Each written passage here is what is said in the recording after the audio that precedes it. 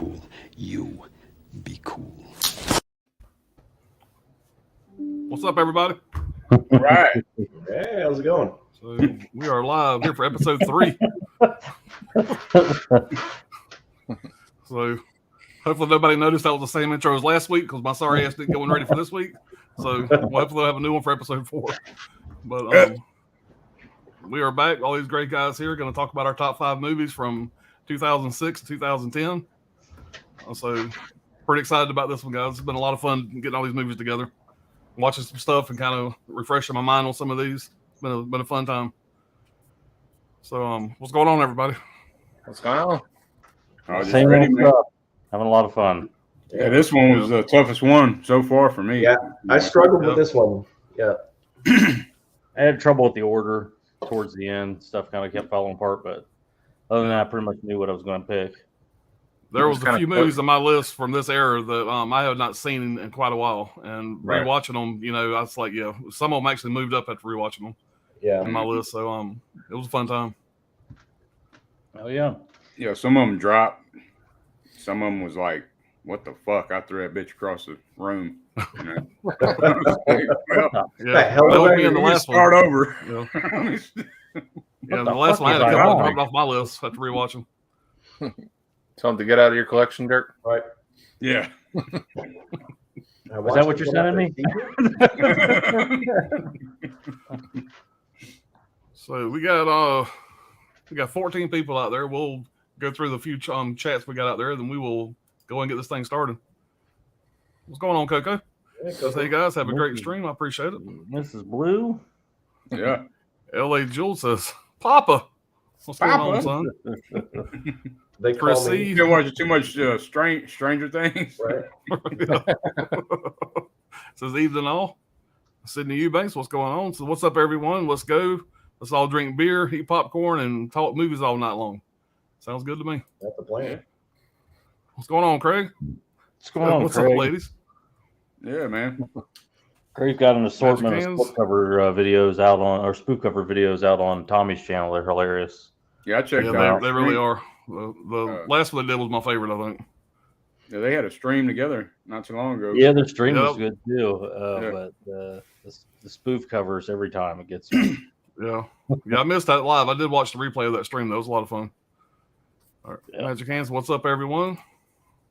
What's up, Anthony? What's up, guys? Let's get this party started. Hey, Anthony. Yeah. All the notes. What's up, man? What's up, guys? You're gonna see Anthony make his streaming debut over at my new channel. He's gonna come on with us and shoot the shit. Yeah, I'm looking forward to that, man. His videos are awesome. Cool. Yeah. Texas HXCX 1965. So what's up, killers? What's going on? Texas, man. Video, me and Gizmo. He's in a lot of streams. Dead Pit and with Dana. Okay. Stream. Yeah. Oh, Nice. cool. Appreciate you being here, buddy. And of course, we have video Gizmo naked. He said he was going to be naked for the stream, so man of his word. He promised last time. It's a new channel. Brad rebranded. Yeah. Alternate channel, a second channel. Wouldn't that be rebranding? Yeah. There you go. Is this category 4 and more? Yeah. He's basically running from the law. Whatever. Category 6. Category 7. He's running from the law. He has to keep hiding. Category 3 burned too many bridges, so just to go to the new one. The Wasn't new extreme, channel, by the though. way. The new channel, I tried to, I don't want to offend anybody. I tried to go with something real PC so nobody would get upset. The new channel is the 4K tent revival. So check that out. Yeah. You won't be able to find it. Because you're going to get a whole bunch of channels that don't have anything to do with my channel. So we'll find a way to link it somehow. That's kind of the point, though, right? That way you can just say whatever the fuck you want to say, and not worry about no PC bullshit. Yeah, not worry about anybody crying. Well, for a little while, anyway. It blows off like a. I'll make a new channel after that. Another one. Keep it going. Chris says, "Get me on one of those streams, and we'll talk slips." All right. Talk some cardboard. Yeah, we'll talk about cardboard. Yeah, glossy cardboard. Craig's going to be there, or there'll be cups and just all the typical paraphernalia. Home Alone. I watched their vlog video that they did. Every time they're in town with each other, they do a vlog video. Not even 2 minutes in, just over a minute in, they're already pounding Reese cups. Well, say if you stack them together, it only counts as one Reese cup. Yeah, Right. yeah. You know they make the big cups now. You know. Yeah. Listen, your Craig is just going. They don't make the big cups and the kind I like. You know, he's playing in the chat right now. They got them with potato chips and all kinds of shit. Yeah. Right. Yeah, With the they dinner they plate put- size.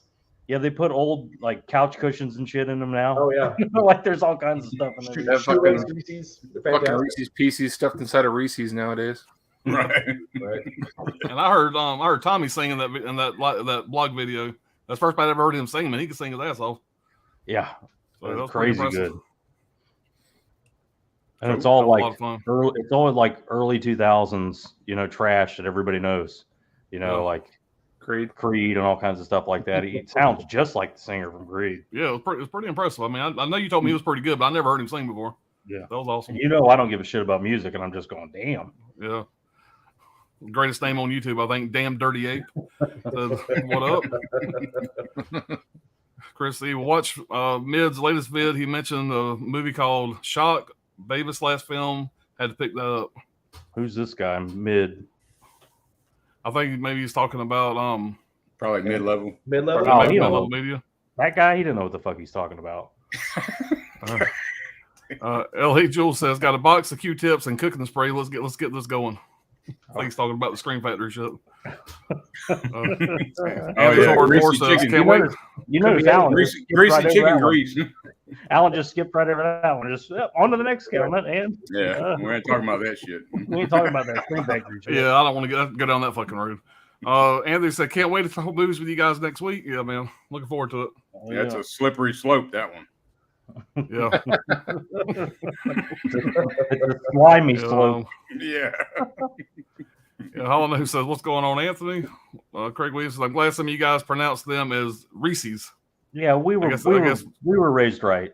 Craig, Right. Don't worry about it. I guess it's not We just Reese's. say, hey, you got No, some it's Reese's? Reese's.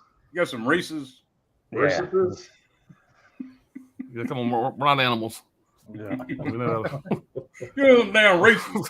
Get them Reese's go back here. Anthony says, Joe Holland, how are you, man?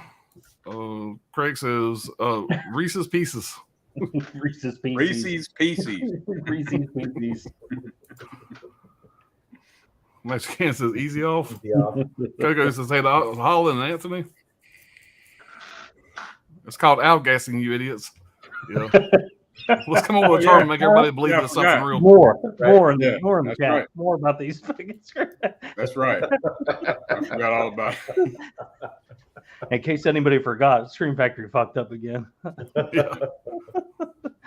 Yeah, I was on Dead Pit's Patreon stream. Me and him got in a good conversation about it. And yes, it's pretty ridiculous. Holland says, hey to Coco. Anthony says, what's up, Coco? And Brent says, when is Texas Chainsaw 4K from VS going up for pre-order? Any ideas? I would guess probably at the Black Friday, like early, what do they call it, Brian? Flash pre-sale. The flat, yeah. That would be my guess. Order. I'll let you guys know. Chainsaw 2, that is. Yeah, let us know. I'm sure that one's going to probably go pretty quick, I would think. Yeah. They always have slips at Best Buy. I said Amazon. That's an Amazon. Movie Junkie John said tons of O-rings. That's weird. Shit, my comment didn't work. Okay. Damn, guys, we got 19 people out there. You guys ready to get started with our number 5? Let's do it. Let's do it. So, well, not ordinary. You're the lucky one, man. You get to go first this time. All right. I'm happy to do my number 5. So, for everybody that knows me or gets to getting to know me, I cut my teeth on horror movies, and then zombie movies are definitely included in on that. So my number 5 pick is probably going to maybe be one people wouldn't guess. This is a Norwegian zombie horror movie called Dead Snow from 2007. All right. This is a fantastic horror comedy zombie movie. If you've never seen it, definitely pick it up, check it out. It's got all the classic zombie / 80s horror motifs in it. It's a bunch of kids, 20-somethings that go to a cabin, in this case in the mountains, to go skiing, not in the woods. and then Nazi zombies show up. So what else could you possibly want?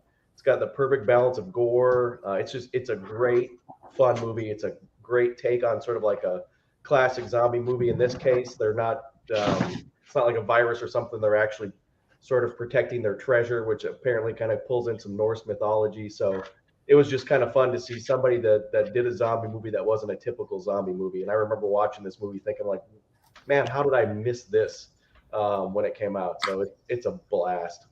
If you want to see something that's a zombie movie, a comedy zombie movie, and there's a lot of zombies out there. Conzomedy. We do that one. Zomcom.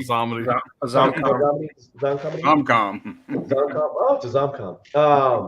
Check out Dead Snow. You'll love it. There's another one. I've never seen the second one, but it's a blast, man. It's a fun ride. Oh yeah. And it's hey, and can you really go wrong with, you got a cabin and then a chainsaw. So I mean, it's paying homage to all the classics from Evil Dead to, and the gore is right up there with Dead Alive if you're familiar with that movie. They're like dead. They're like Nazi zombies. They're right? Nazi zombies. Yep. They're extra evil. Exactly. Right. Yeah. Yeah. That's a hell of a pick, man. And I wrote that down because I'm going to be honest, I've never seen it. I know you have mentioned that to me before, or whatever. I've never seen it. So. Yeah, I've seen it. I think I've seen it. It's been a while though. Yeah. There's a sequel to it too. Yeah. Yeah. I wrote it down. It's a fun watch though. Sure. That wasn't too hard to pick up. I don't remember where I got it from. It was pretty. It's fun. It's just, it's a fun watch, but it still has some great, jump scenes and some really good gore without going over the top. So. Yeah. It is gory. I remember that. I haven't seen it in years. I got the old DVD somewhere. Apparently, the dude that was one of their one of the Norwegian special effects guys worked with the special effects guys out of New Zealand when they did Dead Alive. So he pulls a lot of that in. So it's that kind of gore. Nice. But it works well. It fits well. That's good. That's a good one, man. That's it's definitely a gem, a hidden gem. Yeah. Oh yeah, without a doubt. Yeah. Good way to start it off. Oh yeah. All right. Brian, you are up, sir. All right. I picked 2010's for my number 5 is my favorite director, Robert Rodriguez, Machete. Machete. Yeah. I had to pick this one. I know it came from like a fake trailer during the Grindhouse double feature, and they just made it into a full-length movie. And this movie is a blast to me. I mean, it might be like 10 minutes too long, maybe, but I think it's pretty awesome. It's just gore, action, craziness. He's like a double-cross federale, Left 4 Dead, and he just goes back for revenge, and he's after Robert De Niro's character, and there's all sorts of craziness in this movie. Steven Seagal's in here. You got Don Johnson, Cheech Marin, Lindsay Lohan, Michelle Rodriguez, Jeff Fahey, Jessica Alba. Just got a stacked cast and so much fun. If you like Danny Trejo, man, I highly recommend checking this one out. If you haven't, it's just from start to finish, like just gore galore. That's how Robert Rodriguez rolls when he's not making Spy Kids movies. Yeah. Right. But I don't know. There's just something about this one. The sequel wasn't as good, but I still enjoyed it. But this one's pretty fun. A lot of funny one-liners from Machete, and his character is actually called Machete in Spy Kids too, which is kind of funny. Yeah. I don't know. I don't really have much else to say about this one. It's just heads are rolling, just chopping people in half and cutting people's limbs off left and right, and just so ridiculous. Some cheesy CGI here and there, but for the most part, it's looking pretty good. Yeah, I actually texted that son, but he never texted back. I heard Machete don't text. Machete don't text. No, that's the movie where he cuts out a guy's intestines and jumps out the side of a building or some shit. Yeah, he swings on the guy's intestines. That movie's a blast, man. That's a blast. And there's one scene where he's like in a room full of guys, and he like just machetes all their heads off all at once, and one will go around. Yeah, he has to gear up when he doesn't get guns. He just gets a bunch of machetes, all different sizes, and one giant one. Yeah. It's a fun movie, man. They're supposed to be making a part 3, Machete in Space, but I don't know what happened to it. He's like 80. He's like 80 years old. He'll probably still do it. He probably would. I think he's only making 7 movies a week now. So, Yeah. he's in a movie like every other day. He was like 50 in Dusk Till Dawn. He looks like 25.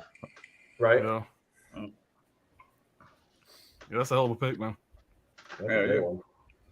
All right, Dirk, I'm excited to see what you pull, man. I never know what you're going to do for me. So Right. Yeah, man. It's y'all going to be. I'm probably going to be shocking y'all this time, man.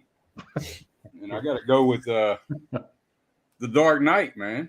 Oh, look at that. Wow. Oh, damn. Yeah. Yeah. That's my number 5 pick, man. Heath Ledger's performance alone. You know. Man.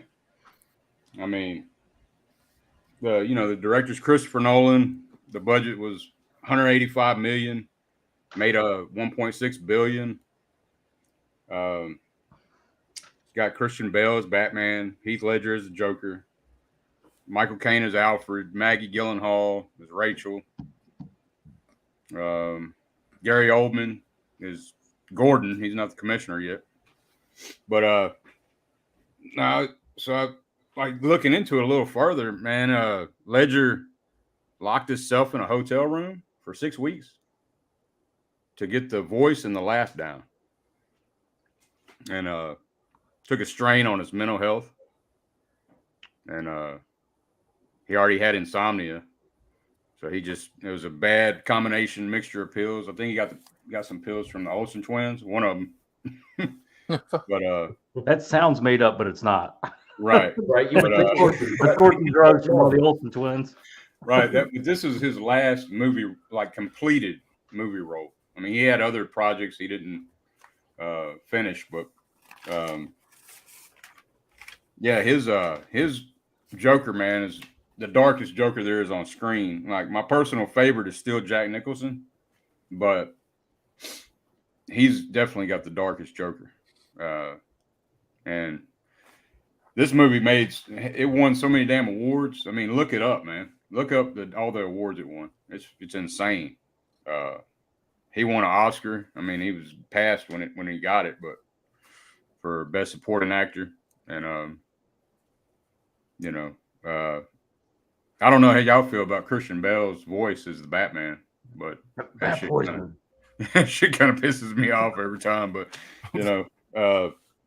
Ledger, man. I mean, when you're talking about The Dark Knight, you're going to be talking about Heath Ledger, no doubt. And but he kept a journal too that was supposed to be like the personal journal of the Joker, and it was like weird shit that the perspective of the Joker, like things that the Joker thought was funny. Like, one of the things was AIDS. He thought that shit was funny. This is what Ledger wrote. He thought AIDS was funny, and he thought geniuses with brain damage was funny.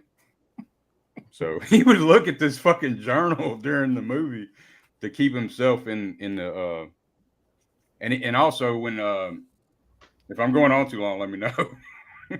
No, you're good, man.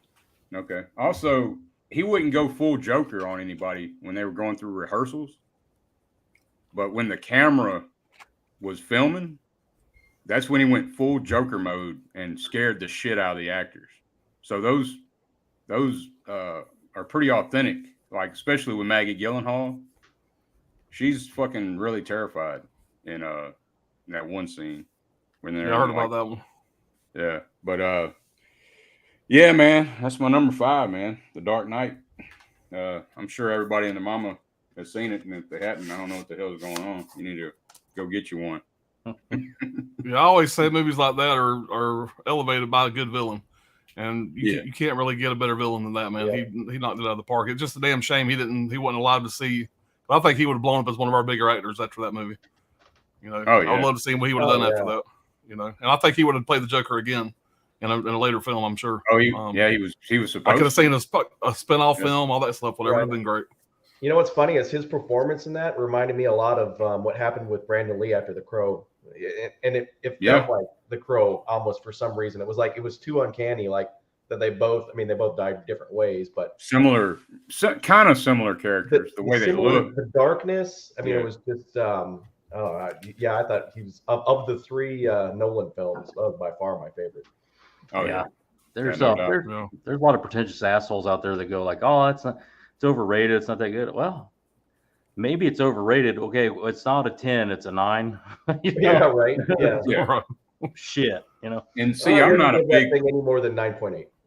Yeah. yeah, I'm not a big comic book movie guy, you know, but just that performance alone is why I love that movie. Yeah. And I knew that, so I'm kind of surprised you pulled that. So that's awesome. That was a nice surprise. Yeah, There's something that never gets asked in the Batman universe. Who's the best Alfred? Oh, back in '89, whatever that guy's name. That old British guy. Mm-hmm. What about the the Alfred from Batman v Superman that's like 2 years older than Batman? Oh, yeah.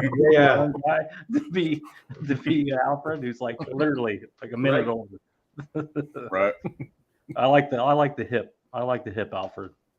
Oh, you do? I like the yeah. old school Alfred, but you know, Michael Caine's pretty damn good as Alfred. yeah. Oh, yeah. You know, you I can. mean, you can't deny that whole cast. I mean, shit. Yeah.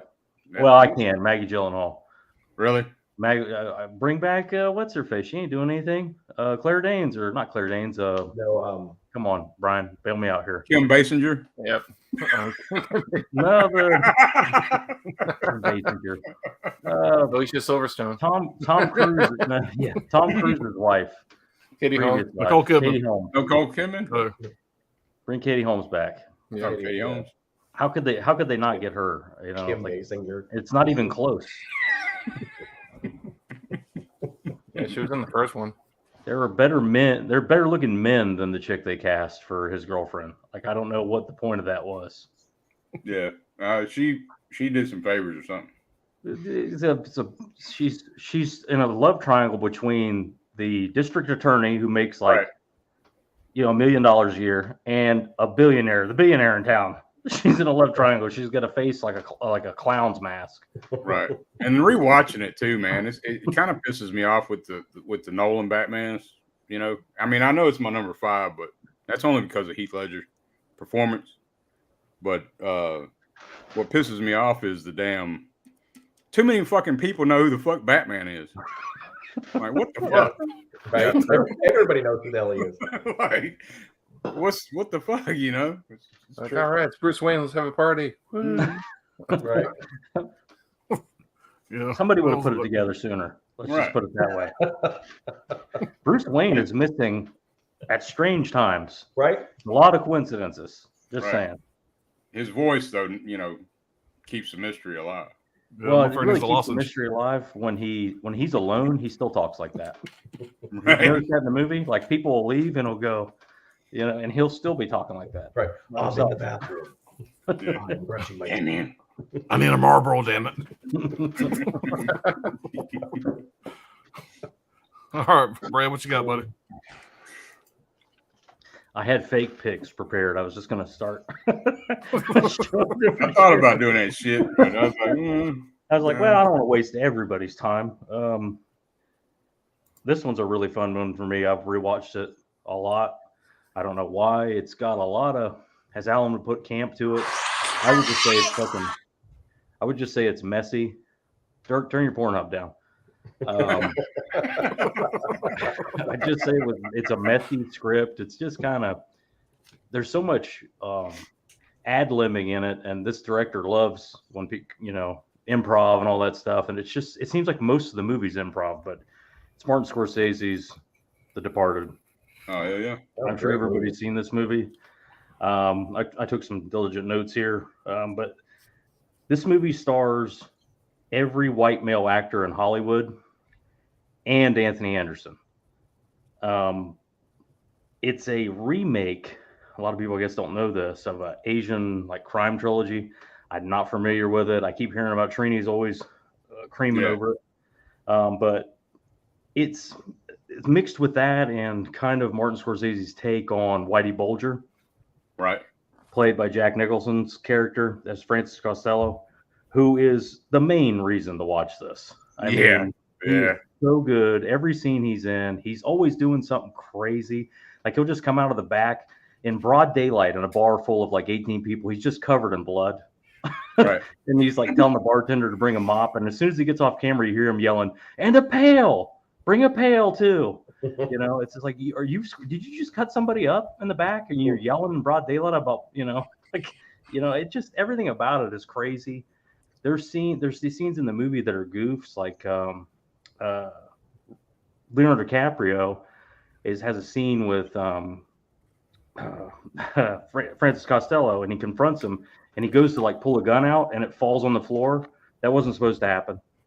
And Costello Nicholas picks it up and improvs the rest of it. That's all improv. A lot of it is improv.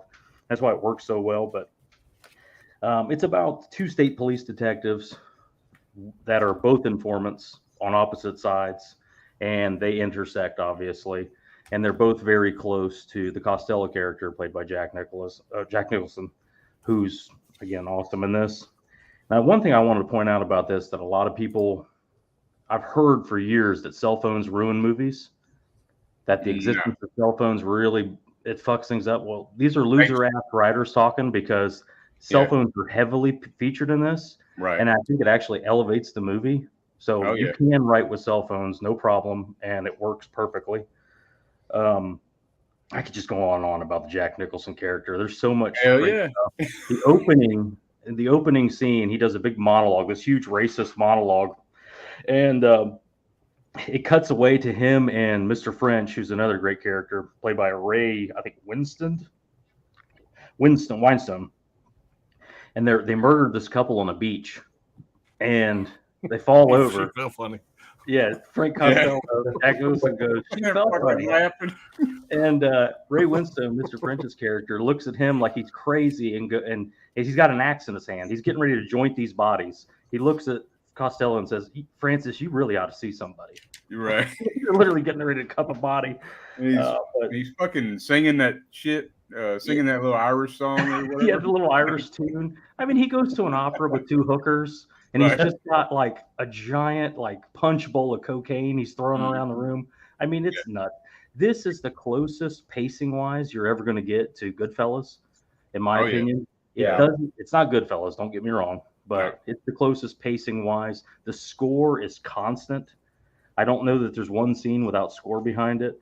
He really focused on that. And again, it's Scorsese. He can get whatever song he wants. But for some reason, he couldn't get Pink Floyd. He has a Pink Floyd cover in this, which I always like. Well, I thought it was weird because, he gets Rolling Stones, whatever the fuck he wants. Yeah. It might have been just a creative choice. I don't know. Yeah. Could and I'm sure it was a hell of a lot cheaper than, but this is considered one of the greatest soundtracks. Everybody loves it. Another standout I have to mention is Alec Baldwin in this. If anybody, I know people don't like him. I don't like him. Who cares? He's really hilarious in this and awesome.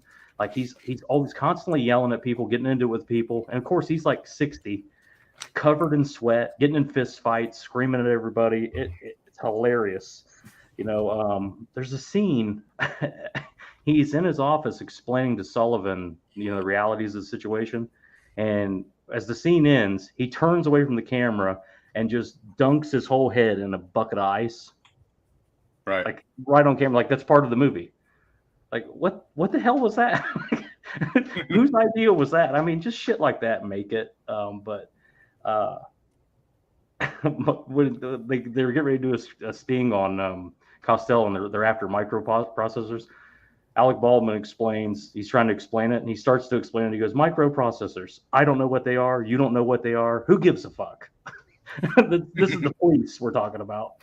But I don't know. It's infinitely rewatchable. It's not the best movie in the world. The accents are horrible.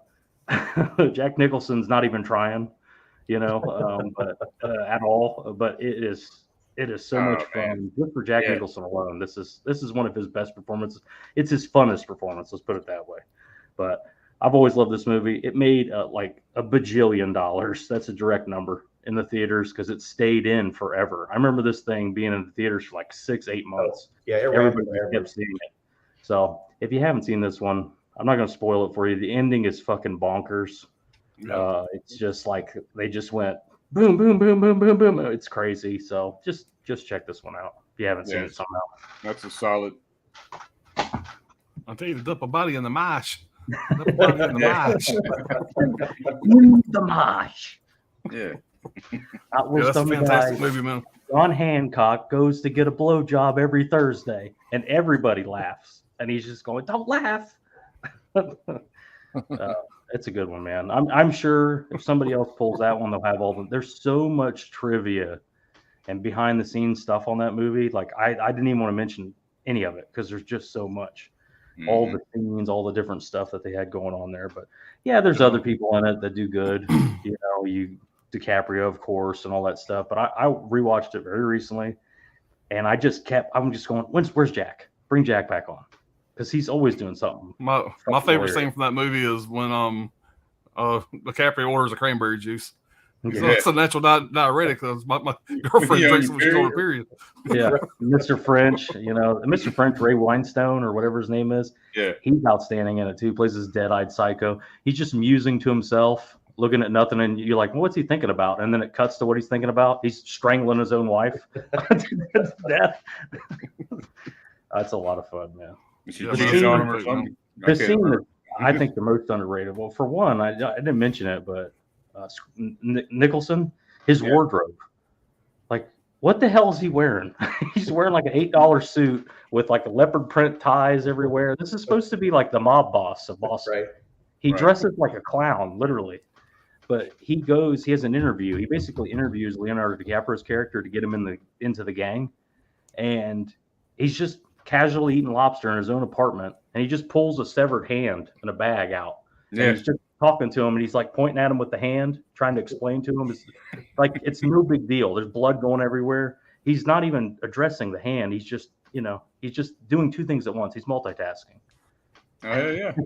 DiCaprio is like, what in the fuck did I get? Yeah, DiCaprio is just like, well, I'm dead. That's cool. Yeah, DiCaprio quoted before that the scenes he did with Jack Nicholson was some of the favorite things he's ever done as an actor.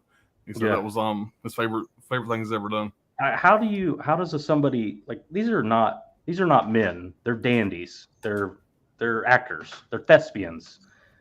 A gun falls out under the table. Nicholson picks it up, starts pointing it around, uses it in the scene, and it made the movie. Right. Yeah, Nicholson is just a real actor. He could read he could read a damn kindergarten book, elementary school book, You know what I would kill for? Like, what would be awesome in a movie room? Ryan. The only one of us that can afford it. Some of those sketches that he's always making. If you notice, he's always sketching something. He's drawing rats and stuff. And right. He's drawing on the table like nuns, like. Oh yeah. Right. Shit. Yeah, the scene in the diner. Yeah. I agree with you though, because I remember going to see that movie and like looking at all the top billing cast and then being like, why the fuck is Alec Baldwin in this movie? Yeah. And then like how did he get? And then being like just blown away, but like, oh shit. Yeah. Cut to him like horizontal. He's horizontal trying to punch somebody. They're all holding him up, trying to pull him off. He's literally horizontal like this. 60 years old, trying to punch somebody in the face. Yeah, like Martin Sheen falling off the building too. Martin Sheen, yeah. Yeah. Such a great cast, man. It's loaded with big names. Yeah, great. Everybody, and then Anthony Anderson for no reason. Yeah, it's big name. All right, I will do my number 5 here. So I got never mind, wrong string. I'll say that for later. Oh shit! Armageddon. I'm gonna show that every stream. Fuck it. It'll be Armageddon every stream from here on out. Armageddon it. God, wait till we get to the late 90s. Oh, buckle up. Yeah, y'all don't close my eyes. All right, I gotta try to follow Dirk singing here. It's gonna be tough. So my number 5 is Inglourious Basterds. Okay. And, I love Quentin Tarantino. This is one of my favorites. First time I seen this, that opening scene, the whole opening act, whatever, with Christoph Waltz talking about the delicious milk.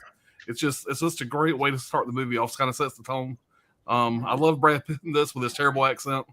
I don't know. This is just a fun movie. You got the Bear Jew in this. I absolutely adore this movie. Every time I watch it, I like it a little bit more. I watch it every couple of years, and this is high on my list of Tarantino movies.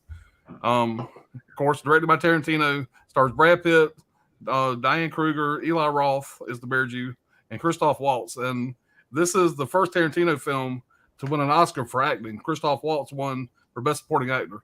Wow. And he won another Oscar for Django Unchained, which came out, I think, right after this, right before this. I don't remember. After, yeah. After. That's crazy, man. That's crazy. This is also Tarantino's highest grossing film since Pulp Fiction. So the movie did really well. It had a $70 million budget, made $120 million in the States, made $321 million worldwide. It was released on August 21st, 2009. And also, I didn't know this until I was doing some research. Tarantino worked on the script for almost a decade. And he went and started working on other things and came back to this, but it took him 10 years to write this script and kind of get everything together. And he is when he comes to doing scripts. This is basically Nazi-occupied France during World War II. A plan to assassinate Nazi leaders by a group of Jewish U.S. soldiers coincides with the theater owner vengeful plans for the same. I don't know. There's parts of this movie that the pacing is a little slow, but even those, the dialogue's great. Quentin Tarantino's great dialogue. So I enjoy the whole movie from start to finish. I think it's great. Christoph Waltz is absolutely fantastic in this. He's a crazy bitch, but he's a lovable guy at the same time. He's so good in this movie. I just love it. And I love all the scenes with Brad Pitt when he's talking to the soldiers. He wants to die for his country. Oblige him. That whole scene with the bear Jew walking out, it's just fantastic, man. Hey Donnie, yeah, Yeah.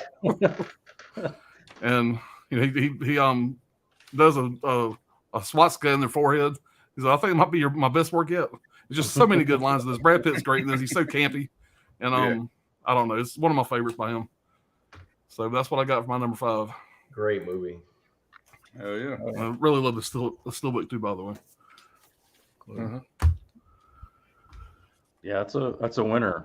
It's probably going to go down as the best Tarantino movie, by the end of it. His masterpiece. Yeah, the only part of the movie that drags me a little bit is the theater scene where they're showing that guy's film in black and white. I think that scene kind of goes on a little bit too long. But you take that out of the movie, the rest of the movie for me is pretty well done. I mean, like I said, that's the only part that kind of drags me a little bit. But I think that's why people don't like. Some people don't like later Tarantino as much, is because he tends to get carried away with certain things. Yeah, it's not a lot, but it's like, you could lose 15 minutes, but it's like it's his movie, it's Tarantino. Who's going to tell him? Regardless whether you like the movie or love the movie or whatever, it's worth it just to hear Brad Pitt go "Buongiorno" when he tries to express this. Oh, it's gold. Gorlami. Yeah. And for the from Tennessee trying to pretend to be Italian. And for the Hitler scene at the end. Oh yeah. Yeah. Gun down. That's my favorite Hitler in the history of film. Yeah, I was just going to say the same thing. He's just when he's banging the desk going 99999 and he's having a blast in the movie theater. He's having the time of his life, and he reaches up and asks for gum from somebody. Jojo Rabbit's pretty good too. Mein Führer wants gum. Guys, we have got an absolute ton of chats out there, so I'm gonna catch up on those real fast if y'all don't mind. All right. I'm gonna try to go through these pretty quick. There's a lot. Trying to go back to the very top though, so we had a lot of good conversation out there. As we say in the north, it's an ass ton. Yeah, right. Yeah, ass ton of chats out there. All right, I think this is where we left off at.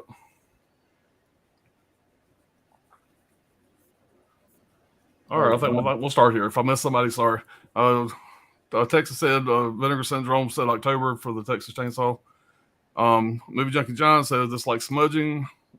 Video Gizmo says had me a rewatch with the Beyond, still my third best Fulci movie, and still on my top 100 best horror list.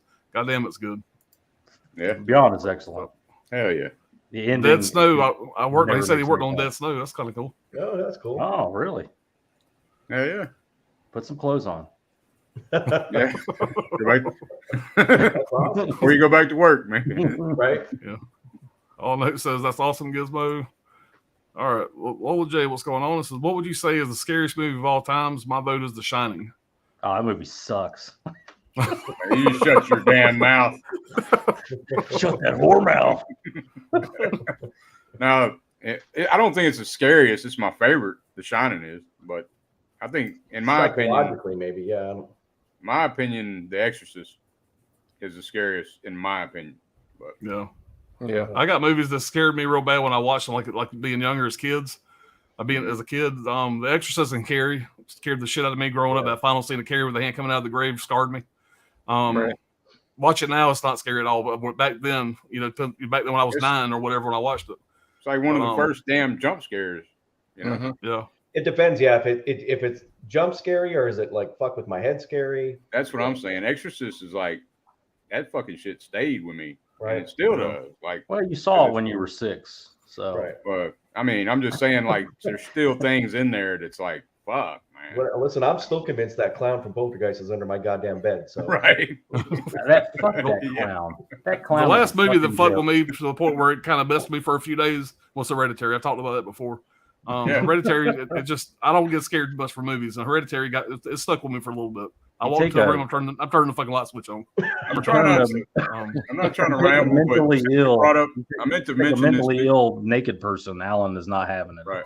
I meant to mention this to you about Hereditary, though. You know the part you say always screws with you about the dude smiling and shit? Yeah. And he's smiling at the funeral? Yeah. And he's smiling at the little girl, right? Right. At the funeral. It's because the damn demon's in the little girl. Right. And then he's smiling again because the motherfucking demon's in old girl. Yeah. Behind the boy. Well, whatever he's smiling about, fuck him. He's smiling at that motherfucking demon. And that's in FYI that for- fucking person, man. For Whoever. everyone out there, if you want to make Alan piss himself, just smile at him. Take your clothes off and grin at him. Just start smiling at somebody, you know. I don't know that anything's really scary, but the stuff that's disturbing to me is like I got into this ill-advised, like, I don't know, like pedo fucking movie thing. Like I saw this movie called Megan is Missing, and that shit is fucked up, man. I mean, it is dark. I know what you're talking about. That's like a There's shot on another movie video. called David Schwimmer did a movie called Trust. He directed it. I know what you're talking about. Yeah. It's fucking just disturbing as shit. I mean, it's not like, oh my God, you're scared. It's just like, God, if I had a fucking daughter, and she's like, some of these girls are like, you know, they get like brainwashed or whatever. It's some dark stuff. Yeah, Crispin Glover apparently has one or two of those out too, where it's just like, what the fuck am I watching? Yeah. That's his career. Yeah. Right. All right, Christy says, my all-time favorite movie, fucking the Gizmo. Old School Pete says, I've seen it, not exactly great, but watchable, kind of. Talking about The Shining? What was he talking about? Which one? Probably Shining, I guess. I bet he was probably talking about Dead Snow. Maybe Dead Snow. Maybe Because it's still early. Right. Okay. Yeah. Movie Junkie John said, to clarify, it's not the grease thing. This is different. It's like tons of O-rings that are there. You can wipe them away like moisture. Well, that's just when you buy a brand new product, that's just what you want to do. You get it home. You want to Yeah. put some time clean cleaning it up. it You up, need a fucking squeegee. get the Vaseline off of it. You know, Windex and shit. And Christy Gizmo says, based off a legend of that house in New Orleans as well. What's that? I don't know. Maybe The Shining. I don't know. Our What's up, Basement Blue Tony? says, hey guys, what's going on, Tony? And we said, hey to Tony. You know. Chrissy, I have 1, The Devil's Honey, 2, Zombie 3, or 2, Zombie, and 3, The Beyond. Devil's Honey, huh? Devil's Honey. It's a Fulci film. You like that sax, do you? Jesus. Number one. Coco's saying, hey to Basement Blues. Hey, Tony. Hey, Coco. All right. Sydney Eubanks says, my number 5 movie is State of Play. Russell Crowe, Ben Affleck, 2009 great political thriller directed by Kevin McDonald. Interesting. Yeah. State of Play. Interesting case. I've never seen it. Sydney, you should check out a Sounds movie called familiar. Unthinkable. Unthinkable. I think it's also from 2009. If you like that. Base Blue says, hello again, Hollow Notes. The Gizmo says, Lucio worked under Argento, right? I don't think so. Nah. No. Our Sydney says, Machete is good. I need to watch it again. Yeah, he's cutting up over there. Well, it's nice, gnarly. All right, he says, to Basement Blues, I watched your Collector's Inquisition episode on S'mores Indoors channel. It was awesome, man. I still got to check that one out. Everybody likes to hear from Tony for more than 2 minutes at a time. Oh yeah, always. They want to know what's in there. I love Selma Hayek's dance scene in This Till Dawn, and I'm a straight woman. Yeah, that scene made me a lesbian for sure. So, Again, I want to point out, because I have to, Tarantino is involved. If you notice in that scene, her whole foot goes right in Tarantino's mouth. Yep. Oh yeah. yeah. Oh, he goes full Tarantino on that one. He's drinking Wrote that right into the script. Just as soon as tequila from her toes. Yeah. I think he wrote that scene first, and then just everything else like developed around it. Yeah. Him and Rodriguez got together. He's like, look, she don't sign this unless she agrees to this. Right. We're not making the But fucking movie. We're not making the movie if her feet don't go in my mouth. Right. It took like 50 takes. He's no, that ain't right. Let's do it again. Let's do it again. Good enough. He kept messing up on purpose.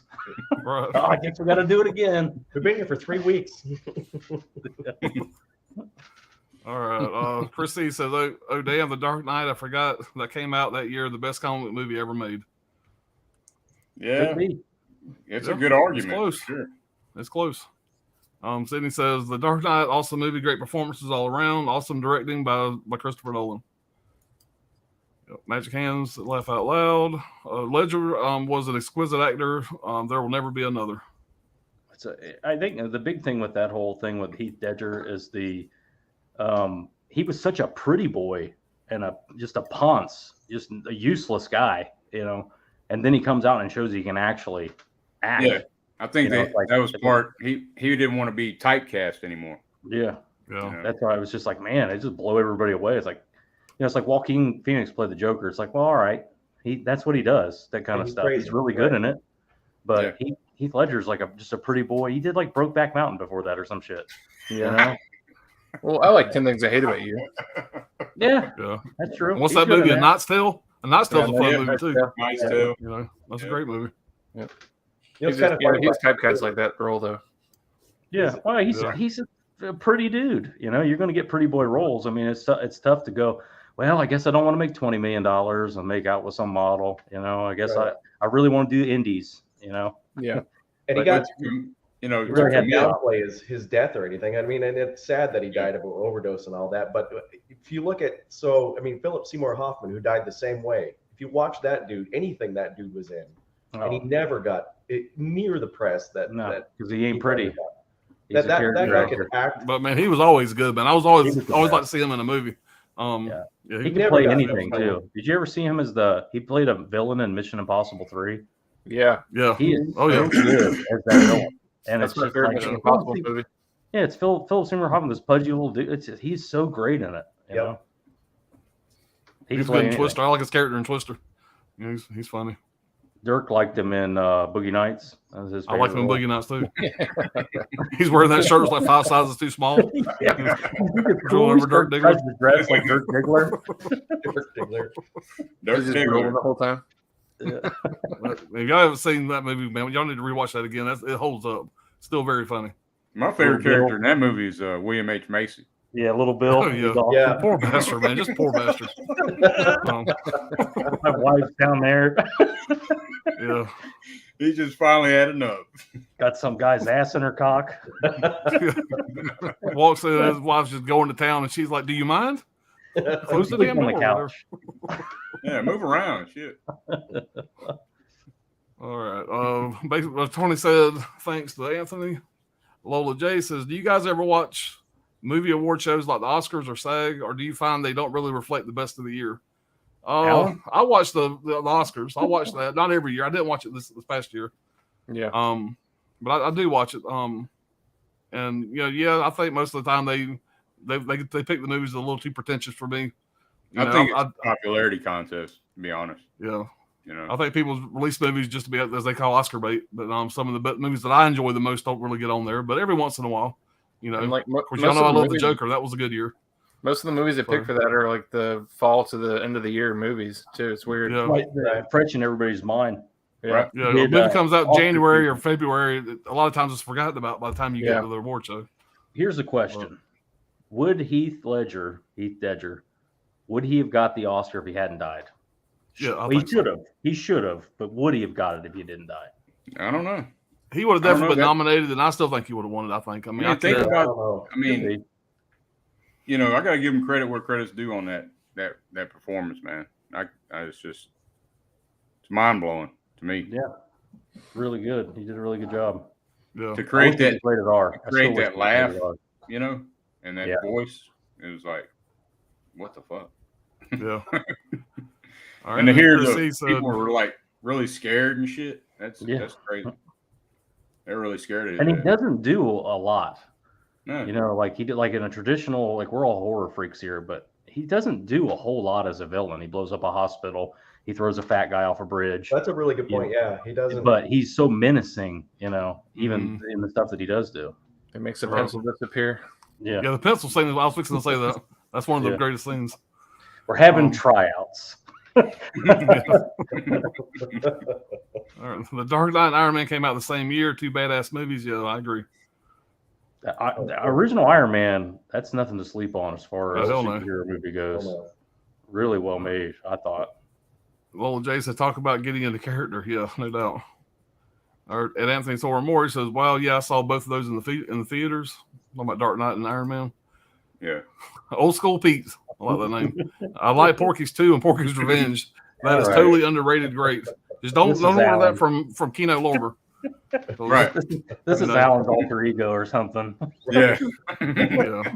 Yeah, Porky's Revenge is bad, but it's still funny to watch. But Porky's 2 is pretty good. I mean, it's not near as good as the original Porky's, but two good sequels. What are we on? Gilbert Godfrey's Up All Night? What's going on? All right. Lola J said some actors have literally gotten lost in their characters and never found their way back. Some people claim that was a factor with Will Smith's slap at the Oscars. King Richard, who knows? Mm, Yeah, I don't know. yeah. No. All right. Lola J says, hey, what was the first time an actor was in CGI in a movie? Wasn't it The Crow, Brandon Lee? I don't know. It might have been. You guys know?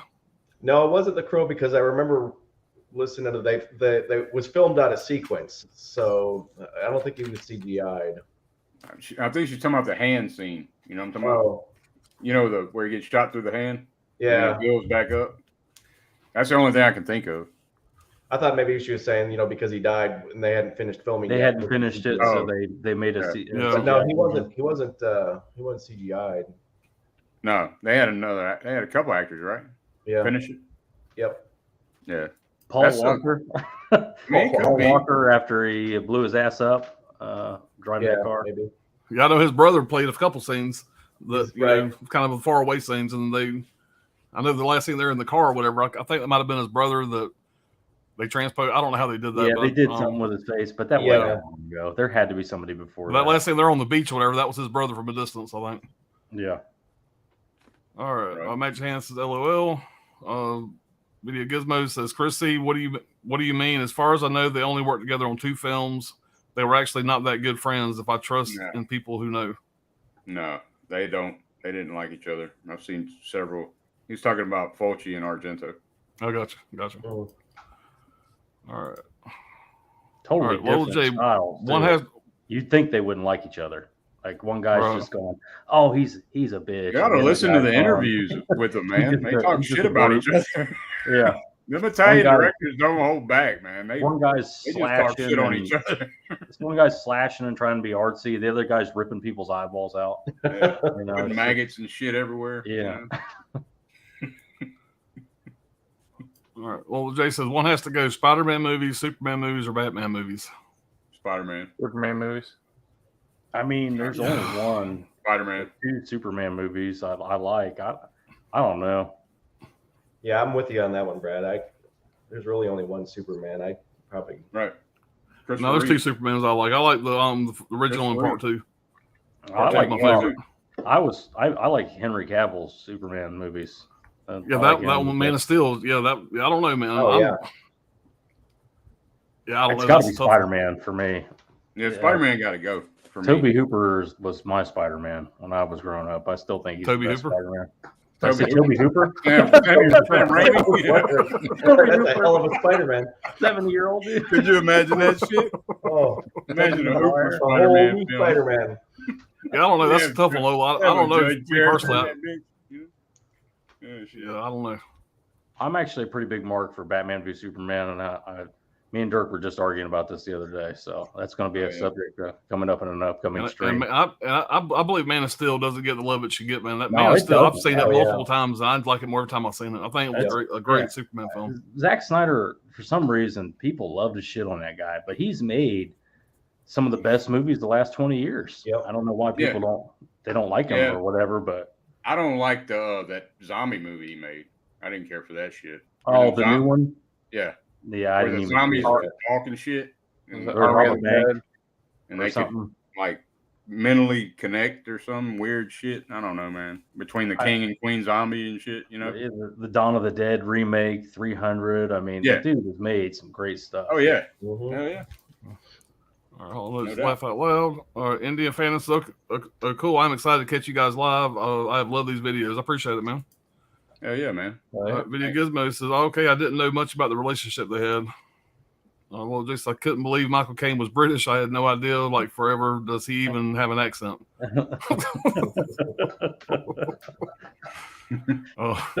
He might be the most British motherfucker out there. I'm sure you can get a more British fan. I mean, he's got the fancy British accent, not the working class. Movie Junkie John, what's going on? Doesn't have that Cockney accent. Yeah. Or who loves Grindhouse Video? I'm assuming he's trying to stir some shit. Grindhouse Video, that as you put there, that might be good. But Grindhouse Video is a fucking shit house. That should. They really grind his gears. Yeah. They grind his house. Well, I think Robert Pattinson was the perfect choice for the last Batman movie. I haven't seen it yet. I haven't seen it either. He did a good job. It wasn't my favorite Batman, but it was like I said, the movie was a little too slow for me. I thought. I mean, it was okay. I liked it. I bought it. I'll eventually watch it. You know, when I ain't got shit else to do. I'm not gonna buy it. Yeah. When I'm old and like nothing works on down the road, you know. and it's on like TV or I'm something. hoping on the second watch I liked it a little more because I didn't hate it. And I'm in the home. It didn't blow me away. It's edited for time and they cut it down. You know. Wait for Black Friday, little Jay. It'll be $10. Yeah, because I've heard it's more like a damn like 7 or some shit. You know. And then, I mean, that sounds cool. Now it sounds cooler to me, but I don't know. I'll keep my opinion. It's okay. Well, I mean, that's what I heard. I don't know. Yeah, it's like a little too slow pace for me. It's basically it's emo it's like emo Batman. Okay, that's what I thought it was going to be. That role, then it is perfectly cast. Yeah, it's perfect. He was perfect for it because of that. Yeah. I liked Batfleck. I liked the older Batman, you know, the older guy and all that. I couldn't believe how good he was at that. I remember seeing the trailer going, this is going to be fucking terrible. And then Ben Affleck turned out to be the best part of the movie. And I thought his Batman costume was fantastic, by the way. The one he wore when he was fighting Superman, I thought it was great. I'll have that movie. I don't care. All right, Chrissy says, have magic hands. Love it. Just have 2 of them pieces and beyond. Sorry, guys. I'm trying to get through this chat real fast. We've been going for an hour. We've gone with the one pick. Yeah, one pick. I'm going to 5-hour roll right now. I got the room for another hour. Don't worry about it. Yeah. Go put some more change. Well, you're going to make Bill, so we got to finish for you make Bill. It's like you're sitting there like an old cell. Right. And India fan says, I've been planning to rewatch the Dark Knight trilogy soon. I've only seen each film once, so they should still be quite fresh. Yeah. It's a nice trilogy, man. It really is. Well, Jason, I wonder what Bruce Wayne is doing when he's missing. Could you imagine if he came back with monkeypox? All right, laugh out loud in Pornhub. Argento was the mastermind in creating perfect cinema. Fulci was just amazing creating mood, gore, and perfect tension. He also went really dark. Yeah. Hell yeah. Argento's writing is not the strongest, though. No, he's known for style. Yeah. More than Fulci too. A lot of Fulci movies, they kind of run off a cliff, like The Beyond. What's that ending? Oh yeah. Right. Explain that to me. It's everywhere. Yeah. Everywhere. It was beyond him. It was Beyond, yeah. Mm-hmm. All right. Well, so Robin would be suspect number 1. Damn, I love The Departed. The Departed was a genius film. Yes, it was. Hell yeah. Great movie. The Departed. The Departed. Yeah. Good one, Coco. All right, Basic Blue says, I love The Departed. Good flick. Hollow Note says, Brad, it's coming out on Criterion. It's good, better than The Departed. Yeah. Talking about the cool, man. The original. Not the original. The original is 3 movies. Infernal Affairs, right? Yeah, I think it's a trilogy, ain't it? I think there's 3 movies in that set. Yeah, there is. Yeah. Yeah, the whole Where's- trilogy is where's coming on Trini? Criterion. First Y'all have training to in grab the that chat the next doesn't sale. at all. I don't think it's Criterion though. It's. I think it might be. It may I be. think it is I don't know. Criterion. I think it's Criterion. Yeah. I might be wrong. Old School Pete. I still like that name. Oops, I actually just noticed the film quiz had to be between 2006 and 2010. Porky's 2 was long before that. My bad. Hey, it's all good now. Yeah, that's Still why. between the 1970 and 2020, so we're good.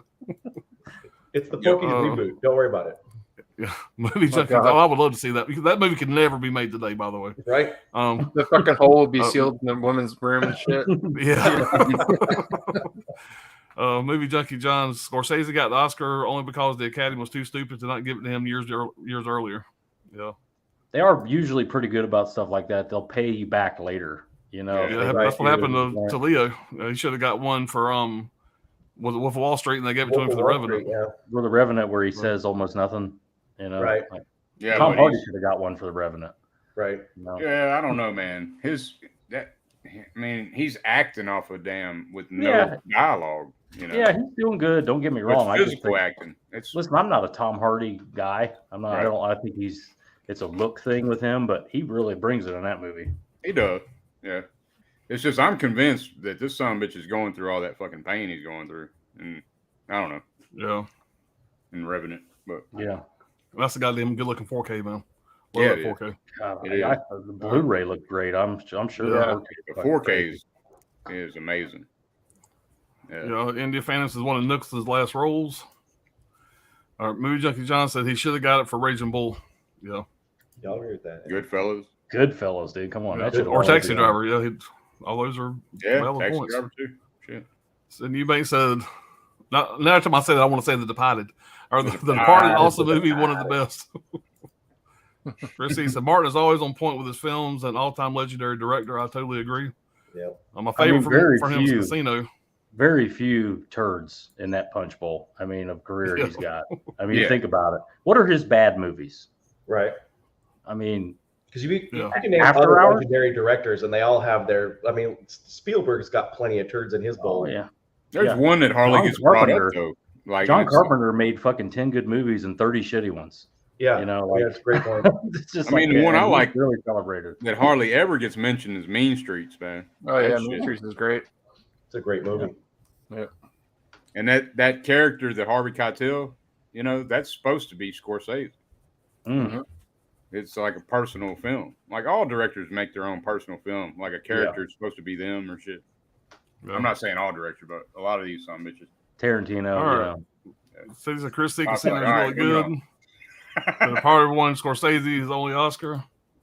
Might be a 10 out of 10 for me. Yeah. The Departed is great. Matt Damon is such a dick in that movie. Vera Farmiga is so damn sexy. Yeah. I didn't get to mention it because I was too busy creaming over fucking Scorsese's role, but if Matt Damon perfectly cast, and you'll never hear me say those words in a sentence ever, but he is Things perfectly Brad will cast. never say. You What? want to No. hate that guy. You're supposed to hate that guy, Matt Damon, in that movie. You know, Yeah, he's such an ass, he's You know, easy Mark to hate. Wahlberg was and he's easy to hate anyway. Yeah, You know, so He really they're perfectly cast. It was perfectly there was a cast. lot of in people in that Team movie that was America, perfectly cast. They didn't tell. Casting- Well, they didn't even tell Mark Wahlberg that they were making a movie. They just brought his ass in. too. I liked Matt Damon in Team America. Yeah, Right. Matt Damon. Ignore the cameras, Mark. Huh? All right. Any fans that love Nicholson so much could have used even more in that film. I do think Casino and Wolf of Wall Street are closer to Goodfellas. Hmm. All right. Movie Junkie Johnson, Departed is good, but it's nowhere near his top 5. Yeah, Not I mean even it might close, be in a my top opinion. 5, but I mean it's not like a premiere like Goodfellas or whatever. Yeah. All right. Yeah. Any fans? Wahlberg is awesome in that too. He got an Oscar nomination for it. Probably my favorite Damon performance, and I'm not a big fan of his. Yeah. Yeah, he sucks. Well, He's Jason, good there's in been that. a ton of talk about a sequel of The Departed, but I think they should leave things alone. yeah. Yeah, How the absolutely. fuck don't would need that a even sequel. work? Not that movie. Everybody's dead. How would that even work? Yeah, don't need a sequel. Spoiler alert. Damon is good at playing an asshole. Well, Jason, there's nothing that ruins a great film like a sequel. It's rare that a sequel is good, if not better than an original. There are only a few exceptions, like Terminator 2. Aliens. You know. Aliens. You know, Evil Dead 2. Psycho. Psycho Drew. Flintstones and Viva Right Vegas. Yep, of course. Yeah. Also, yeah, The Empire Strikes Back was Porky's excellent. That's too. the sequel. Yeah, Yeah. that's Yeah. a good. Oh yeah. Good Troll one. 2. Yep.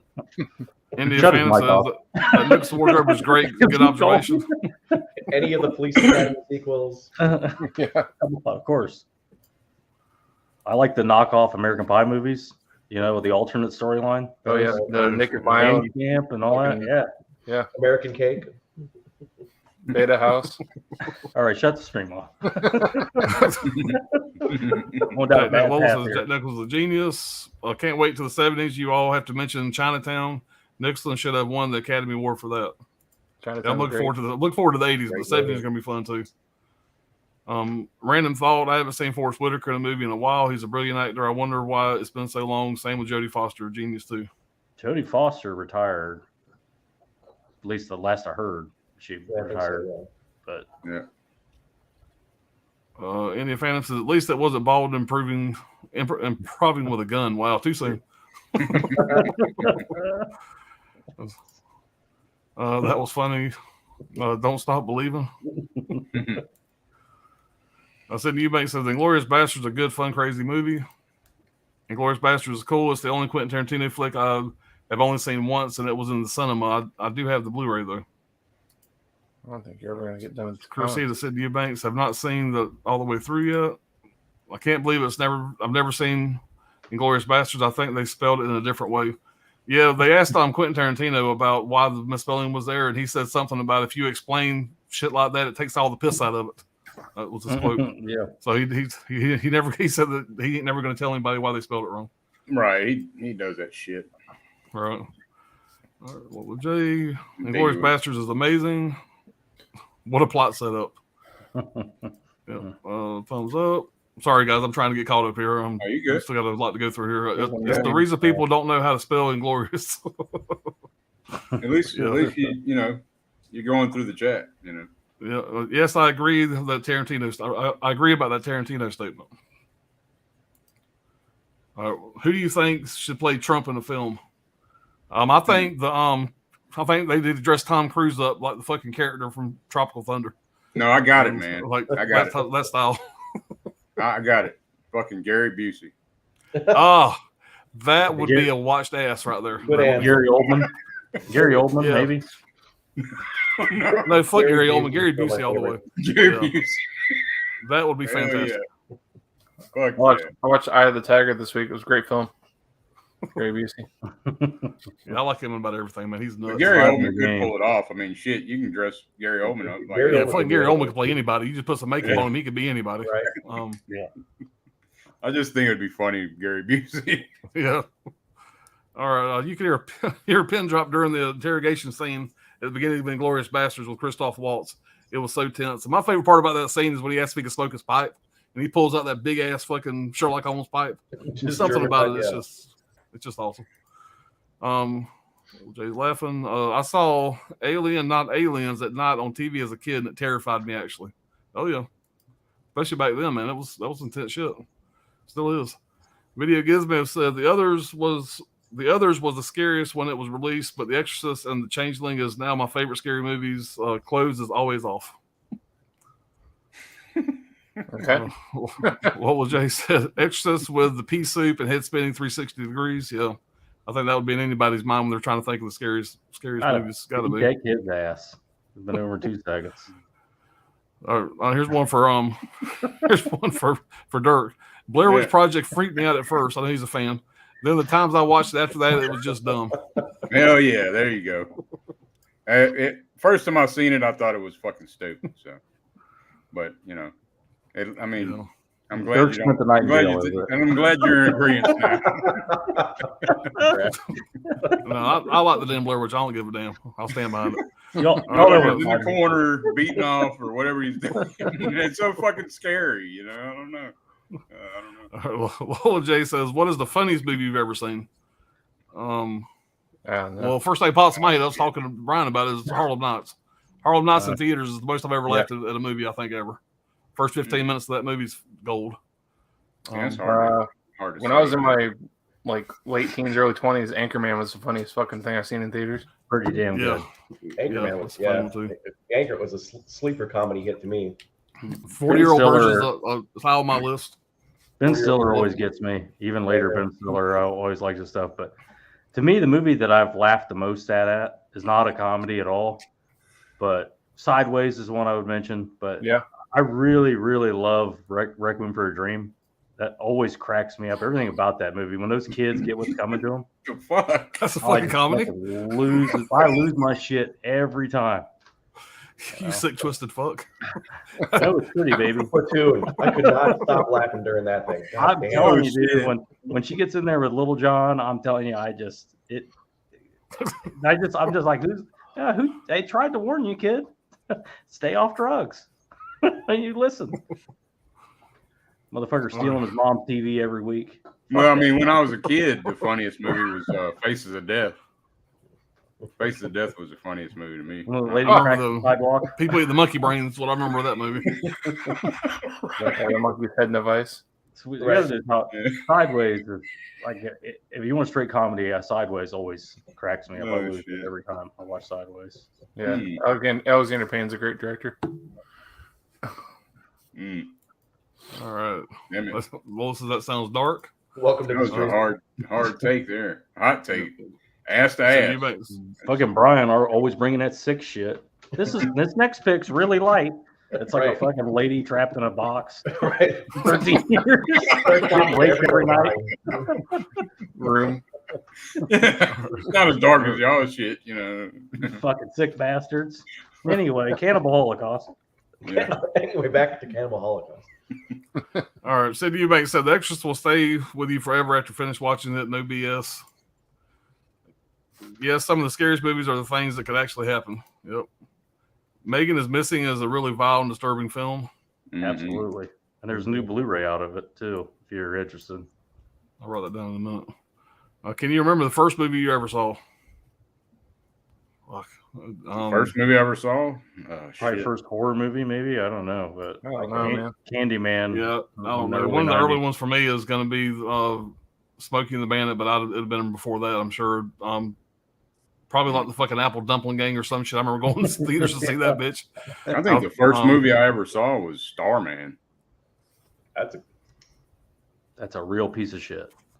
No, I like Starman. No, I know it ain't. you like it. I fucking hated it. No, it's not. It's not. Really not. All right. I'm telling you, it's the first one I've watched. It's Carpenter's best, man. What are you talking about? Yeah. All right. What was the most famous movie franchise you've never seen? I've never seen Harry Potter, Game of Thrones, and Lord of the Rings. All right, you need to get off the stream here and get busy. right.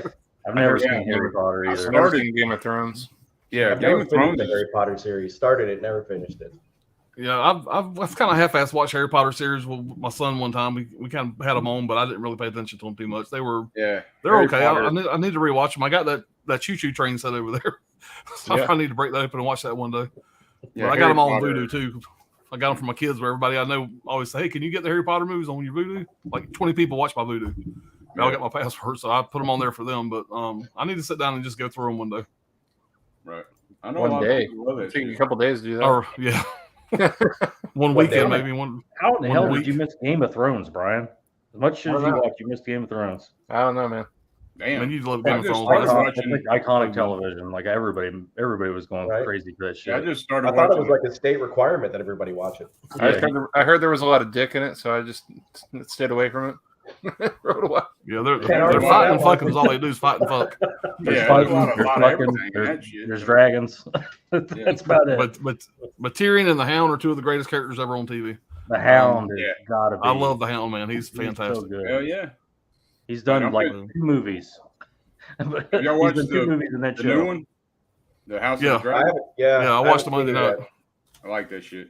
I missed all my characters, but I think it's got potential. I've heard they I'm pull out all excited the to stuff see- for. I've heard there's a lot of dick in that one too. Of course, I'm sure. Well, HBO, you know, what are you going to do? Oh, back in those days, there was a lot of gay shit going on. Well, you know, even HBO, of course we're gonna it's bring it to fictional, dick. it's like Middle Earth stuff, but back in the olden times, there was a lot of gay crap. Oh, yeah. All right. Well, Listen, Jason, there wasn't also, much I've to never do seen there. all the James Bond movies. It would really be a chore to get through all of them. Yep. There's some good ones. There's some bad ones, but I mostly like the James Bond movies. It's not a chore once you enjoy it. Yeah. Take your time to watch one a week if you have to. Right. I wish my name was Coco. Yeah. Well, this isn't my real name. Just make up something. You know. Right. Hey, this is YouTube. You make, I don't want to say still Coco's name, but you can make an iteration. Her name's not really Coco, by the way, either.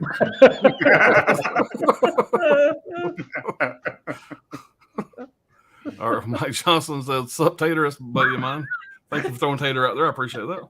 I've seen her dad. I mean, I wouldn't put it past him. Let's call her Coco. Let's name her Coco. Around the birth certificate, Coco. Hey, her dad is your dad, so Yeah, pretty much. I'm pretty sure.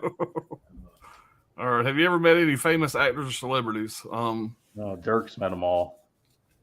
We don't have time to name them all. Yeah.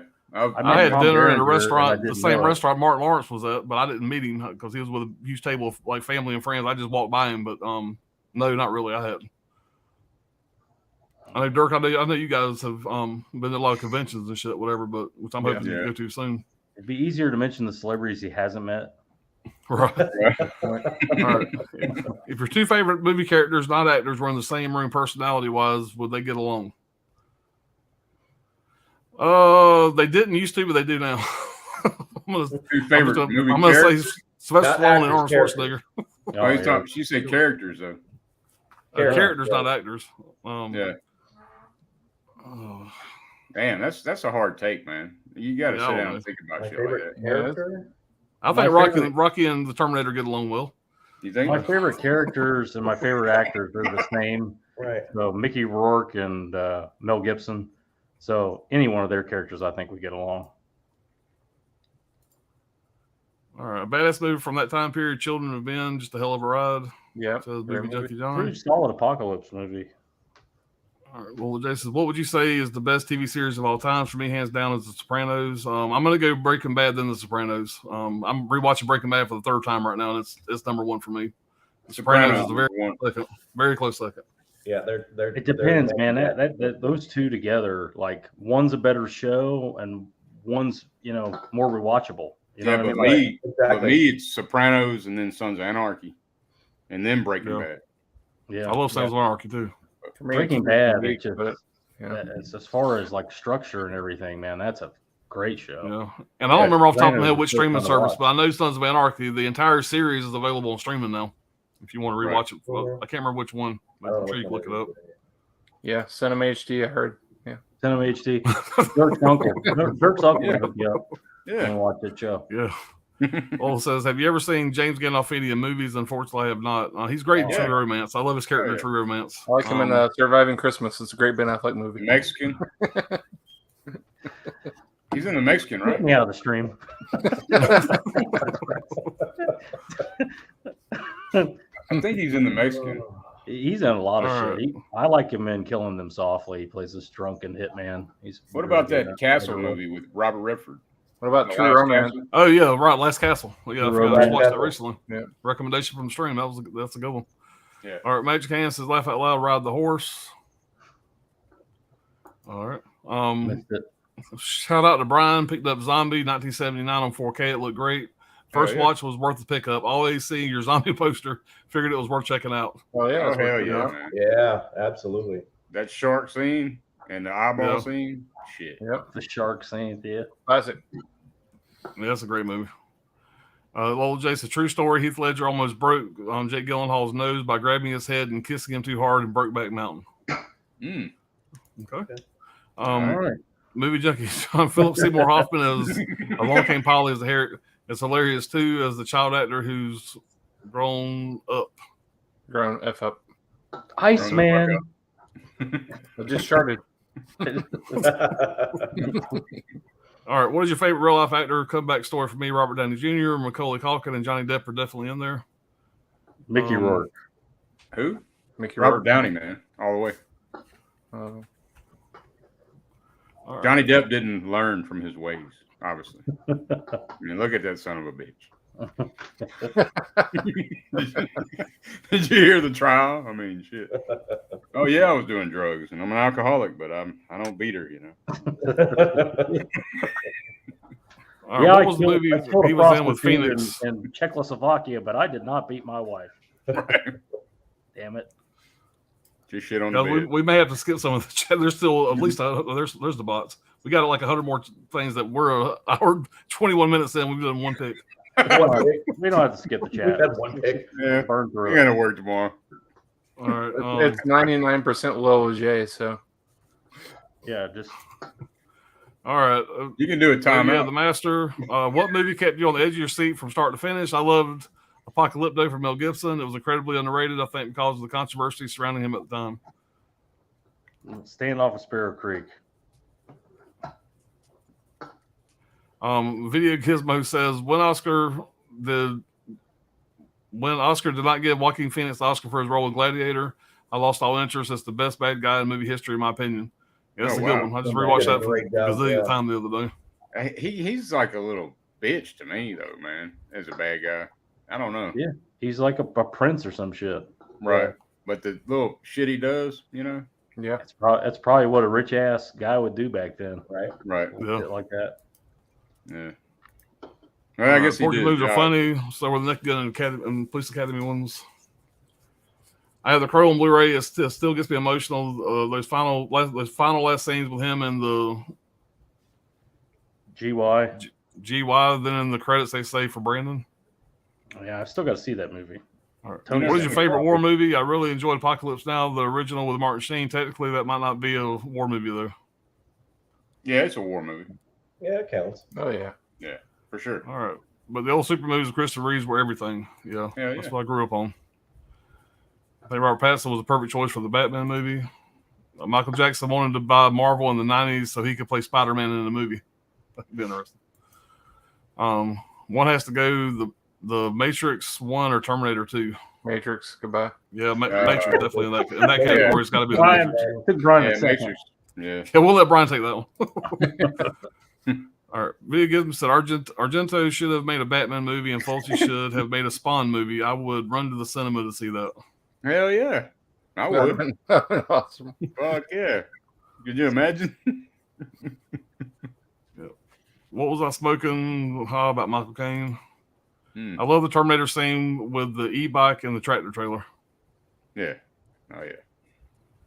I'm just talking all sorts of random shit. Oh my Yeah, the god. Devil Honey is a masterpiece. The saxophone scene is just a little topping. But watch the film and keep you focus on the dog. The story will have. I tell a new story for you, I promise. All right, thumbs up. Just By the way, it's storming outside my house, by the way. Hopefully I don't lose power or internet or nothing. It's coming down. If I can hear rain in this room I'm in right now, it's coming down. O.J. Simpson was cast as a Terminator, but James Cameron thought he was too pleasant to portray a dark character. Yeah, that's right. Worked out well for him. One has to go R2-D2 or C-3PO. Come on, man. I can't. Yeah, Both of them. yeah. Get rid of You answer both that of them. question. Fuck droids. They both got to go. You can't have one without the other. All right, spoiler. Yeah, I agree. If you're gonna get one of them, kill both fuckers off. You can't do one without the other. Right. The ending is the Beyond. Hell, you can think of it like Batman vs Superman with a hint of Flash in the middle. The Beyond is just better. All right. Directed and written. All right, one has to go. The Godfather, Goodfellas, or The Untouchables. I appreciate all the questions, Lola, but we'll come back to visit some of these. But So we got to get this through. This is a top 5 stream. We got say some of these for our bullshit streams. Our bullshit streams, whatever. These would be great. I keep seeing people say hi to like people, and I'm like, I don't even see them in here. Yeah. Well, they've already Hell? left. There's a lot of fucking shit in here. Yeah. Did that bear really violate dude in The Revenant? No. That was not DiCaprio's still alive and well. That was not a real bear. Have you Hey, seen Bronson man. with Tom Hardy? The best role to date so far. It's what I want to watch. I have not seen that one yet. All right, I never saw The forgot what's Revenant. The early word was it was gruesome. I've never had the stomach to see it. Oh, there's worse out there, but it's good. All right, Spielberg did The Color Purple. Is that the Turd Bowl or Punch Bowl for you guys? I like Yes, The Color Purple. I didn't Yeah. like it at Purple's all. all right. You didn't? No. I ain't I've seen it seen in that fucking shit in 25, I've seen 30 that years, shit. but I've seen it in the I'd theater. have to honestly As a go back kid. to decide. Seen it in the theater as a kid at the Dollar Cinema yeah. in a bad part of town. I'll buy that for $1. Yep. Joy's Cinema. That was the name of the All damn. right. Cinema Oh, I see. Murdrum. It says the Raid 2 is better than the first, even though the first is still awesome. Our holiday says your boy Anthony Wong is in Internal Affairs. Infernal. Infernal Affairs. So the original King Kong with Jessica Lange and Jeff Bridges was brilliant. It was masterful. I prefer it to the newer King Kong, and the technology and the original King Kong was ahead of its time. Yeah, that was King Kong I grew up on, the one with Jeff Bridges. That's the one I grew up on. Yep. All right, Porky's is a classic. Yeah, I seen that one in 5th grade, and probably shouldn't have seen that in 5th grade. All right, Lola J. As for knockoffs, if you want to see something hilarious, check out Nollywood. The Nigerian filmmakers do low-budget versions of blockbusters like The Terminator. You can find them on YouTube. They're hilarious. Yes, Gary Busey is Trump. I love Gary Busey in DC Cab. Every movie after that, yeah, he's good in DC Cab. Oh yeah. Eye of the Tiger '86 is one of the best underrated action flicks. Pet Coda dropping hand grenades out of a crop duster. Yeah, it was a lot of fun when I watched that this week. Yeah, with Busey. Hell yeah. Yeah, it was good. And the decapitation with the damn Oh wire. yeah. Hell yeah. Yeah. I can't believe I remember that shit. Yeah. So I watched Gary Busey today. Carney was good. That with Jodie Foster. There is no Blu-ray of that. All right, y'all are cold. Della Reese, Eddie Murphy were in Hall of Nights. I met her once. And Della Reese was great in that movie. I never in my life thought I was going to say this, but after I saw Quigley, I wanted to pick up Gary Busey up and scratch his belly and smooch him. Oh my god. Jesus. Settle down. All right. Oh God, Requiem for a Dream. This dude ain't gonna suck itself. This dick ain't gonna suck itself. Yeah. That scene is crazy. Ass to ass. That comedy's for a sociopath. Mm-hmm. All right, what's up, guys? What's going on, 4K? Tommy Boy always makes me laugh. I love Tommy Boy. That's a great movie. Yeah. Yeah. Airplane always makes me laugh no matter how many times I see it. Yeah. What's up, Channel Don Star? Airplane's up there, man, for sure. First movie I remember seeing was Jaws. I seen Jaws 2 in theaters. Jaws 1 I was too young to see in theaters, but I actually seen Jaws 2 before I seen Jaws 1, I think. Let's see. Lola J. Mike Johnson. Pop's first movie was Herbie. Yeah, actually, it's funny you said that. Me and him and his brother went to go see Herbie Rides Again in theaters. That might have been one of them. That was like 1st or 2nd grade. You see Bob Blu-rays in the chat? No. He says he's posting, but his stuff isn't showing up. Robert Anderson is Bob's Blu-ray. Oh, really? Now he says his stuff isn't showing up for some reason, so he had to switch to his personal account. Yeah, I have no idea. Oh, I see him now. All right, Old School Pete, Ric Flair should play Trump. All right, there was a movie that came before Smokey and the Bandit prequel. It was less publicized but better. Oh, somebody reported him. Okay. Somebody reported old Bob. Who reported Bob? Somebody reported Bob. On one of our screens. Because the chat won't show up. Jaws in the original James Bond movie terrified me. He was so big and tall, and those teeth, he gave me nightmares as a kid. Yeah, Jaws is one of my favorite Bond villains. That and the dude with the hat, Bolo. No, not Bolo. What was his name? Was it Bolo? Hand job. The guy that had the hat. There you go. Odd job. He had a fucking Bolo. You know what I'm talking about, goddamn it. Yeah, Bolo. Yeah, Bolo Young was the best Bond villain ever. That guy who played Odd Job was a sex offender and went to prison for life. Really? Right. The more you know. Yeah. Yeah. Cue Roman Polanski. All right, Martin, he's the man. Rocky the Terminator, Adrian, are you Sarah Connor? Okay. Caveman. What movies would you say are the most compelling based on real life stories? For me, one of them has to be Alive, where the sports team plane crashed in the Andes. Yeah, that's a good movie. All right, The Mexican. Wow. Yep. Hey guys, for me, Barnaby Jones blows Sopranos out of the water. Barnaby Jones. That's an old movie. That's an old show there. I don't know. I can't really say I really haven't seen it, but better come correct. It's gonna hang with Sopranos. Sopranos, yeah. You're not gonna knock that off the map for me. Magic Hand says Bob Blu-rays is here, but his comments aren't showing up. Okay. Jug, I don't think I've watched a TV series since the mid 2000s. I can't commit. Right. It is hard, man. I mean, when you got all these damn good movies to watch. Leave Johnny Depp alone. You're cold-blooded. Oh, All right. I've met Christina Christina Aguilera. Aguilera, Giant Bodyguard Jeff Capes, and the Proclaimers, to name but a few. I've also been up close to the British Bulldog and another guy at the SummerSlam video and poster signing. Says Old School Pete. All right, let's not keep these guys up till 6 a.m. All right, as I think of it, Glory with Denzel Washington was a pretty good war movie. I haven't thought about the film in years. Who did we lose? Oh, Brian, did he say you have to go for a minute? No. I thought he said something. Yeah, I'll keep an eye. I'll come back. Hamburger Hill was great. Yeah, Hamburger Hill was a good one. Hey, it's Bob's Blu-rays. My comments weren't showing up. Someone reported me for cussing. Can't show up either. Damn, that sucks, man. Who the fuck did that? right? Yeah. Fucking Fuck cocksucker. them sons of fuckers. Well, I'm glad you're here, Bob. I appreciate it, buddy. You can cuss all you want, but ain't nobody gonna report you here. Motherfucking shithead bitches. Welcome back. My bad. We're going in a different order now. Right. I had to run out and report Bob real quick. I'm back now. You had to go report Bob. He's back now. All right, Old School Pete, up close, as in standing around their table, nothing freaky. All right, Sean Connery wore a wig in every single one of his Bond films. Huh. All right, I'll buy that for $1 RoboCop. Good Lord. All right, look up quickly and you'll understand. I've never seen Jaws. I'm ashamed. Oh, wow. All right, I'm just getting through these guys. I'm about to lose my voice here. All right, something I never noticed until recently was Kurt Russell looking at the camera in death. There's 2 separate streams of the same show. Maybe that's the issue.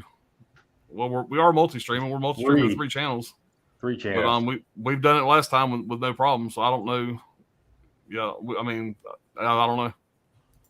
It's Dirk's channel fucking it all up. Yeah, it was Odd Job and Bond, but it was Random Task and Austin Powers. Hell yeah. I said a cuss word, and immediately from there, my comments didn't show up. I'm thinking it was flagged or someone reported my comment. So dumb. But either way, I just wanted to say hey to everyone. Well, I appreciate you coming back, man. Sorry that happened. Yeah, definitely, dude. Bobby. Well, hey. I hate censorship, man. Start calling grown men by their child names. Thanks for answering all my questions, guys. This has been a blast. Appreciate it, Lola. All right, I said a cuss word. We're not going nowhere. We're trying to get through it, though. Yeah, when are you streaming again, please? We're right into the next one, so about 2 weeks. We do this every 2 weeks. Our Saturday night, Friday night, late night bullshit sessions. Those are kind of just last minute things when we can all do it. But we do this thing here every other Saturday night. Yep. All right. I'm here supporting Pops. Love these streams. Great series. Bob, I sure appreciate it, man. I had a good time on your show Monday night, man. This is Bobby trying to saying. put movies away from pulling all those titles down. This is Bobby saying, I like Alan. Fuck everybody else. Yeah, that's right. My Bob's a good dude. Well, he's just got to watch his mouth in his damn streams. Right. Lola says Not gonna for go well Bob. for you, Bob. Robert Anderson saw Beast. It was awesome. Not too long. Good animal effects. All right. Hey, speaking of the 2000s, what's the most hardcore drugs you did during that time period? Mine's PCP and. All right. Diana Ball. All right. That's not caveman. You're sure? Yeah. The Bob boat soon will be making another run. Okay. Yeah, that might be fucking caveman right there. This might be caveman. Yeah. All right. I don't even know what that is. Chris Beast. Yeah, Chris Beast was great. I love the way it was shot, and the line looked great. I don't know what that is. Beast. Movie Beast. Craig says, will Scream Factory announce a 4K of Silent Night, Deadly Night for December releases and hopefully Black Christmas 2006?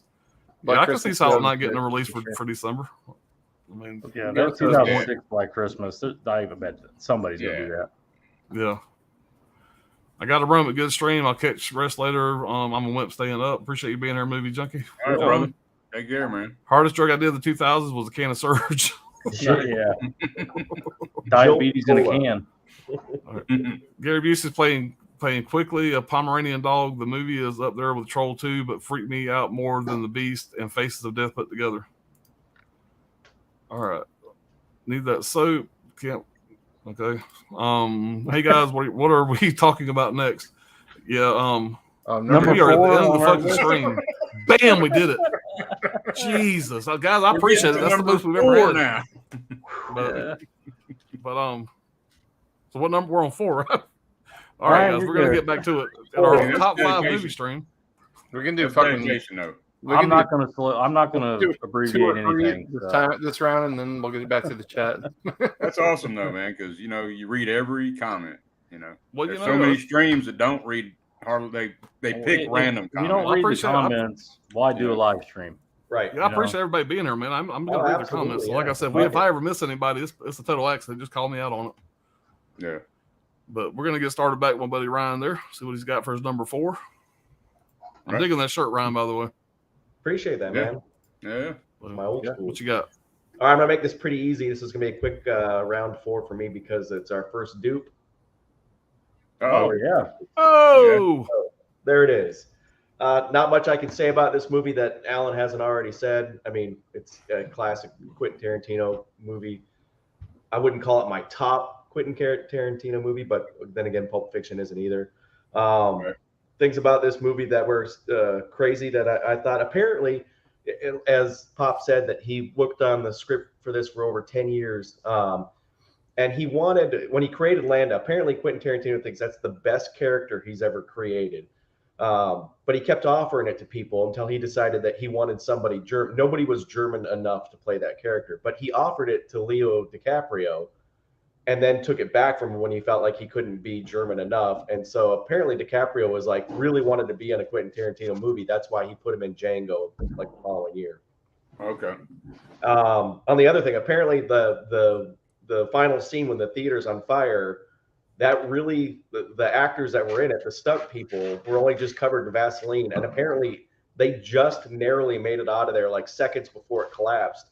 They didn't realize that the accelerant they were using had like gone crazy, and so what you were seeing was apparently could have been very narrowly like a film disaster, like with John Landis in the Twilight Zone movie.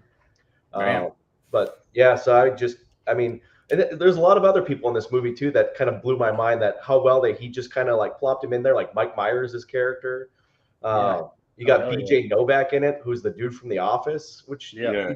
it's really it just kind of shows you, I think, what Tarantino can do with these little minor roles and how much do they contribute to the overall theme of the movie. But a great movie, easily in my top 5 for this go around. Oh yeah, yeah. man. It had to make my top 5 too, man. I love that movie so much. Very rewatchable too for me. Right. Yeah. All right. Great pick, man. It's What on you me? got, buddy? Yep. Okay. Well, Just gonna go around the screen here. We swap. Me and Brian. Whoops. Gran Torino, man. There you go. Good Gotta go movie. with Gran Torino, man. Alan, is that any good? You goddamn right. You goddamn right. It's good. That's the one with that cunt guy in it. With that old homo actor, what's his name? Oh shit. Oh, hell no. Well, like Bob, you go know, report Brad, please. so Clint Eastwood directed this, and this movie was his most successful movie. Unless you're talking inflation, and that would be like Any Which Way But Loose and Any Which Way You Can. Those, but as far as the most money, Gran Torino made the most money. 33 million budget and 269 million it made. Show But, business. Yeah, it's got it's just awesome, man. It's like this old grumpy bastard, you know, and he's got these neighbors that's like, you know, he's just sick, and there's shit inside of him that, you know, I'm not gonna go through the whole damn movie and spoil it. I mean, which you should have seen the damn thing, but like some of the best line in that shit though is ever notice how you come across somebody once in a while you shouldn't have fucked with? That's me. Everybody talks about get off my lawn, but man, that's the line though. But anyway, yeah, man, it's just a banger, man. It's heartfelt too, man. Heartfelt movie. The gun, you know, is a M1 Garand that was used in World War II and in the Korean War. But the only thing, he wouldn't really have that gun unless he went and bought it. You know what I mean? You back then you could buy back your gun. Right. You could buy it from the army back then. Right. $125 or something like that. But they wouldn't give it to you. You know what I mean? So anyway, and the 45 he's carrying, the 1911. But yeah, man, just a solid flick, dude. He's just not taking no shit off of nobody. And he changes, man. He kind of sees, like, he changes his ways, his mindset on everything. So Gran Torino, man. You ain't checked it out, check it out. Yeah, that's a good one. Great ass movie. Mm-hmm. Yeah, it's one of my favorites. Would you say it's the last of the Clint Eastwood movies? No, it's not the last one. Well, the last good one, I guess, is what I mean. No, the Mule was good. He came out with the Mule after that, I believe, was the next one after that. Mule was good. The last one he came out with was kind of a letdown, but the Mule I enjoyed. Yeah. I like the Mule, but I think Gran Torino was his last big. Yeah, I think he probably should have ended after Gran Torino. That would have been a great one to end off on. Yeah. I mean, when I watch him now, y'all know how much I like Clint Eastwood. When I watch him now, I'm just afraid he's going to fall and hurt himself. When I'm watching him in a movie, it takes me out of the movie. You know, Cry Macho or whatever. Yeah, Cry Macho. Thank you. I watched it once. I didn't even bought it. I mean, it's. I watched it. It depresses me when I see it. But yeah, I mean, he still does good in it though. Oh yeah, there's still some good lines in it, Yeah. But at his age, there's a scene where he punches the guy in Cry Macho. Right. I mean, and come the on, chicks wanting him and shit. That was like, what the fuck, I mean, I know he's Clint Eastwood, but come on, he's fucking 93, 94 years old. I mean, come on. Right. Well, the scene where the chick's wanting him, she wants to get it on with him, and he's like, oh yeah, no. Well, I can believe Clint Eastwood still slaying ass at 93. I mean, shit, I don't know, man. Yeah. But man, that thing was only shot in 33 days, man. And yeah, so that hell of it's a great movie. It's a really good flick. Right. By the way, that dog in the movie, it's his real dog in real life. By the way, the old lab that's in the movie, that's his dog. Right. All those Asian people, those are really his like staff at his house. That's the Hmong culture, Yeah, I don't know where that's a very interesting story if you really think about it. The way that it came, to come up with that and use the old neighborhoods. Old neighborhoods turn after a while, and the houses get old and stuff. And he's this one holdout, and that was interesting. I thought. Yeah, the scene where he goes into he takes the kid into the barbershop to try to teach him how to talk like a man is fantastic. It's my favorite scene in the movie. Yeah, you old Italian prick. Right. Yeah, that's a good one though. Yeah, that's a good one, man. Good pick, buddy. All right, Brad, what you got, man? Well, my number 4, 2009, directed by Neil Blomkamp, whatever this fucking name is, District 9. I don't know if everybody's seen this one or not. I don't know. Yeah. It's a lot of fun. Theaters. Oh yeah. And it's a really interesting movie. It's basically about these aliens that show up in this derelict ship, and the ship basically stalls over Johannesburg, South Africa, and they finally decide that they're going to go up, and it's shot kind of documentary style early, and then they use 2 different types of cameras in this. They use a documentarian type camera, and then a theatrical type camera when it's obviously not a documentary anymore. So I thought that was interesting, and they go back and forth. But they decide to go up and cut the ship open, and they get in, and they find not super intelligent, big round-eyed aliens like you'd think they'd find. They find these disgusting, like insect-like creatures that are aimless. They have no leadership whatsoever, and they decide that they're basically helpless, and they have to save them. So they take them to like a FEMA-style camp. And of course, all hell breaks loose. People are angry about it, and they want them gone, and they have caused problems with the humans. And but the movie basically centers around that storyline. And the lead of the movie is Vicus Formonda, whatever. These are all very South African names that I can't follow. I pick up my stupid American brain doesn't work. But played by Sharlto Copley. Yep. Again, this dude wasn't an actor before. Never acted in anything before, had no interest in acting. Cast in the lead role in this movie, is in every scene, and he is fantastic. He goes through everything in this movie. He's so funny, he's so likable, and you feel for him in this. Basically, it takes place, like I said, in Johannesburg. It's shot in Johannesburg. It's actually shot in Africa, which is an extremely dangerous place.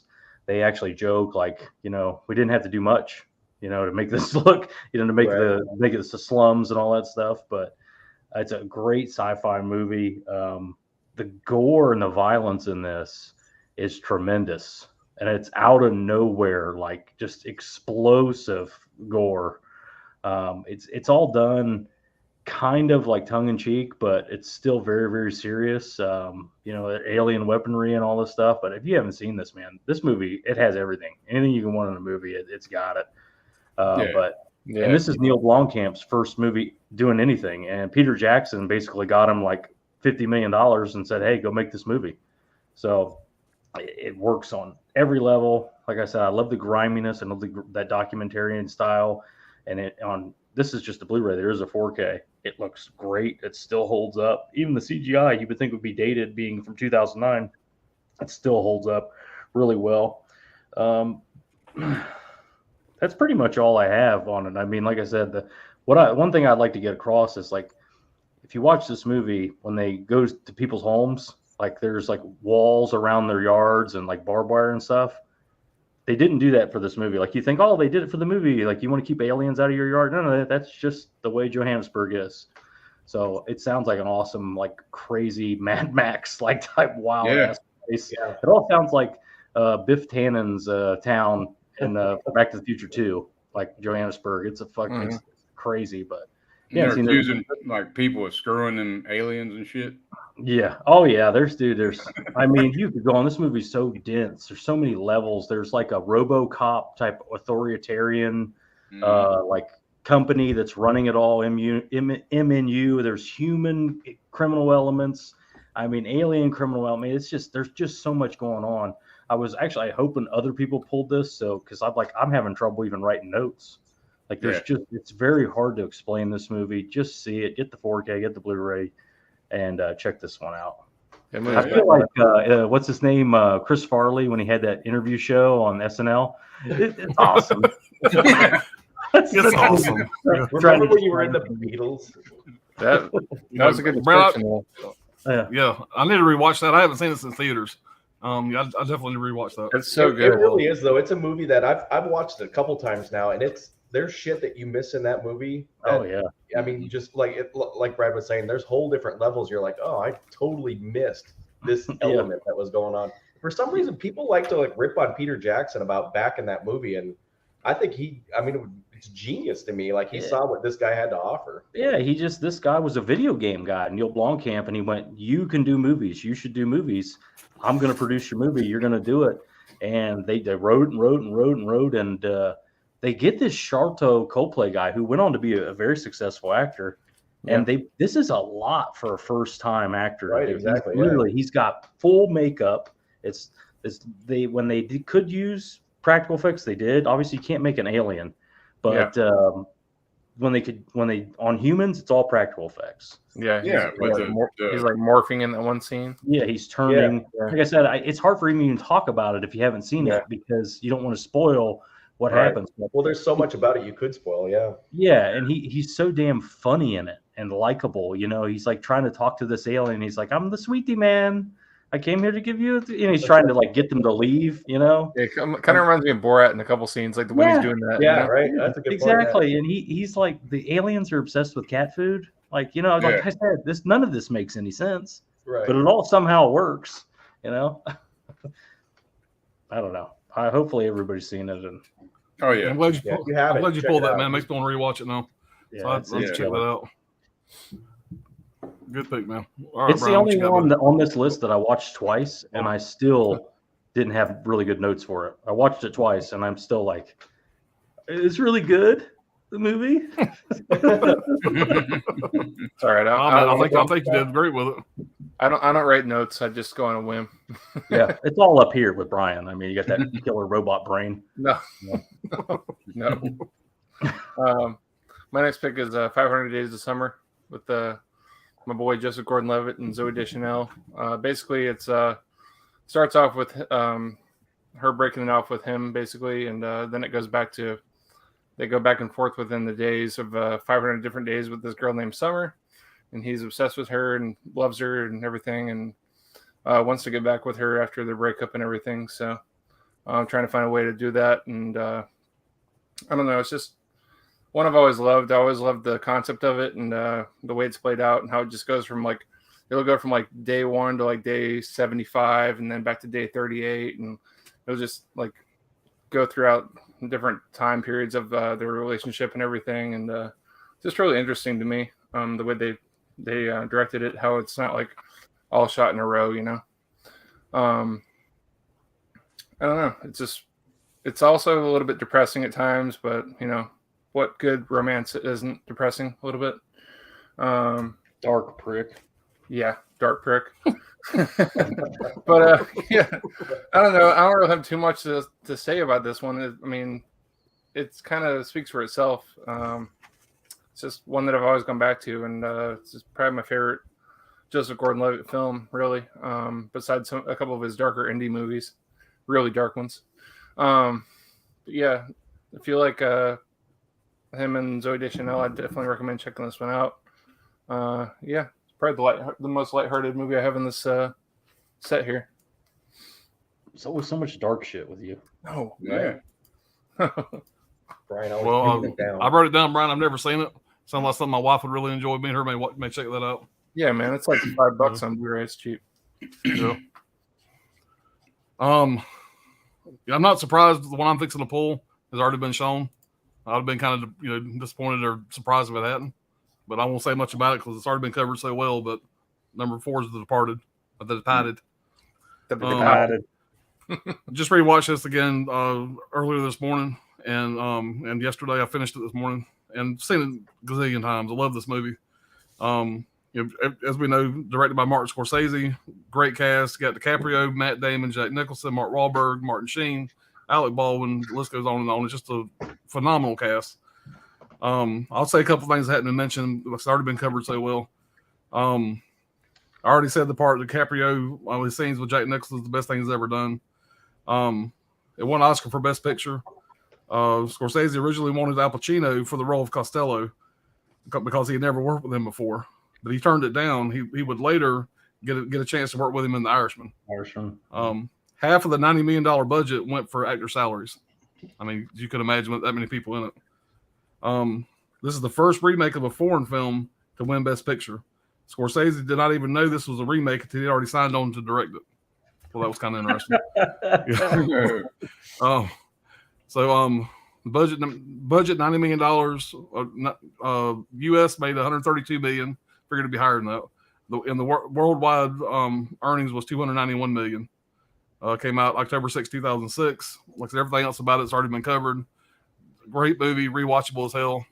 And I know that Brad was talking about the accents. I think the accents make the movie even more enjoyable to me. Love the accents in this. I think they're funny as hell. I don't know. I like the how Mark Wahlberg is such an asshole. Yeah. He's just such an asshole in this. But Mark it's one of my Wahlberg favorite roles he's ever done. that movie Absolutely love it, man. Alec Baldwin and him, they always go into it, but Alec Baldwin one time defends him. He's like, hey, don't judge him by this meeting alone. Normally, he's that really nice guy. And everybody goes, yeah, fucking right. That's right. Yeah, friggin' right. I'm trying to remember that line. He said something about. World needs plenty of bartenders. Yeah. I can't think what it is. Shit. All right. The chat looks a lot more manageable this time, guys. We're going to go through it really quick here. No War and Peace, huh? Fuck War and Peace. All right. We're getting We'll start off into with the now. Hey guys, what we're talking about next. All the note says, all right, fellas, let's top another War and Peace for Pop Story. All right. Craig says, cup slips and steelbooks. Got to kill one, fuck one, marry one. Go. Kill steel books right off. I'm the fucking bat. the slips for sure. What's a cup? Hey, you better marry them slips. You better marry them. Steelbook. What is a cup? What's a cup? What are you talking? Peanut butter cup of Reese's. Oh. Oh, okay. Okay, I'm gonna fuck the peanut butter cup. Yeah. And I'll marry the slips and Yeah, I'll peanut butter fucking, cup gotta go. yeah. That's a good one, Craig. I don't know, man. All three big loves of my life. It says Buongiorno. Video. I'm sure that was tedious. Sorry, yeah, probably terrible. It's exactly how it sounded though. Yes, Gorlame. bro. Pops, you missed my comment saying I am naked. I think we all know you're naked, man. I'm trying to get out of my head. Thanks for bringing it back to the forefront. Or uncovered it. All right, Chris C. said, "Beast is the new animal terror movie with." Oh yeah. Okay, with Idris Elba. Beast actually has Charlton Copley in the movie too. Oh, there you go. Okay. Oh. I'll recommend a great performance by him. Do you see like there was ice cold robot brain just says it. Charlton. Yeah. Yeah. I don't know the That fuck trailer that looked is. really good. I like him in definitely he's gonna like, see that. he's like, don't judge me, Brad, because I know how to fucking talk, you idiot. Sorry. You haven't heard the name Charlton Copley before? I've never seen that. Never heard that before. No. He's really good in the remake of Old Boy. Yeah, he plays is. the bad guy in that, and he's awesome in it. I like that remake. It's good. I love that remake. I don't give a shit. Fuck Fuck everybody. a remake. You don't know? What? There's Maggie Gyllenhaal's in that Fuck movie. all remakes. Maggie Gyllenhaal's in that? What is she? Yes, a she is. part or something? Maggie Gyllenhaal is not in the Old Boy remake, isn't she? Yes, she is. Who is Damn. she in that? You know who you're talking to, right? Of course Yeah. you know. Yeah. Who is she in it? I don't even know. I don't remember her being in it. I don't remember that face anywhere. I don't remember. It's been a while. What did since she I've do seen to it. you, Brad? Is what I want to know. I just ever since The Dark Knight, I was just like, what the fuck is it? That kind of thing takes me out of the. No way would those two guys be fighting over this broad. Oh no, it's Elizabeth Olsen. My bad. Yeah, You Elizabeth never know. Olsen gets naked. I in get that them movie. mixed up. Those two actors. How do you get them mixed up? Elizabeth Olsen looks like a human being. Might not be all about looks, you know. Might be good about some garden hoses and golf balls. That's all I'm saying. My cyborg chip was messed up. My cyborg chick was Pour too much beer on it. right. Chip malfunction. I want this part clipped. I want this part clipped and uploaded. I knew something Brian didn't know for once. Yeah, we'll say that for our greatest hits later on. Looks like it. Bob said, if I get banned or canceled, it wouldn't be my first or second or even third time. I'm used to it by now. Old School Pete says, that's the lovely man cave he's talking about. Ryan's thanks. set up there. Thanks, man. I appreciate that. I appreciate it. We all do. We all appreciate it. No, that's I didn't notice you got the Hereditary poster, man. That's badass. Yeah, I just Yeah. got that in today. Yeah. I unrolled that when I was down there today, man. I almost I'm stole it digging from that thing. That is clean. Yeah, I guess badass. that room's cool too if you like, fancy Yeah. shit. Oh man, it's This it's is awesome. real stucco. You know, Jaws is coming back to AMC theaters next weekend. Yeah, I got to see if there's a show of that here. I keep hearing about catch it a dude. couple years ago. Yep. There's nothing like seeing that thing in the theaters. Yeah. What, Yawn of the Dead? No, Jaws. Jaws. And that Shining chair too. right behind his head right there, I'm doing my mouse like I can see my fucking mouse. That chair right behind his head, that's where I watched that fucking movie at today. That's like sitting on a cloud of titties. That is a fucking comfortable fucking chair. You hear me? It's hard to stay awake watching a movie. Yeah. But I actually bought it from a cloud of titties. You can find them online. yeah, this You is put a quarter in it and start shaking and shit. this video is sponsored by cloudofTitties.com. That's How many the times bed does in the Ryan hotel come we're home staying and in. find Alan in his fucking movie room? Just going, hey man, glad you're home. Maybe let me in. Comfy? All right. Well, Jason, thumbs up. I always appreciate the comment completions, Pops. I appreciate it, JS. Yeah. Hell yeah. Old School Pete, lovely looking setup. Yes, I do agree. Mike Myers, say random. I think it's talking about Glorious Bastards. Yeah, It was, but it worked for some reason. it worked Yeah. great. I thought. Yeah, I thought so too. All right, Sidney Eubanks, my number 4 movie is Enemy of the State, 2006, Gene Hackman and Will Smith. Very good movie. I have a secret. I work for the NSA. That's cool. Okay, Sidney. I You remember it. got you got your top 5 going with us. That's awesome. It's kind of Yeah. like a Hell yeah. little bit of a ripoff of The Long Kiss Goodnight. Yep. Gene Yeah, Hackman's really good in that too. Gene Hackman's good in everything. Gene Hackman's good in everything. Acting, right. Yeah. He's officially retired too. He ain't done the movie Best- in for like 12 years, 14 years. It's been a long time. Best What would you Lex do? Luthor ever. Oh yeah, Mr. Luthor. Oh yeah, it's fantastic. Yeah, yeah, guys. Y'all feel free to give us y'all's number 4s, number 3s, etc. Y'all play along. Holiday says I think Christoph Waltz or Richard Samuel, am I saying that right? Could have played Hans. Not familiar with y'all know him? Richard, I'm probably sure I'm saying that wrong. All right, well, Jason, Gran Torino, another classic I've never seen. You got to check out Gran Torino. I feel like it's a movie that would have a hard time being made today. Hell yeah, man. A lot of racial slurs in that movie. But he's playing an old guy from. You got to realize the generation he came from, and right. You got if you look at it like that, whatever. But it changed. I mean, it's a change movie though, too. Yeah, it's about change. That was my grandfather. I grew up with that. I'm telling you, they made that about my grandfather. He was a Korean War vet too. Yeah. My grandfather didn't talk to me. He was in World War II. He said 3 words, my grandfather. Yeah. I hate grandfather Asians. said, Mary D, get these damn kids out of here. That's what he said. Smart man. Gran Torino gets too little love. I love the movie. In Norway, it was slaughtered all over the place, and feminist groups were going nuts against it. Yeah, damn them. Bob says, seriously though, these are the best streams. I love the conversations y'all have. I laugh my ass off every time. I sure appreciate it, Bob. Yeah, man, appreciate you. Hell yeah.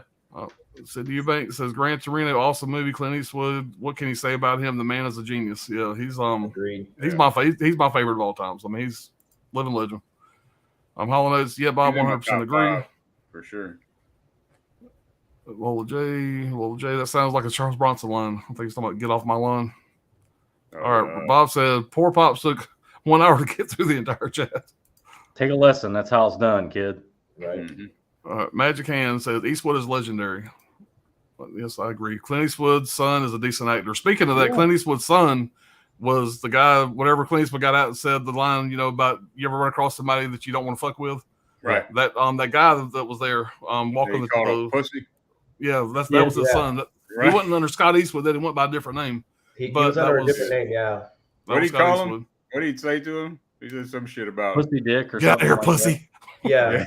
Yeah. He said something like it's such a great movie. Panty waist. Scott Get out of Eastwood here. played Paul Walker. He's the new Paul Walker in Fast and Furious movies. They kind of same type. If y'all haven't seen a movie called Diablo with Scott Eastwood in it, the opening scene, he's on a horse and the same getup as his dad, like from the Good Man. Like, it's amazing how much you look his dad. Y'all check that out. That's a good movie, like by the way. Hell, the twist into that movie. Definitely worth to watch. That's a crazy. It's a great movie. Yeah. Yep. I love Eastwood. His favorite movie to me is High Plains Drifter. He is the devil. I mean, come on. Yeah. Yeah. Great movies. Mm-hmm. Jay Clint needs to lay down and take a nap. All right. My favorite Eastwood movie is Don't Breathe. Yeah, Holland be coming with some shit, don't he? Holland always come with the shit. All right, District 9, fucking prawns. Yeah, prawns. Yeah, prawns. That's what they call them. Get that prawn juice on you. All right. Well, what Jay said, this District 9 setup is terrifying me. Yeah. All right. Video Gizmo says 1 is $1 Billion Baby, 2 is Unforgiven, 3 is Gran Torino, Mystic River, A Perfect World. Perfect World's really good. Only director who only got better after turning 70. I totally agree. All those movies are fantastic. You guys haven't seen A Perfect World with Kevin Costner, and I mean, Clint Eastwood was a side character in that, but he's great. Still a great movie. Yeah. Yeah, it is. All right. Well, Jay, I don't think I can handle a film like this. Oh boy, talking about District 9. Yeah. District 9 is great. It's very political underneath the sci-fi action, says Old School Pete. But it's subtle, I like how slimy everything is. Nothing's polished. Like, alien movies are real clean, and I like how grimy it is. Yeah, it's so everything's filthy. Everything is disgusting. It's nasty fuckers. These are like roach aliens or some shit. Yeah. I don't want to watch. Did you say there was a 4K of that? Was a 4K release of that? There is. Yeah. Y'all have to get that. Yeah. It's a bought ass. Yeah, I'm gonna write that down. Yeah, that's gonna be a bought ass. Y'all got to be excited to see it again. Like I said, I watched it one time, and it's been. When shit came out, what 2006, 7? 2009. I got a Blu-ray steelbook of it. I think. I got a basic ass bitch edition. You got the same one I got. You got the borrowed ass? You didn't get the bought ass? I bought it at a flea market. You know. That's some flea You market got you a ass. bad? Yeah. All right, Chris C Yeah. said the Gizmos of Mystic River is awesome and haunting. Another great fucking movie. All right, Lola J. District 9 is the only movie where the languish is pumping rubbing. I love that Nigeria banned the film because of racism. Racism against aliens. There's another thing to mention in this. That movie, District 9, it's kind of a realistic take. That's what I like about it. The aliens come and it's a big controversy. It's like, should we get rid of them? What should we do with them? Like, there's a lot of turmoil there. Like, a lot of people are rioting and stuff. Like, no, get rid of these fucking things. Yeah, you know, we blah gotta blah get that blah. right. Some people are like humanitarians about it. They're like, oh, we got to help them, as they're like ripping people apart and stuff. It's like Yeah, Dirk was saying, it really, you can apply it to a lot of things, but again, they do it like so subtly. It's not like, Yeah, there's no- It's not heavy-handed. Not, yeah. South not one side or Africa- the other. South Africa has a history of this Right. kind of behavior, and Right. it's not about color. It's about Right. human race versus alien race. Right. You know, so Yeah. it's done well. Let's put it that way. Yep. It's really good. This movie. It's kind of a I comedy like too, it. though. There's It's comedic awesome. This movie's elements. I awesome. enjoyed it. Yeah. It's got everything. It's got everything you'd want in it. It's kind of like a comedy to me. You know. All right. Gizmo said to Chris C says, yes, it is scary in so many levels. I have not seen Really? District 9. I have to check it out. So, Sydney, you Scary? lose. Get your shit together, Sydney. Jesus. I don't know. I wonder why they chose Johannesburg for the location. Oh, just the desert type. It looks shit. it's perfect for Because it. it costs them $5 a day. It probably costs nothing. It's very. I It's can imagine that there was a perfect big for break on that. All right. Anthony's Horror and More says Sharto Copley. Am I saying that right?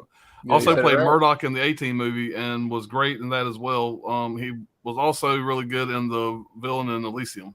That's another Blomkamp movie. Yeah. At least That came out right after District. I knew there was another Yeah. movie that came out right after. I've seen both of them in theaters, and I've only like seen all one. of He's them. never had success like he did with District 9. Yeah, I like Did all of anybody his see movies. a movie But called Hardcore Henry? yeah, Yeah. Yeah. Yep. Sharkto or whatever his name, Sharkto, is great in that too. That's a fun movie. Yeah, it is. That one. Hardcore Henry. Yeah. It's like all point of view. All POV. Yeah, like first person, like video game style. Pretty Yeah. cool. Right. Pretty cool It concept. is. I like Chappie too. Yeah. Yeah. Chappie. Yeah. You're the only person on the planet that likes Chappie. Like, people hate that movie. I haven't seen it yet. I want to see it. I like but Chappie, man. I know Yeah, I people haven't either. don't I like like that Chappie. movie I thought for I like whatever Chappie. reason. I didn't think it reminded me of. Chappie. He's got the short circuit vibes, except darker. Yeah. Yeah. All right, well, Jay, I just Googled, and it looks like director Dill Blomkamp is working on a sequel to District 9. Yeah, it's like they've been working on that movie forever. It's like what's that thing James Cameron's doing? You know, Avatar 2. You know, that Avatar kind of 2, 25 years later. 25 years yeah. later. All right. Have you tasted cat food? It perfectly makes sense. Yeah. Our Hall Note says 500 Days of Summer is great. I wrote it down. I'm going to check it out. All right. Great. Bob says Gran Torino was excellent. He has great taste every decade. Yeah. Yeah.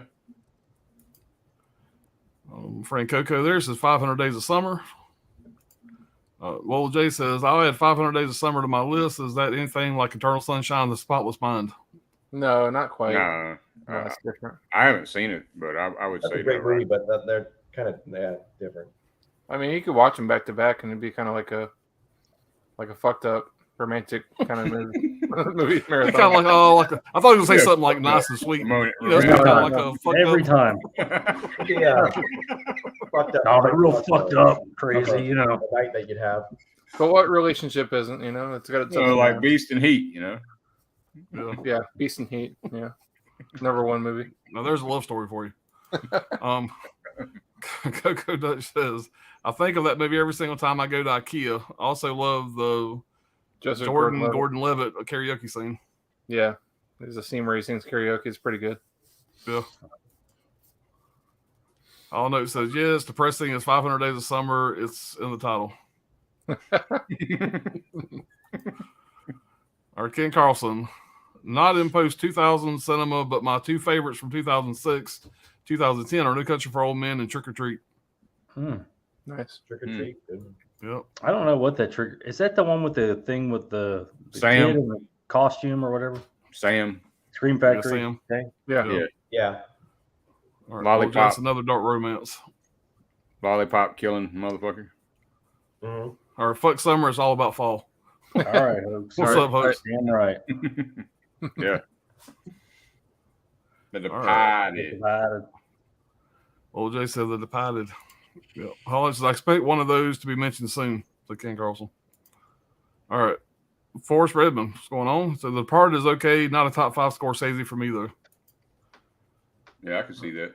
Yeah. Well, Jay says, why do they call it The Departed? Is there any connection to saying Dearly Departed? In Boston and the Irish culture, the funeral, the person in the casket is called the departed. Right. Yeah. Somebody dies. What was the name? The departed. Yeah. Lola says, no War and Peace and no Bob. Naked or naked? Well, what I always heard is if you're naked, you don't have any clothes on. Right. If you're naked, you don't have any clothes on and you're up to something. That's what I've always Oh, heard. yeah. You're getting in them guts.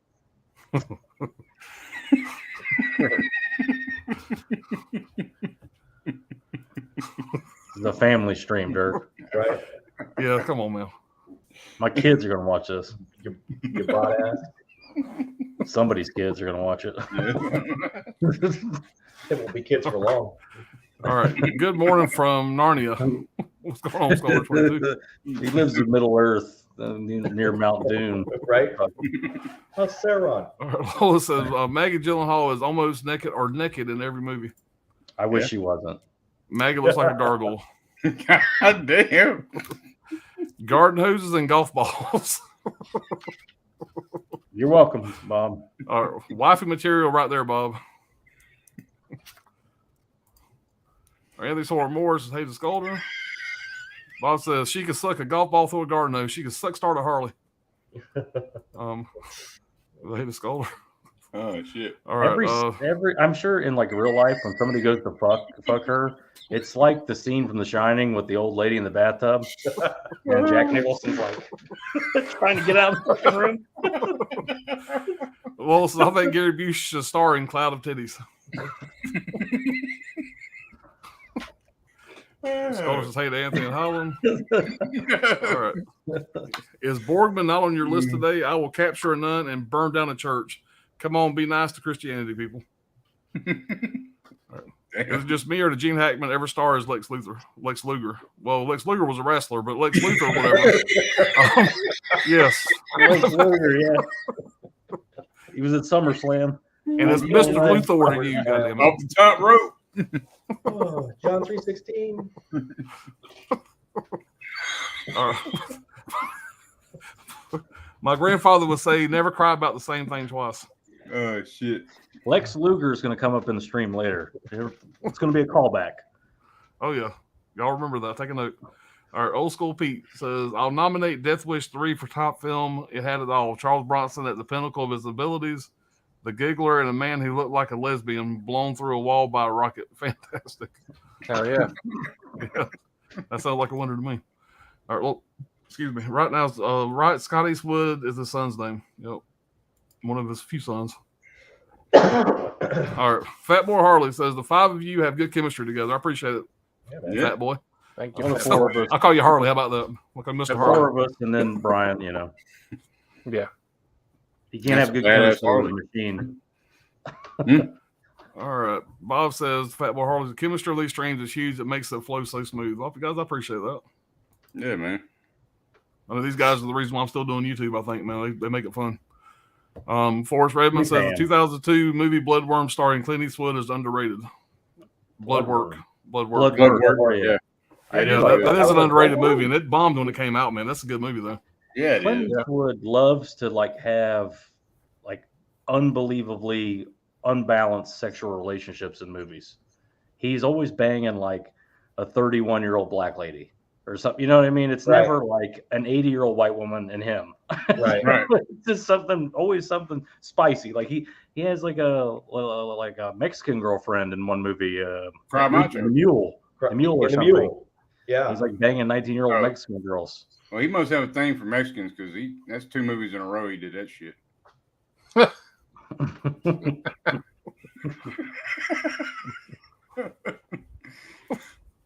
Ain't nothing wrong with it though. I mean, shit. All right. Do you guys remember the old show called V with the aliens? Yeah, they had Oh, yeah. Robert I England. remember watching it when it was on remember. TV. I remember, when it came out, it's on TV. I remember. Yeah, I I didn't know watch it didn't. When it first came out, it didn't do very well, or maybe I just didn't care for it much. I did watch it Yeah. later on, liked I it think better, they- but when it came out, it kind of I bummed. think they used to eat cats in that one. I remember seeing that one. All right, Anthony's Horror More says, all right, my number 5 is Running Scared with Paul Walker. Yes. We'll talk more about that later. This movie is twisted as fuck and very well directed. Paul Walker is badass. My baby mama, Vera Farmiga is great as well. Yeah, that scene of that fucking movie where he lays him on the ice, whatever, and hits him in the face with a hockey puck. Yeah. Yeah, that's a brutal fucking movie, man. It really is. Yeah, hell It's yeah. a really Yeah. good movie. That's intense. It makes Kill Bill look like Sesame Street. That's what it said on the. I'm just going to cover. go throw this out there. That had a contention to make my top 5, but I didn't own the fucking movie. If I'd have had that movie in my possession, it's very possibly, I ain't going to say it would have, but it might have made my top 5. I love that fucking movie. Just so you know. Yeah. So that's a good I one to saw bring that up. movie a few weeks ago at my local 7-Eleven. I passed it up. Yeah. That's too much. $2.99. That's too much. He's like, fuck that movie. Vera really needed Farmiga to there swing for a Jim. while. Slim Jim or Running Yeah. Scared. It was- I watched Orphan this week, and Vera Farmiga was in that too. Yeah. Yeah. She like there was a stretch there where she couldn't stop taking her ass out in movies. It's like it was like in her contract she had to put her ass on camera or it's not gonna. I'm not in it. I'm not doing it. Right. But go back and watch her Right. next. You'll see it. I'm telling you. Everybody's got an ass clause at some point. Yeah, she's got to have. It had to be in there. An ass claws. Sound like a disease. Magic says, what are your favorite horror movies? I mean, I got a gazillion. It's hard to break. I'm Dead gonna Alive is say, my favorite. Dead Alive. The Shining. High tension. Hereditary, Friday. I like Friday 2 a lot. Tater Sack Jason, as CK says. Halloween 3. Hell, I don't know. I got so many of them. One. Psycho 2 is probably my favorite. Jaws. Psycho He's 2 gonna is probably pick number Jaws. 1. Yeah. Yeah, if you consider Jaws a horror movie, which I do, that's going to be number 1. But Psycho 2, pure horror movie, is going to be my favorite of all time. That's a lot of- that's Yeah, a ton of I fun. don't consider Jaws a horror movie. I I don't don't either. really I think think of it's it. an When I think horror, I don't movie. think Jaws is a horror movie, but I But, see you know, it could like- be. It's got some, thriller. It Yeah. shit still holds up. I mean, Broads. Yeah. Broads Yeah. call it a horror Fans, movie. yeah. It's an adventure movie. but it scared the shit out of me. As a It's kid. an animal I didn't attack wanna movie. go I really, swimming. it's, Tell you that you know. shit. yeah. And I live by lakes and shit. And I didn't want Ryan didn't name anything. Ryan, what Did you you got? say- Like, is it Oh, I Number there? one, Evil Dead. Evil Dead, Okay, 1 or 2. the remake.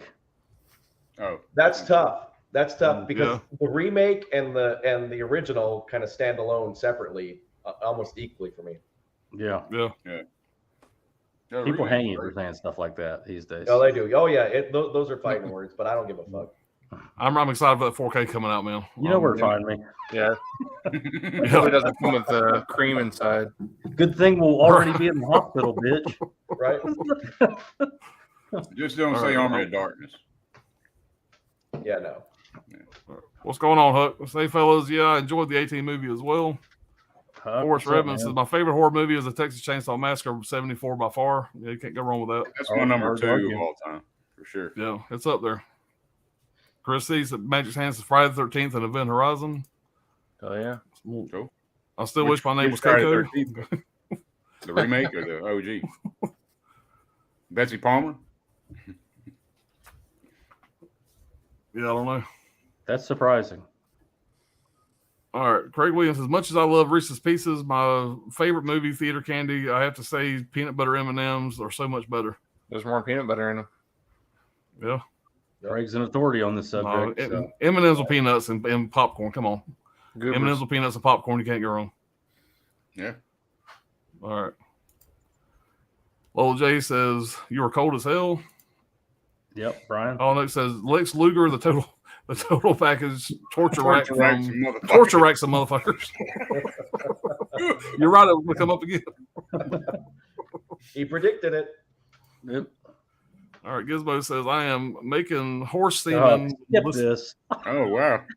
We will have a scene on Monday where a horse is coming all over a poor man's face in a horror movie comedy. Damn it. Where Sounds is great. Caveman would love this guy. Yeah, it's a remake of Mr. Ed. But this guy really Walter works J on says, movies. do what? He really works on movies. He makes movies, yeah. Yeah, he he's does. a movie guy, yeah. Yeah. He was the he's- thing Johnny what's held that? up that had the dick on the poster. The dick Yeah, on what the is cover. that That movie? was, I don't know, something he made. That's one of his The movies. Horror from Another World or some shit. I can't remember. Inside the Horror. Or Inside the something. Horror. That's it. Yeah. Yeah. That's a documentary. Oh, It's a gynecologist Jay film. says, oops, Lex Luthor. They're filming the sequel in this fucking Right next door to Brad. All right, Jay said Gene Hackman's finisher was the hack slam. Sorry.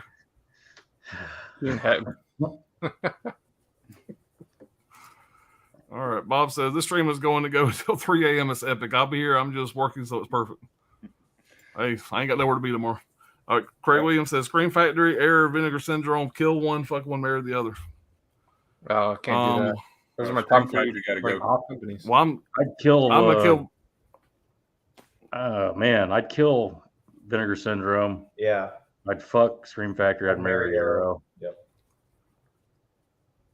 Yeah, I'll go Arrow's with got that. it hands down. I'd marry, yeah. You kill Arrow. Vinegar? Long term. Is that what you said? Yeah. What the hell? They Why ain't you Scream gonna fuck Factory- Vinegar? Because I'll probably get the disease of some Because kind. you're going to get some. Yeah, that's true. But But, I don't know. all right, Holland says, Brad, did Brian not pass the Turing test? Brian, what's your caption? All right. 2H, and I assume only one round of favorites is done. 2 hours in, but we've done 5 and 4. Yeah, Yeah. we've done 2 rounds. So our next one's gonna be our third pick. All right, Bob says Dirk, he's hilarious every week. Great pulls and hilarious comments. Yeah, I do Oh, agree. you guys get along great, man. Appreciate it, man.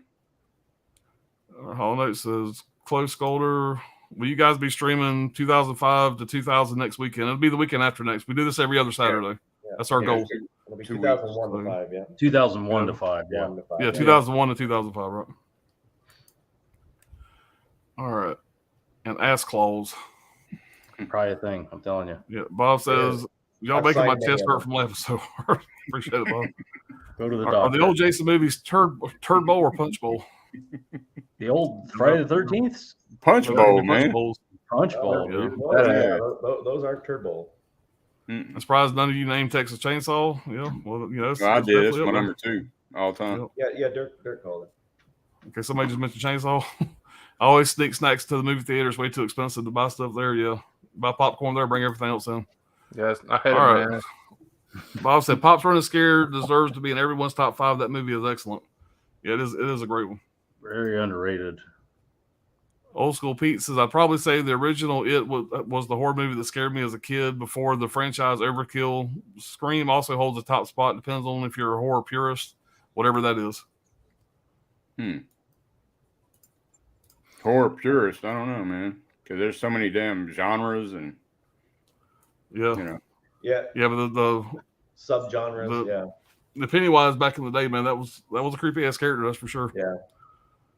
Tim Curry, Well, man. Jason, what do you think of John Travolta as an actor? Is he Travolta or Tranota?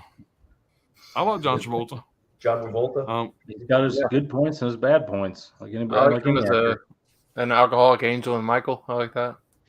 I don't Yeah. understand the question, ma'am. Counselor. I like the fanatic. The fanatics. You're not a John Travolta Fanatic. purist, goddammit. No, I'm not. All I'm saying is he likes to take saunas, and gets deep tissue massages, and he likes people pulling towels off his ass. I don't know. Some weird shit going on. Dirk won that like 15 years ago. It don't matter. We'll go into this more in the 4K tent revival. Yeah. The latest stream. It'll be in the special features. Y'all check that out. Yeah, by the The Blu-ray. director's cut of the stream. Craig says all these Christmas 4Ks coming out and still no Home Alone 2. Disney needs to get off their ass. Yeah, they do. I'm surprised we don't have that yet. Yeah. Craig happens Anthony to be says- obsessed with Home Alone, so that's a Oh, yeah. personal one for him. Yeah. Yeah. Anthony said, my number 4 is 310 to Yuma. Russell Crowe and Christian Bale are both amazing in this movie, but Ben Foster is a standout for me. Ben Foster's always a standout. You know, Oh, yeah. Agreed. he always steals the show for me. Yeah. He had a big year, and he was big in this run. This little run that we're doing, he was huge. And Yeah, this was his bunch this of good was his movies time, in this. man. Sorry, the screen, the chat just jumped around. All right, I'm back. Our Jingle All the Way and the Santa Claus also needs 4K from Disney. All right, whatever, Craig. Jesus. All right, Grease is the word. Travolta was married to the most beautiful woman ever alive. Don't tell my girlfriend I said that. I think he gave her cancer. And You're killed sitting her. there naked watching 5 guys do a stream. She's going to have a problem with that. All right, guys, we are caught up again. Thanks, I didn't know everybody, he for was the great married to comments Maggie there. Gyllenhaal. I didn't know he was I married wish he was married to her. to Jessica Alba. All right. So we are on number 3, guys. Making progress. Burning right through this. All right. Is it Tuesday already? I've missed like 3 days of work. Goddamn.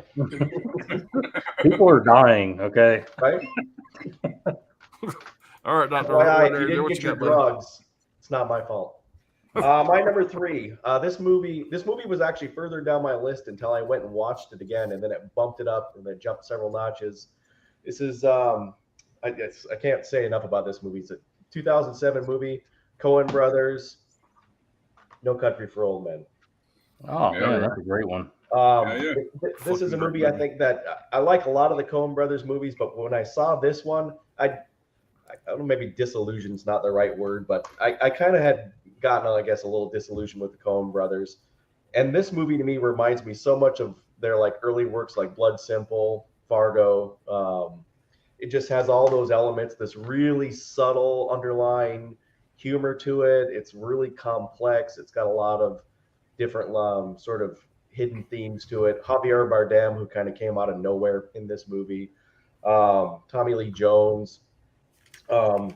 Little facts about this. Josh Brolin. Apparently, it sort of ties in. I guess the Coen brothers actually wanted Heath Ledger to take that role originally, and Heath Ledger turned it down or had a conflict, I guess.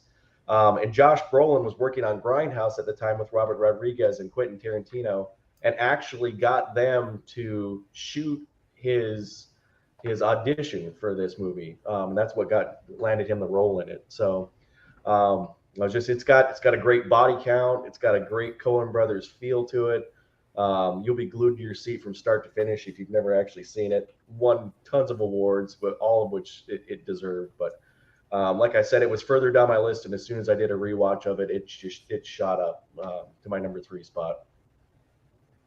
Yeah, man. That's Hell of a Yeah. It's a banger. Yeah, it's a badass movie, and Javier, what's his name again? Javier Bardot. How you say it? Bardem. Javier He Bardem. is a creepy ass son of a bitch in that movie, and he kills that role, man. Absolutely kills it. His haircut's And creepy, what a- man. What, Yeah, yeah. War of the And Explorer what a unique haircut. weapon, man! That damn that air gun, whatever it His air is. gun, yeah. Yeah. Yeah. Man, it's so original. Cattle gun. Yeah, it's based Yeah, off of a Cormac McCarthy novel, which I actually had read at the time when it came out. And it's funny how true to the novel it. I mean, there's almost scenes in that movie that are word for word right out of the book. It's crazy. Yeah, Yeah. they the Coens are- describe Llewellyn Moss as a very plain-jawed, regular man, normal guy, and it's just like, that's Josh Brolin. Right, yeah. Oh, it was, yeah. Yeah. Perfectly cast. Yeah. That's a What were great. you going to say, Dirk? I didn't mean to cut you off. Oh, we're good. About the Coens. Yeah, the Coens they're just awesome, man. I mean, Yeah, they nail I knew everything. exactly what you were saying there, Ryan, about the being disillusioned. That's a nice word. It's a $5 word for tired of their shit. Yeah. Yeah. They made like these weird, like, I don't know what you would call them.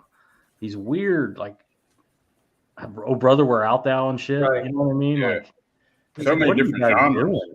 They, and I get what they were trying. I don't know. I feel like they read their own press a little too much, and they Yeah. just I feel like they kind of went back to what once Oh Brother Where Art Thou came out, I was like, Yeah, but they've done that before, Right.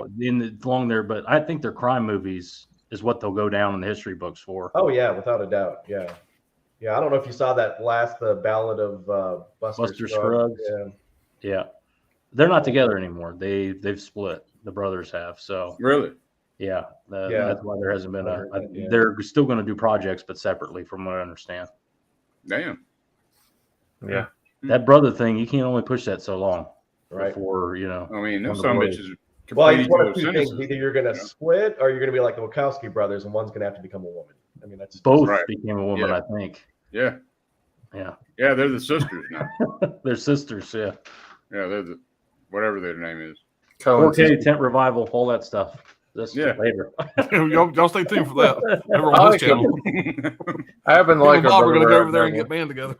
Oh, Brother Where Art Thou was a pretty good movie. That There's a lot. It's not a bad movie. Yeah, I like that movie. Yeah, I like that movie. It's not a bad movie. It was just, Yeah, I don't know. It just, it didn't have that Coen brothers. yeah, I mean, that's I am a different, dapper. yeah. I am a dapper Dan man though. So, Yeah, I'm a it was little hard biased. to sell me on anything after Blood Simple, and then Fargo did it, and then after that, You gotta love the Soggy Bottom Boys though. yeah. Yeah, I mean, we're in a was tight good spot, movie. boys. We're in a tight spot. Yeah, that's a good movie. I like it. Yeah. All right, Dirk, what you got, buddy? All right, man. Well, they would say we could be. They would say we could become cops or criminals. What I'm saying to you is this: when you're facing a loaded gun, what's the difference? They departed. The Departed. Well, I mean, Third time shit, full. y'all done Pops covered damn near all my damn notes. There you go, Like, for Pops. real, man. Fucking But everybody shut up. I do got a couple of things I can add. Pacino was supposed to be cast as Costello originally. Said that. Would have Oh, you ruined the did? fucking movie too, I think. You said that? Oh shit! Yeah, but go ahead. You might say it better than I did. Go ahead. No, I just said I it. kind of stuttered through it. Nicholson turned it down, but after meeting with Leo and Scorsese, he was convinced to do it. The main reason Jack did it because he'd done a few comedies and wanted to do a villain, and said Costello was the ultimate incarnation of evil. But yeah, all the other notes, Pops, he covered all that shit. Whitey Bulger, I think Brad covered that. So, The Departed, man. My number So 3. here's a question, man. Is this going to be our one movie that everybody has? We'll see. Might be. Time will tell. Well, Could be. I mean, Our first episode, we had what Hereditary made everybody's pick. but Yeah. I mean, if you haven't seen it, I mean, Nicholson and Mr. French, Ray Winstone, Yeah. they didn't get along. Oh, know that? really? Yeah, they didn't get that's along during the crazy. movie. I didn't know that. You can't tell at all. I mean, Right. they look Yeah. thick as thieves. Yeah, I was shocked when I read that shit. I was like, Yeah, what that's the kind of hell? crazy. Mr. French doesn't get enough credit because he's so overshadowed by Costello, but that Yeah, is he's a awesome. nasty, evil son of a bitch. Right. Costello's worse, but I Yeah. mean, even at the end though, when he's burning and shit, and Yeah. like, he's like, "Fuck y'all." Man. You're not catching me. But hell yeah, man! Yeah. If you haven't seen The Departed, I mean, It's a fast Watch it. moving. It's like a 2.5 hour movie, Oh, yeah. hour movie, but it's fast. It moves right along. It's like other Scorsese movies. Yeah, it's like Goodfellas. You just kind of go like, damn, it's done. Like, Yeah. right? Mark Wahlberg's character, man. That's probably my favorite role of Mark Wahlberg. Sergeant Dignam. Yeah, Dirk Diggler's my favorite. really? Yeah. Pretty good. I figured. I know karate, man. I thought it was the half. Him and what's the dude's name? Whatever. John C. Reilly. Riley. Yeah. Yeah, well, how much do you bench? You tell me first. They're like comparing who can bench press the most. They're the size of Twix. They're tiny little guys, and they're talking about lifting weights and heavy iron and stuff. listen, Well, he's you got still- some, got some great lines in that movie. He said I'm tired from fucking your mother. Or some shit. What did he say? Yeah. She's tired from fucking my father. How's your mother doing? She's Yeah, tired of fucking my father. Right. All right. Brad, you're up, man. What you got?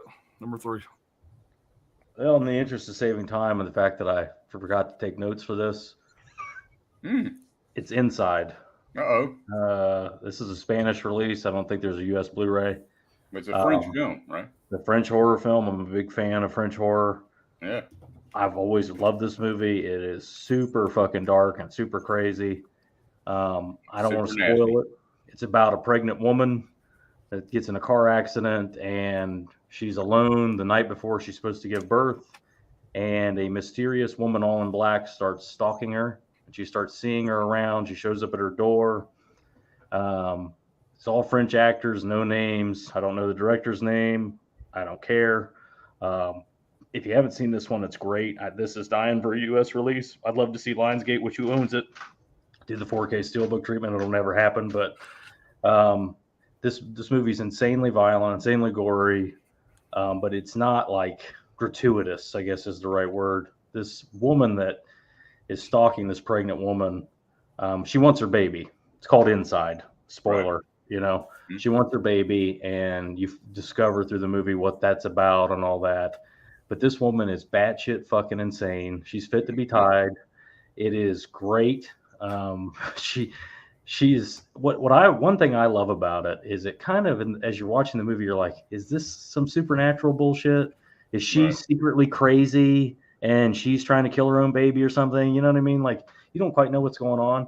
But it just turns out she's fucking crazy. It's just a crazy woman that it's like a home invasion, and it's not. There's no spectral element to it. It's just real. CGI in it is very dated, but it's not like the gore is not CGI. The gore is all practical. Yeah. There's like inside views of the womb that are pretty terrible. But other than that, this movie is a winner across the board. It's all in French. No, there's no English dub that I know of. But it kicks a lot of ass, and I would definitely pick this up. I think you can get this for like $20 on eBay. Right. And I think it's all region. Pretty sure it's all region. Oh, nice. But if you haven't seen this one, check it out. There's a DVD in the US somewhere. It's not. There's no new copies of it. It's kind of hard to find, but check this one out. Hell yeah. I watched that a couple times. It's a good movie. I like it. Pretty hard to get through. Super hard R, brutal shit. Yeah, I watched it with my wife, and she liked it. Yeah, kids love it. It was a date night movie. It was fantastic. Yeah, it was. That one scene though, she was fucking cringing the whole time. She was just like, "Fuck." The violence between these two women is awesome. I mean, it's real, down to earth kind of stuff. It's not like it's not Kill Bill. Okay, they're not flying through the air at each other. No. It's two women, real women, involved in this. I like it more every time. I don't know. I'm a big mark for French horror, so that's probably not for everybody, but it's my top 5. Yeah. It's my number 3. I like French horrors too. Yeah. Right. You like all horror, all denominations. And don't eat cherry pie when you're eating that shit. When you're watching it. No cherry pie while watching that. Yeah. That's a good pull, bro. Yeah, I like it a lot. Yeah. That's a deep cut. Yeah. Yeah. Deep cut. All right, Brian. What you got, bud? I'm gonna go with I don't know what year this is from. Forgetting Sarah Marshall. 2008. Yeah, Forgetting Sarah Marshall. Yeah, there you go. You got a flip with that, huh? Yeah. Yeah, that bitch is shining. I gotta get my shades. I found it used with the slip somewhere, so picked it up. Nice. This movie is pretty fun. It's about a guy who who gets broken up with by his girlfriend Sarah Marshall, of course, and he's like naked while they break up. It's kind of funny, pretty funny scene there. I'm not putting clothes on. If I put clothes on, that means it's over. Right? Yeah. So he ends up going to like this Hawaiian resort vacation to get away from everything, and she ends up going to the same resort with her new boyfriend. There's this rock star piece of crap named Aldous Snow. Fucking tool. played greatly by Russell Brand. Yeah, who killed it in that role. It was hilarious. He totally kills it. Yeah, and then of course Jason Segel's character falls in love with Mila Kunis in Hawaii and everything, and it's just a fun movie. I was reading about this, and it was is actual the naked breakup and the Dracula puppet musical scenes were drawn from real life experiences that Jason Segel had. Jason Segel looks like that type of guy that would just you'd right. fall into something like that. Yeah, he really knows how to do all that Muppet stuff, and as you know, I know later on he did the Muppets, so he knows how to do all that like puppetry stuff, and he plays the piano well and everything. So I don't know, this movie's just hilarious. Got Paul Rudd in here and Jonah Hill in a little side performance is pretty funny. I don't wear a watch since I moved out here. I stopped wearing a watch. Yeah, endlessly quotable lines in this movie too. I think from Fertile Virgin and Knocked Up and everything, if you like those two movies, you'll definitely enjoy this one. I don't know, just one of those Apatow production movies that just hits on all levels. Yeah, they got the like the semi sequel 40. This is 40 or whatever. I don't think it's nearly as good as this one. But yeah, For Against Our Marshals, a great 2008 comedy. That shit is funny, man. Jonah Hill killed it. I do enjoy that. Yeah. It's Oh, funny. I was going to say something about Jonah Hill. Jonah Hill How was good he is in hilarious. Is that the waiter that was obsessed with Russell? Yeah. Please don't tell anybody I'm gay. Just storm off. He like tries to hand him this mixed CD and everything. He keeps bringing it up. Right. You have a chance to listen to that, you know? I wish we still got comedies like that nowadays, man. This era we're in right now, we're talking about these years here, is almost the end of that. Pretty much the end of comedy. Yeah. 40-year-old version, Knocked Up. I mean, come on. Another Hangover. You won't see those anymore. No, I Yeah, don't know. so much fun, man. I miss them. All right. I'm under contract. Brian didn't mention the funniest part in it though. Which Sarah one? Marshall, she buys Siegel this hat, like a douchey trucker hat, and like it flashes back to him wearing it, and like everybody's making fun of him for wearing it, but the girlfriend bought it, so he's got to wear it and pretend he likes it.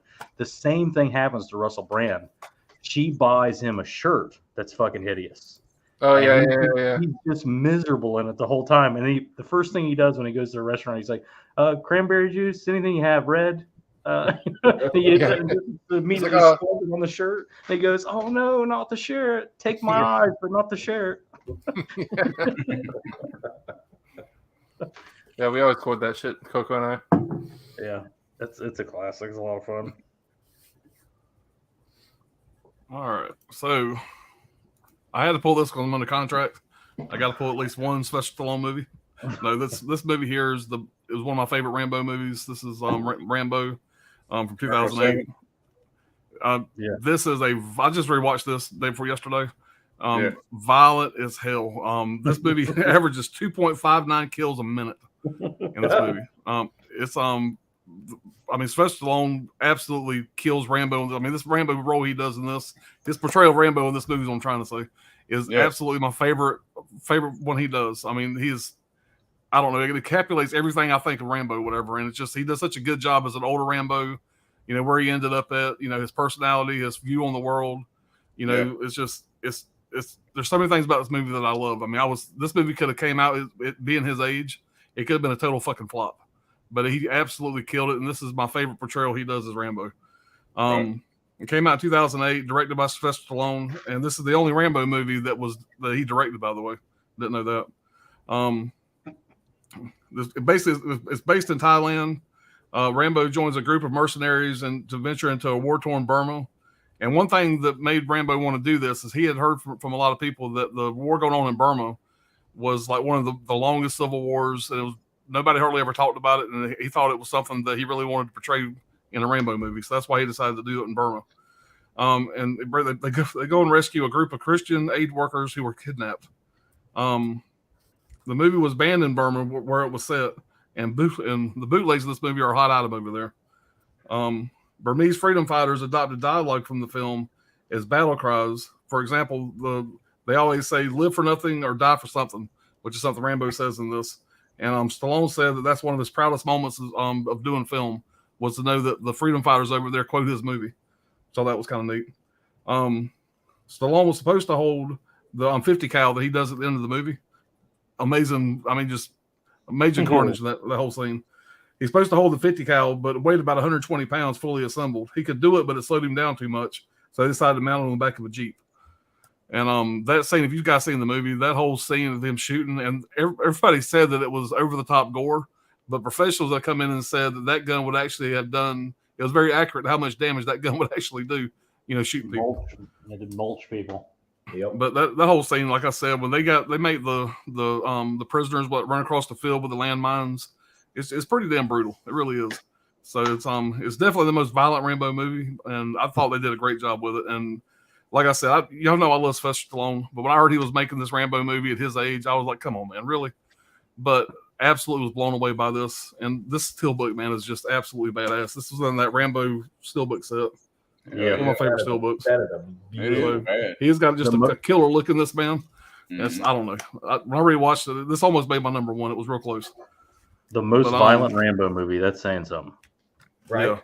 Yeah. It had a $50 million budget. It only made $42 million in the States. Made $113 million worldwide. So it wasn't a big money earner, which is kind of surprising. But yeah, and I also like the way the movie ended. And I didn't remember this from seeing Last Blood, the last one he did.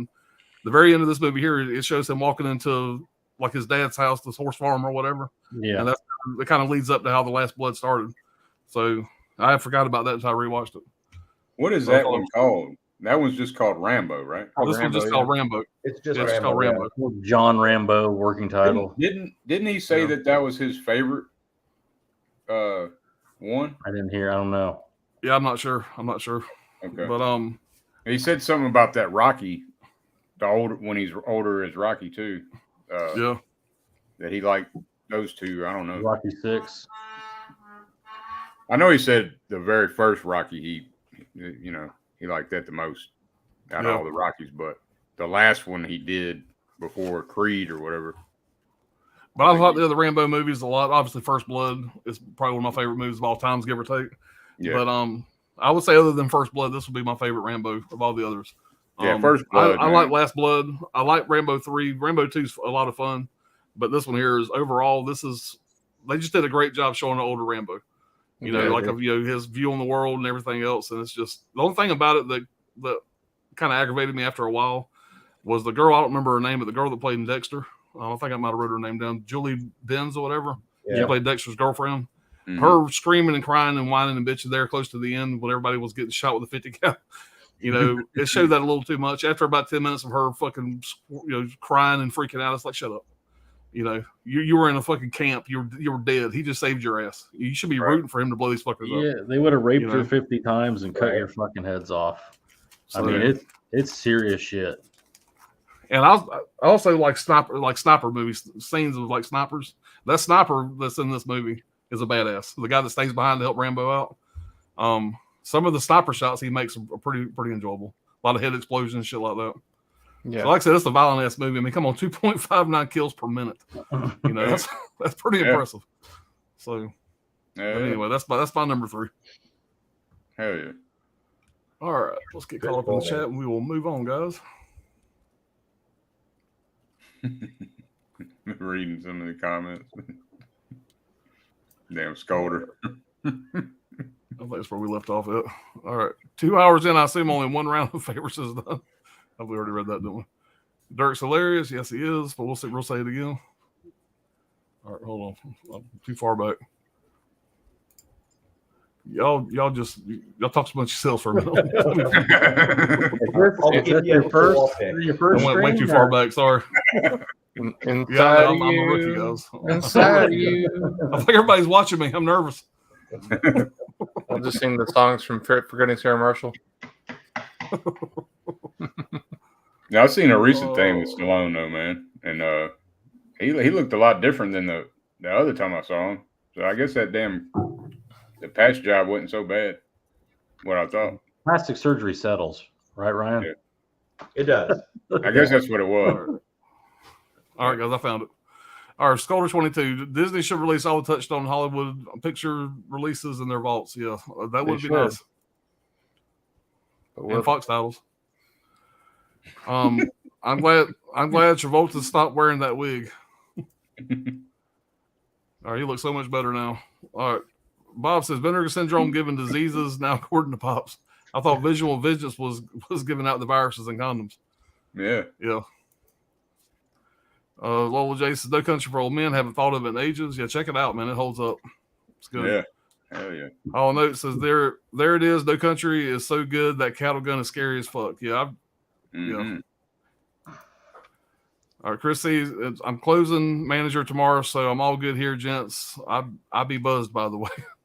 All right, Chris. I'm makes it closing more manager enjoyable. tomorrow too, buddy. CD Eubank says also movie No Country for Old Men. Mm-hmm. Chris says Coen Brothers should have done all the Avengers movies and Captain America one. Civil War, my favorite movie of the Marvels. Marvel was next to Logan. That'd be, I don't know, man. I don't know about that. That That would have been interesting. Joel Cohen is married to Frances McDermott. I wonder if that happened before or after Fargo. Blood Simples when it happened. Yeah. Is it? Yeah. She was really Blood cute Simples when she so was great. young. Yeah, she was. Yeah. All right, I was supposed to be my Fargo Yeah. impression. Sorry. Yeah. Yeah. Bob says I want the director's cut of this stream. My comments might show up. All right, Lola J says Javier Bardem had the creepiest haircut in that movie. That's what Brian was saying. Yeah. India Phantom. Chad is overlooked, but here is my list is overloaded. But here's my list for the period. 1 is Zodiac, 2 is Grindhouse, 3 is Fish Tank, 4 is The Wrestler, and 5 is United 93. What's Familiar with Fish Fish Tank? I don't think. Fish Tank? Yeah. You got me interested. All right, Twisted Sisters. Talking about the Wachowskis, I'm sure. My number 4 is The Valley of Elah, 2006. Academy Award winners Tommy Lee Jones and Charlize Theron and Susan Sarandon, directed by Paul Haggis. Also, a movie about the personal cost of war. Interesting. Yeah, sound familiar. I can't place You it. you probably haven't seen Valley of Elah. Most people haven't. It's not a religious movie. I know that's what you're thinking. No. Valley Elah is where David killed Goliath. Allegedly. Any fan? Zodiac was great. David Fincher, director of 7. Fuck the world. Zodiac is awesome. Brad and I think so much alike. Zodiac is a great movie. Yeah, it was. Why did Jack Nicholson show his eggplant in The Departed? He didn't. That was a dildo. There was a black dildo. That was not Jack Nicholson. If that's And that's Jack Nicholson. not, is he all right or?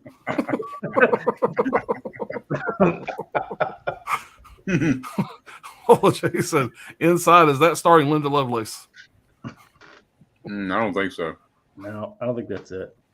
All right, India Phantom says to Chris C, he rarely disappoints. The director's cut for this is amazing. Yes, 7 is another classic. I love 7. Yeah. Well, Jay, I've noticed you like lots of dark movies. Yeah. Just talking about Brian. I was just going to say, Brian and his 500 Days of Summer. Yeah. Crazy dark pervert shit. Yeah, I'm so dark, man. Fuck me. Gizmo said, Inside, great movie. Beatrice Dolly is always great. They did Levide after this, also good, but not close to Inside.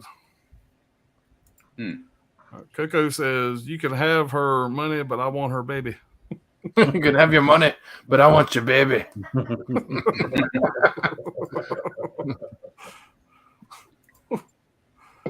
All right, Gizmo said, but if you like Inside, then Martyrs is the greatest new wave horror from France that makes Inside look like Mary Poppins. I got Martyr pre-ordered. That's coming. Martyrs. Talking about the remake, No, the original. the OG. The OG's coming out from Umbrella. I think Umbrella, right? Yeah. It's Umbrella, yeah, I think. Yeah. It's the most overrated French horror film ever. I ain't never seen it. I ain't never seen it, so we'll see. Yeah, it's pretty jacked up. The opening is that fucking movie sucks. You didn't like it? Y'all know where to find me. I don't think you must have watched a remake or something. Oh, I watched the original, Dirk. It's French. I thought it's just trash. There's no Titan. Let's get real. Nothing's Titan. I mean, come Right. on. I've never seen Titan, but Well, fuck, You you need to like it watch all it. What in. the fuck are you doing with your life? you're looking at it. Have you watched it? Have anybody seen Titan? I have. Nope. I have. Yeah. Okay. I've What do heard you of think it. I about haven't seen it. Yeah, I watched it on streaming. I'm You waiting like for the 8K. Yeah, it was different. It was all right. It was different. I didn't like, it wasn't like great, but I enjoyed it. You're not seeing it No. below the surface, Alan. There's Yeah. more to it. It's not a woman fucking a car. No, It's about it's dirt. about all kinds of shit. Definitely about identity. All right, Christy says, "Hell yes, Russell Brand, what the world when he was for the funny win. and not an ass For the win. For the Oh, win. for the win. Fuck the world for the win. Fuck Same the thing. world.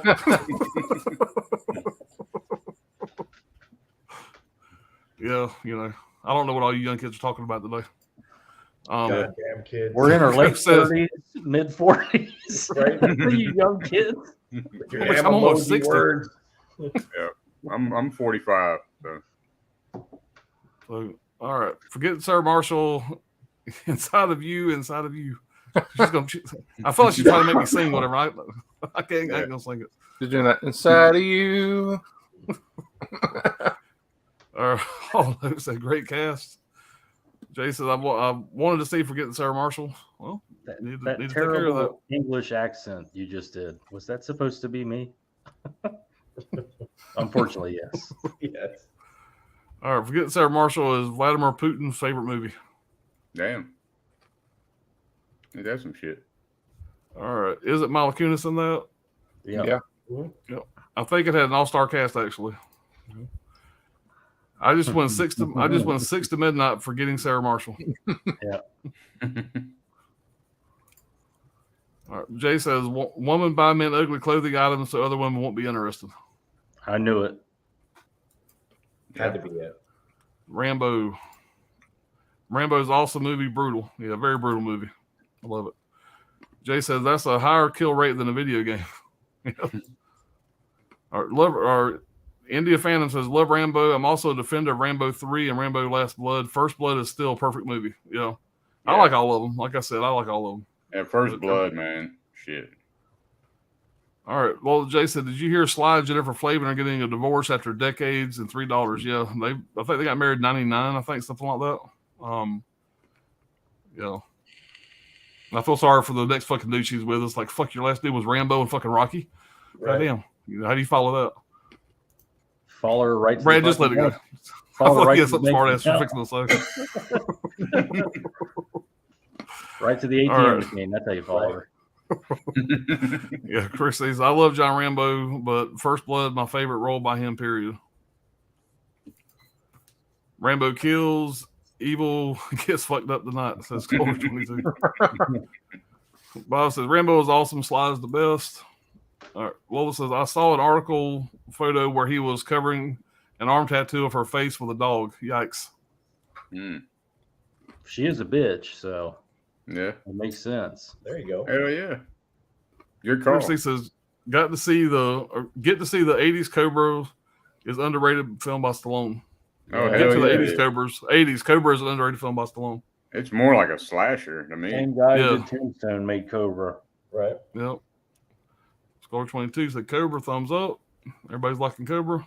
Yeah. All right, Lola says Sly is still making movies and he still looks great for his age. Yeah, dude's in shape. He's like 80. Mm-hmm. Susan Sarandon was supposed to co-star in Rocky, but they thought she was too sexy. Hmm. She was too tall to be Sylvester Stallone's wife. Yeah. She need to be mousy. Need more reserved. All right, I think there's a porn knockoff called Cocky. Sure, sure. Oh, my fucking earbuds down. Let's see if this fucks me up again. Oh, hell.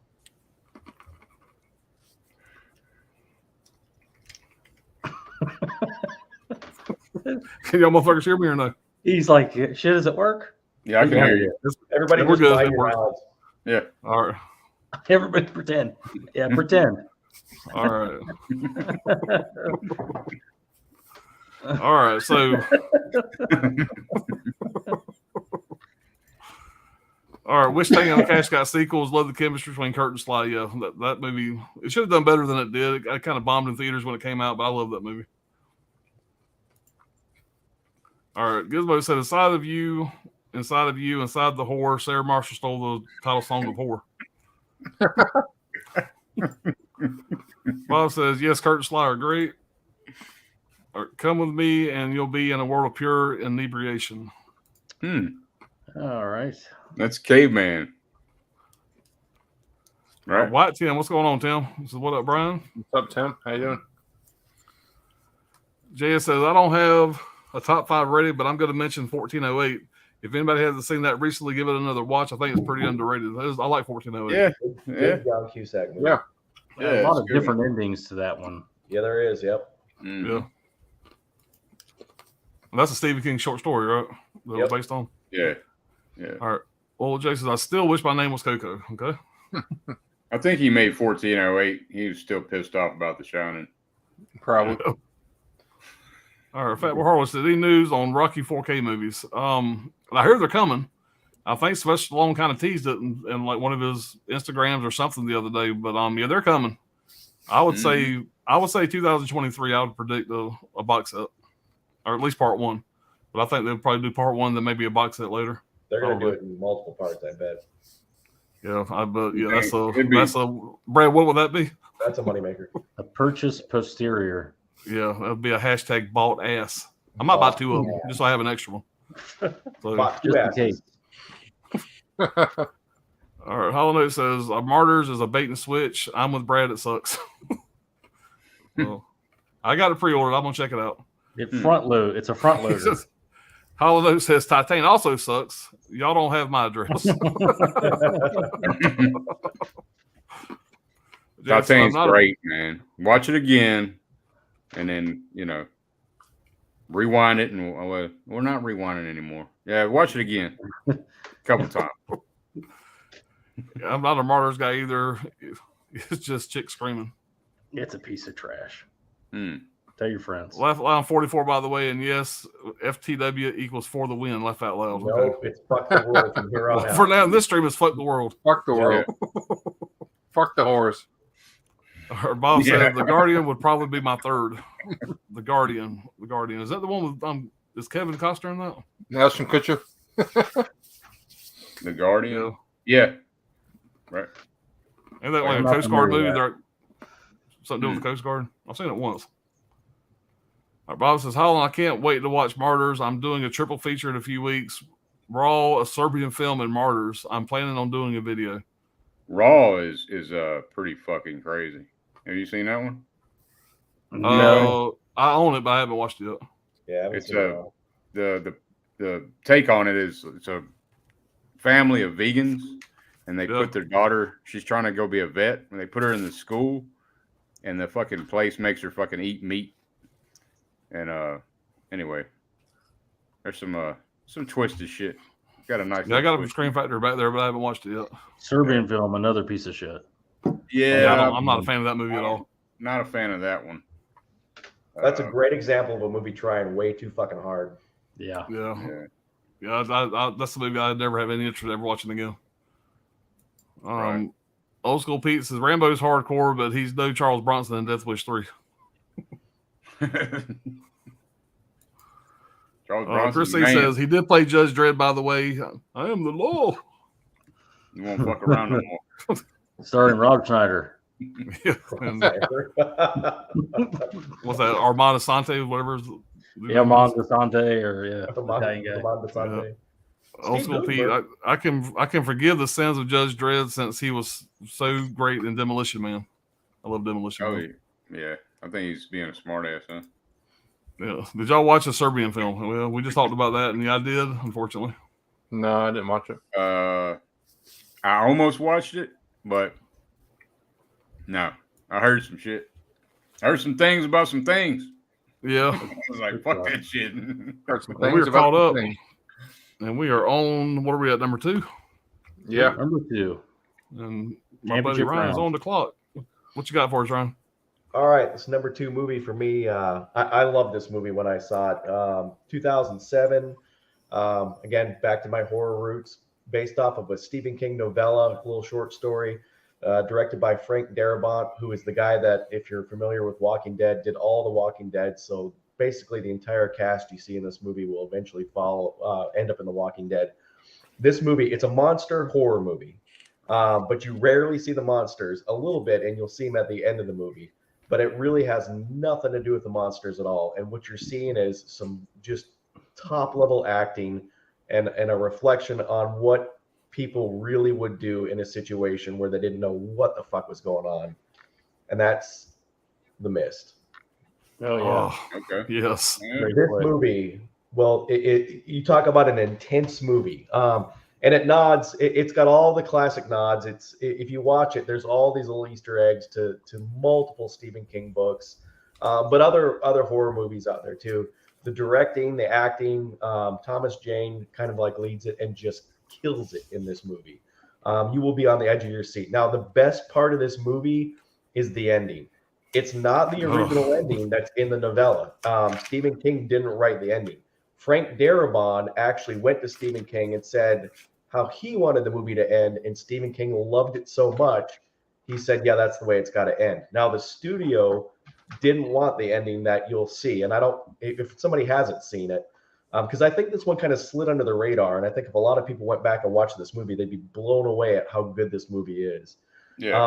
The ending you'll see in this movie, the studio did not want, so Frank Darabont actually gave up his fee, his directorial fee.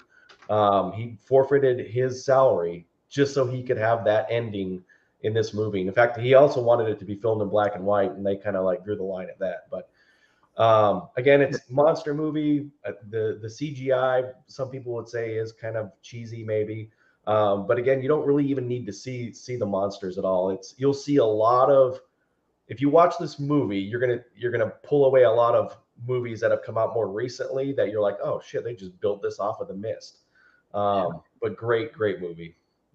Yeah, I mean, they take out a lot of the color anyway. Yeah, they do. Yep. I mean, it's got an all-star cast. Like I said, it's a lot of people that are going to be from The Walking Dead, but I love this movie. Yeah, it's solid, man. It's solid. Yeah. Movie. There is a black and white version available because Frank There is, Darabont yep, didn't want that. Yeah. And it helps the movie. It helps undate the CGI. Yeah. Oh, damn. Well, The black and white version is fantastic. And it's really funny because Frank Darabont was so like taken with Thomas Jane. He wanted him to play Rick in The Walking Dead, but I guess it just didn't work out. Can't get Thomas Jane to, at that time, to go back. You know, TV is going backwards. Yeah, right. So you couldn't get him for that. But yeah, it's a great movie. I rewatched it very recently, and I really enjoy, like I said, the monsters are there, but it's not about the monsters. Yep. It's about the people. Yeah. And the ending, I mean, it's real lighthearted. do. It's right up Brian's alley. That ending, man, it blew me away. I know I had my youngest son Adam watch it recently, whatever, and he messaged me. He called me after he got done watching. He was like, "Pops, what's up with that ending?" You know, it kind of blew him away. That ending makes the whole movie, man. It's so like fuck. Yeah, you know? Fucking man. It's dark. Yeah. Badass. Yeah, that's a great pick. That Brad almost made my list, Ryan. By the way, almost made my list. I've always loved that movie. I've always told people you got to check that movie out if you haven't seen it, and spend the extra money to get the black and white edition, the noir edition. Yeah. It I need really to check does that sound out, like man. the black I and haven't white seen version. It really helps the CGI. I don't know if anybody else did, but I always, when I watch the movie, I think of the birds. Yeah, I feel like they That's really a great analogy. Yeah. It's like Lovecraftian too, right? Well, It does the have that monsters kind of like are, feel to it a little bit, yeah. In a way. But I love movies where people are trapped in one spot like that. You know, survival type. It's just it hits all the marks for me. I'm a big fan of it. Great writing if you're going to have a one location movie like that. Right. And it just works really well. Kind of like Maximum Overdrive in a way. Yeah, Different way. similar. Yeah, same concept as far as definitely, All right, that's a great one, man. Dirt, what you got, buddy? Well, it didn't come, man. It didn't come in the mail.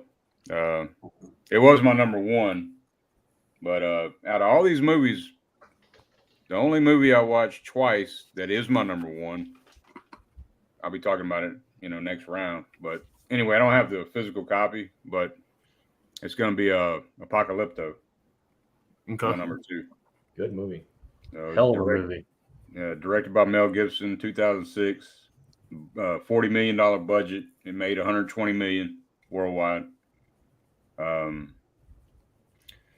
it's really about fear and oppression at its core to survive. Whatever it takes for your family. Also touches on how religion can be fanatical to control the masses. There's a lot of shit going on in this movie.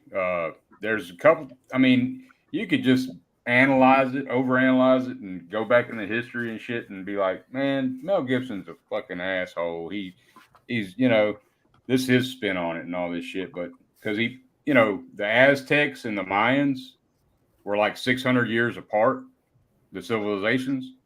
So it kind of, I see the point, like on a lot of shit where people are like, you don't know if it wants to be an Aztec film or a Mayan, because the Aztecs are the ones that actually did the human sacrifices and shit.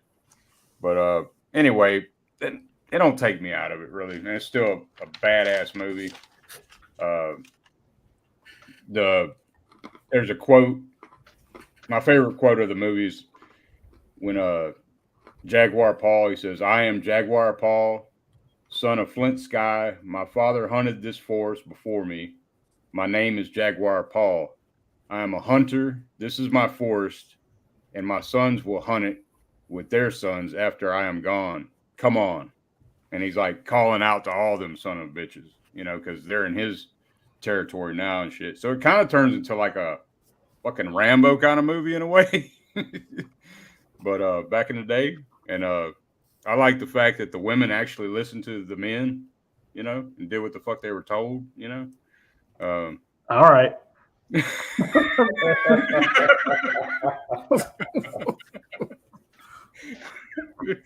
But anyway, like I said, great movie, man. My physical copy, fucking Amazon pissed me off. I can't believe I didn't have this movie, but I didn't, and shit ain't coming till Monday. But fuck Amazon is all I gotta say, And anyway, check out Apocalypto, man. I think you'll enjoy it.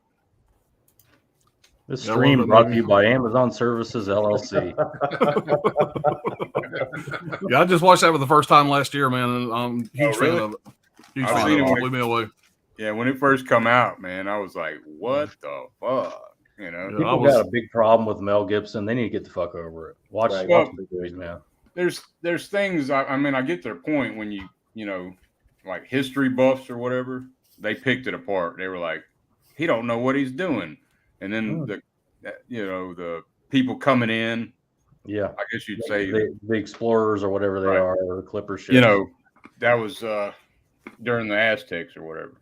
But anyway, the thing that really bothers me about it is like those people like in the jungles and stuff. Those aren't real Mayans. Yeah, those are actors. Right. And there's a little girl. Now, when y'all all seen Apocalypto, right? Yeah. Oh yeah. The little girl when she's like telling them that it's the end of them and shit, and she's basically telling them a prophecy. Yeah, she's got like the plague or something. Right. She's got smallpox. That was another thing people was bitching about. It's like smallpox wouldn't have been there yet and all this shit. But anyway, how'd y'all interpret that little girl? Like, to me, I kind of felt like that was fucking just maybe like God or death or something talking through this little girl to them people. Like, it wasn't even really a real girl, That's just how I interpreted the shit. Because she's, why wasn't this little girl just be saying that shit? You know what I'm saying? Right. No. Like, she's sick, fever.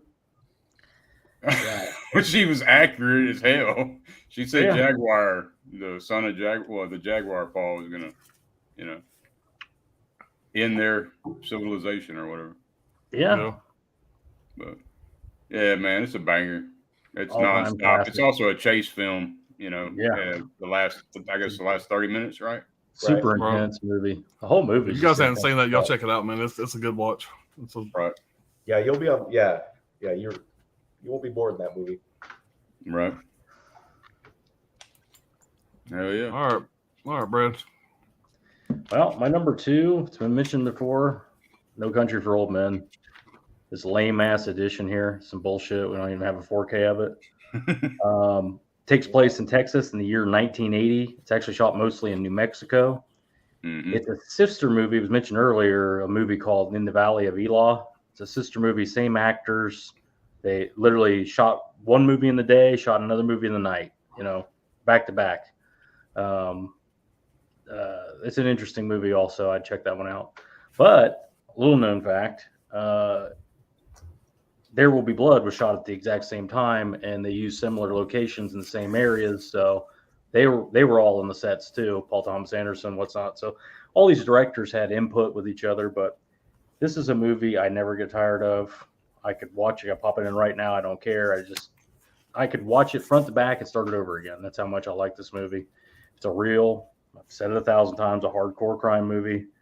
There's nothing fun about it. It's work. All these characters are working. If you think about just the Anton Chigurh character, what his life is like, he lives nowhere. He's hotel room to hotel room, motel room to motel room, driving all night, trying to find this guy, murdering people right, left, and center. Josh Brolin, very similar. I mean, they're very similar. Everything they do, they kind of mirror each other. If you notice in the movie, they hide things in the same places. Right. They both pull out the map of the rooms. Like it's just their similarities are uncanny. Yeah, they behave very similarly.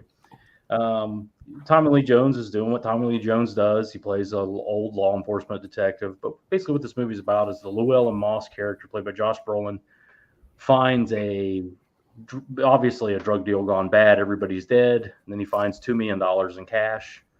And he spends the rest of the movie trying to keep it. Mexican drug cartels after him. Anton Chigurh, even worse, is after him. And Anton Chigurh is hired to go after Josh Brolin, but he quickly turns on everybody. He's not working for anybody. He just wants that money. He don't care about anything else. He just wants that money. And there's so much to talk about with this movie, but the movie bookends with monologues from Tommy Lee Jones, who the movie's actually about. He's really the main character. And the opening and the closing monologues, it's about him. It's about time, the passage of time is really what it is. The movie opens, he still has a job and he retires by the end of it. He says he doesn't understand this world anymore. It's a no country for old men, all that stuff. But, some of the points that stand out for me are the heinous and insane violence. When Anton Chigurh's on screen, you're literally like, oh, what the hell's going to happen here? When he's on screen, something's crazy is going to happen. I mean, he's crazy to the max. There's a point in the movie, spoiler alert, where Josh Brolin and Javier Bardem are on the phone with each other, and they're just on the phone with each other, but it's super intense, just them talking to each other because they're so apart, and when they're together, obviously they're going to fight. But he explains to him that if you bring me the money, I will let your wife go. I can't tell you that I'll do the same for you, but right. I'll let your wife go. If you don't bring me the money, then she's accountable just the same as you. And of course, spoiler alert, things happen, whatever. Later in the movie, the scene, my favorite scene, is when he goes to visit his wife. Yeah. And how he behaves in that whole scene. And he says that I promised your husband. I made a promise to your husband. And she's just going, I knew you were crazy the minute I saw you sitting there. Right. And she's telling him, he's talking to her, he's trying to get her to he's obsessed with coins. It's a weird thing. His character is this little thing. But he keeps telling her to call it. He flips a coin for her and tells her to call it. She won't call it. And she says, the coin doesn't have any say. You're going to do whatever you want anyway. He says, I got here the same way the coin did. Right. what the fuck are you talking about, man? He's batshit insane. I love the character. I mean, this is my kind of movie, but um, the character Shiger is so well drawn, and he doesn't fit in anywhere. Like you can't everywhere he goes, people are looking at him like, it's just a strange, a once in a lifetime performance. You don't get this together with this kind of writing and the perfect actor, perfectly cast. There's so many iconic scenes. The hotel scene when he takes his boots off and marches down to the hotel room, busts right through the front door. I mean, his tactics are so strange and bizarre. It's like he's stealthy, but at the same time, it's all right up in front. He doesn't wait for people to go to sleep. He doesn't care if it's broad daylight. I mean, it's just, like I said, if you haven't seen this movie by now, what the fuck are you doing with your life? Check this one out. I could talk for an hour about it, but And for all the killing that he does, he doesn't like to get blood on himself. yeah. If you notice in the movie, volumes. he's constantly trying to get away from like blood flow. And, Right. Yeah. There's great.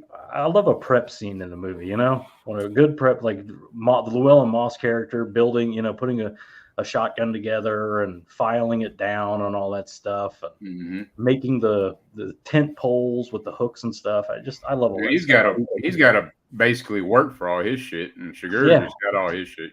Well, they're both working, but Anton Chigurh is a professional. He's ready for this kind of thing. Right. Llewellyn Moss has to adapt to it, but they carry similar weapons. I mean, everything about it, the similarities between the two characters is interesting. It's funny that you mentioned There Will Be Blood, because those two movies kind of were initially like neck and neck for me, but it's the rewatchability of No Country for Old Men that There Will Be Blood is a big favorite of me. That's like Rocky for entrepreneurs. There Will Be Blood, but it just doesn't hold up like No Country for Old Men. Yeah, I think that's as it ages, it will become a much bigger part, much bigger like look back on type movie. But it was shot close to there, right? Yeah, they were all shooting at the same place at the same time, basically at various parts of the movies. Yeah. But in the Valley of Elah, like I said, that's an old school Hollywood thing where they do a sister picture. Two same sets of actors all making two movies at the same exact time in the same place. So, I just always thought that story was interesting. Yeah, it's a banger, man, for sure. Yep. Kicks ass. Yeah, man. Is that dark enough for you, Brian? Oh yeah. You ain't seen Dark yet. Wait for Brian's next pick. Don't worry about that. No. You take your happy-go-lucky movie out of here. What you got, Brian? Well, I'm gonna start off with saying when I was younger, I grew up with kind of trauma movies and stuff, and one of the people that grew up through trauma with his career was James Gunn, and he made this movie called Romeo and Juliet that I really enjoyed. So I kind of followed his career a little bit, and then he did like a couple other random horror movies in between, but one from 2006 that I always loved was Slither. Oh yeah, hell yeah, Yeah. Great movie. Great horror comedy. Criminally underrated movie. Totally underrated. I was like one of like two people in theaters whenever this went to theater. Nobody saw it in theaters at all. I was like all hyped up for it, and it totally bombed in theaters. But I think it gained a cult following on home media and physical media and everything. So a lot of people will know it now, and they enjoyed it a lot. So it's got Elizabeth Banks, and Michael Rooker is one of my favorite Michael Rooker roles ever. Yeah. He plays this role named his name is Grant in the movie. His same first name as last. The whole movie, it starts out with him. He like goes out into the woods or whatever. He sees this like alien kind of being like shoot down, kind of like a shooting star type thing. And he goes and pokes at the little alien thing. Then it opens up and the slug comes out and goes into his mouth, kind of like Night of the Creeps style. So it's pretty much based on Night of the Creeps. Right. But it's got all sorts of zombie tropes in there too, and it's just really cool. The one chick that has like hundreds of these like slugs inside of her is like freaking huge, as big as this whole barn that she's in. This one scene. Yeah, it's pretty nasty. Yeah, it's pretty nasty. And it's all done in this like little like hick town too, which is a great setting for the movie. And I like Nathan Fillion as the lead actor here. He's the lead actor in that show Firefly back in the day. Yeah. But Elizabeth Banks is really good in this too. Probably my favorite role of hers in that she's ever done. But yeah, this is just a really fun, awesome movie. Got Greg Henry playing the mayor in here. He's hilarious too. He's also in Just Before Dawn back in the day, as well as a bunch of other, like old school horror movies. Payback. He's been in a bunch of stuff. Yeah, he's been in a bunch of stuff. Oh yeah. But if you catch it, like there's a glimpse of Lloyd Kaufman in one of the scenes from Trauma. He's like the Trauma president, whatever. Back in the day, whenever this movie came out, James Gunn was married to Jenna Fisher, and so she's in a role in here too, from The Office.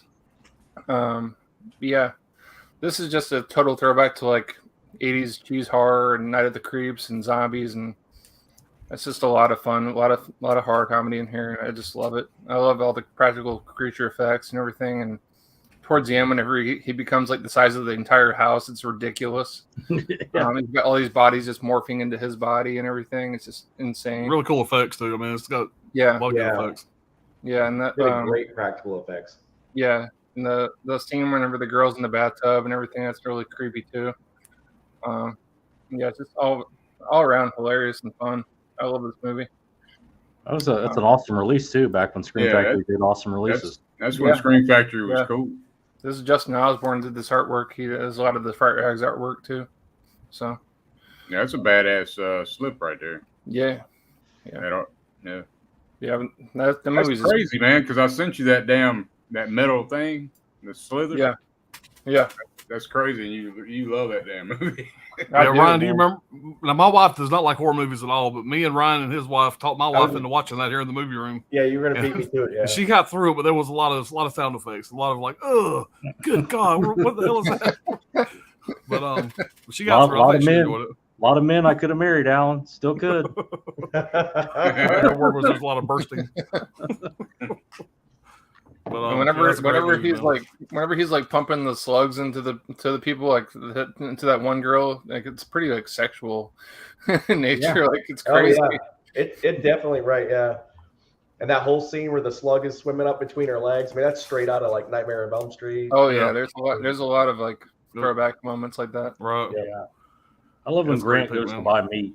I was just surprised that nobody went to stop and seen that movie. It was terribly advertised or something. I don't know. People just I seen it in theaters back in the day, but like you, there wasn't hardly anybody in it, and it just totally bombed, man. It shouldn't have.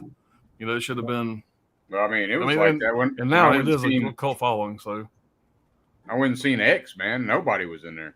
Yeah, it was me and one old man. Same in my theater. I seen it like on an afternoon, but still, there was only a couple other people in the theater. And my theater was like half full at least. Really? Yeah. Brian lives in a very populated area too. Yeah, I do. Well, I went to the first show of the day too, though, because I'm a cheap bastard like that. Yeah, Brian lives in the cool part of Florida. Me and Ryan live in the shitty, boring part of Florida. Right. I live like 15 minutes away from Busch Gardens. Yeah, we live in the swamp part of Florida. In the armpit. Exactly. Thank you, Brad. All right, I'll do my number 2 here, and this is going to be another duplicate, guys. We got quite a few of those in the stream, but I do get a chance to show off my Clint set. So, and my number 2 is going to be Gran Torino.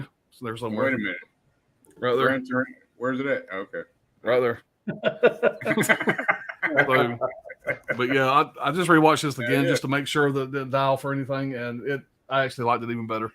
I didn't take a lot of notes on this really, and I've already kind of mentioned before what I was going to say. But the dog in the movie says dog, and the guy he's fucking with on the side of the street, Scott Eastwood, he was going under the name of Scott Reeves at the time. He was trying to make it without the Eastwood name. He was going under his birth name, Scott Reeves. Came out in January 9, 2009, had a $33 million budget, made $148 million in the States and $269 million worldwide. You think about Clint Eastwood's age, being the star, the director, is still pulling down them kind of numbers. Pretty impressive. The kid that played, the kid he kind of took under his wing in the movie, I think his name was B. Vang, if I'm saying that right. I thought he did a good job in the movie. He wasn't the best actor in the world, but for the part, it was great. And after rewatching this, I didn't take a lot of notes on this, by the way, but I can just talk about it. After rewatching this, what really got me this time around was, the whole movie. Basically, his wife has just recently passed away. The movie opens at his wife's funeral. He's got two sons that they're kind of dicks, but he's also an asshole. They have a bad relationship. He's just an old, curmudgeon, old crotchety ass old man, and plays that part really well in this movie. And his two sons are kind of dicks, really, and they don't have I'm sure that their childhood wasn't great, and obviously they have a bad relationship with their dad, so you kind of get that vibe. But the whole movie, you look at Clint Eastwood, he says a lot of racial remarks to his next door neighbor. He's this real asshole kind of guy. But as you start learning more about his character, you start realizing that, okay, he really is trying to make amends. He really is a good person with the stuff that he does, whatever. And there's a priest in this movie that his wife made him promise to come check on him and try to get him to go to confession. And there at the end of the movie, after all this stuff happens, the priest keeps on trying to get him to go to confession. When he finally goes to confession, you think he's going to talk about, all this stuff in the war. He was in the Korean War, all these killings, all this stuff, whatever. When he finally goes to confession, he mentions three things. When he was at an office party back in the 60s, he kissed somebody else at the office party when he was married to his wife. He sold a boat and got a $900 profit and didn't report it on taxes. That's the same as stealing. And and the last thing was he was never too close to, this is the part that got me. He said, I was never close to my sons. And the preacher even said, is that all? He was like, is that all? These things have bothered my whole fucking life. And you see all these, you think that he's just, war torn and this old crotchety bastard. And it all comes down to these simple things. He's just such a plain, simple guy. But when he mentions that he had the bad relationships with his son and whatever, and he mentions it in confessions, he says it in confessions, whatever, it just kind of tore my heart out. And, now he's got this kid, whatever, that he's kind of took under his wing, whatever, that needed a father figure or whatever. And he's really helping him out, and to see him kind of grow with that character, something I really enjoyed. And, I can't really say a lot of the one-liners because there's a shitload of them because I'd probably get banned from YouTube. He says a lot of racial slurs in this movie, but the character that he plays, it kind of matches. So you don't really. That joke in the bar was funny. Yes, it was. Yeah, I can't say that one. Right. But the one scene where basically he was talking to the next door or talking to that asshole kid, whatever, and says, we used to stack y'all this high, or whatever, for sandbags. It's like, come on, man. And they get off my lawn, you run across people, you realize you shouldn't fuck with. Right. I don't know. It's just, I love the character. I think it's one of Clint Eastwood's best performances. And he's had a lot. Y'all know how much I like Clint Eastwood. But after watching this movie, it almost made my number one. I was going back and forth, but this one is my next pick. But fantastic movie. I mean, I love it. I love Clint Eastwood. And I think that I would have been totally glad if this would have been his last movie and he would have ended his career on this film. I think it would have been a perfect way to end it. I do love The Mule. Yeah, but great dude. He's he just killed it in this role, and all the other characters are pretty much unknowns, but I thought they all did a pretty good job. They didn't take me out of the movie. None of them were seasoned actors or anything, but they all did a great job. And his car, by the way, is badass. Yeah. He wanted to do a film on the Hmong culture too, right? That's what I heard. Yeah, right. But something else I forgot to mention: his voice that he's using in that movie is the same voice he used Heartbreak Ridge. Yep. Yeah. Yep. Which is Heartbreak Ridge is a banger too, man. I love that. Oh yeah, Heartbreak Ridge is fantastic, man. Yeah, that's a great one. All right, let's get through the chat here, guys, and then we'll start on our number ones. All right.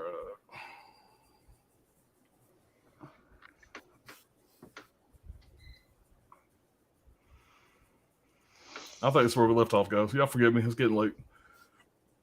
All right, we'll start off right here. Oh, we already seen that. Fuck. Talk amongst yourselves. Talk amongst yourselves. I know we're getting close.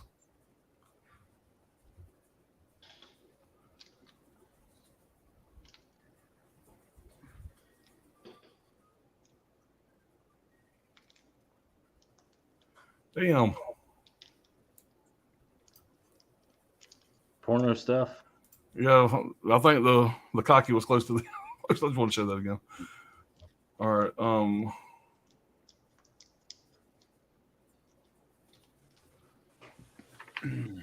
This chat's acting weird, guys. Y'all bear with me 1 second here. All right.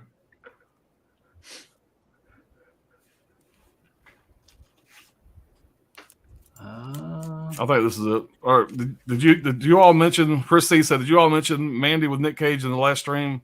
If not, I love that movie. Seen it a few times. Have it on Blu-ray. It's the best film in quite a while. I don't know if we mentioned Mandy or not. I don't think it came up in anybody's picks. I don't think. I don't think anybody picked it. No. But I like it. Yeah, I like Mandy too. Oh yeah, it's great. Yeah, I like it. Great movie. Yeah. JS says nice pick on the list. I did pick Color Out of Space. Yeah, as an honorable. I kind of put them together, Mandy and Color Out of Space. They're real. Right. I don't know. They're not the same, but they got that. Yeah. They're the same vibe, definitely. Yeah. They came out around the same time. Yeah. Are you ever watched the Miss Black and White? Yeah, we were talking about that. Yeah. I personally have not seen the black and white version of the Miss, but I want to. This is news to me. I'm like, what the hell are y'all talking about? Yeah, it really helps the movie. Yeah.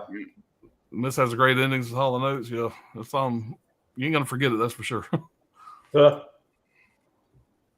All right. Saying hey to Holland. All right, Chris C said the Miss with Thomas Jane is very good. Oh yeah. I'm a big Punisher fan, so I loved him in that part too. Or that part, LOL. Bob says yes, Holland and the Miss had a great ending. I want the Mist. Your hangout says print. yeah. The Miss is incredibly relevant today. All that hysteria and mob mentality. Boss, I think I figured out why my comments weren't showing up. They were flagged as spam. YouTube must have thought I was a porn bot. yeah. Bob, you are a porn bot. Say you're not a porn bot? All right, Sydney says, my number 2 movie is Before the Devil Knows You're Dead, 2007 with Philip Seymour Hoffman. R.I.P. Ethan Hawke. R.I.P. Ethan Hawke and Marissa Tomei and Albert Finley, directed by Sidney Lumet. Great movie. Loyalty, yeah, okay. Yeah, it's not a bad movie. Shot select. Yep. Yeah, I'm saying I know I owned it. I couldn't remember the line. I was drawing a blank, but yeah, I know I owned it. Philip Seymour Hoffman is like yeah. dating Marissa, or married to Marissa Tomei in the movie, so it's a work of fiction. Work of fiction. All right, Sculptor 22 says, wish that Frank Darabont made more films. Yeah. True. All right, Hollow Note says, this is my forest. Yeah. That's when the shit gets good. All right, JS says, Apocalypto is fire. I agree. Bob says, Dirt cracking me up. The women actually listened to the men and did what they were told.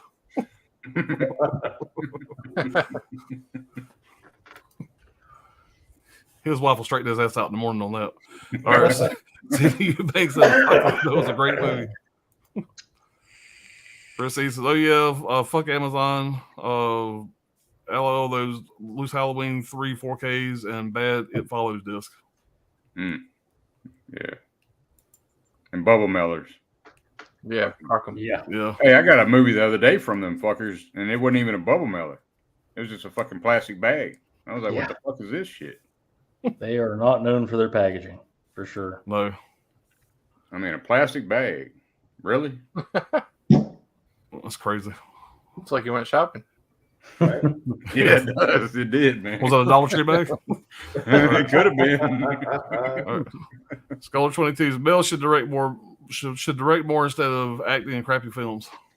He should do both. All right. Bob says, the fact that none of y'all pulled my favorite film of all time, The Town, I'm so disappointed. Great film. Sorry, Bob. I do love The Town. I like the director's cut, the Ben Affleck cut. For sure Brad had The Town. The Town's one of my favorites too. It's The Town, That's a great movie. it's a really good movie. I like it. Obviously, it's just they tried to make it less of a crime movie, and they tried to. I don't know. There's just too much in it. Too much going on. It's just some of it doesn't work. The director's cut's better, but I don't know. He says Ben is on his honeymoon. I guess he's talking about Ben Affleck being on his honeymoon with J-Lo.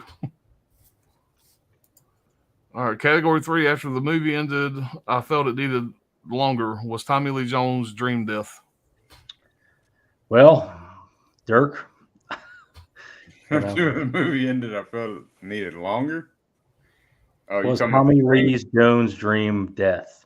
Oh, I'm sure there's some grand. If you put those two monologues together, the opening monologue and the closing monologue, I'm sure somehow that encapsulates the entire,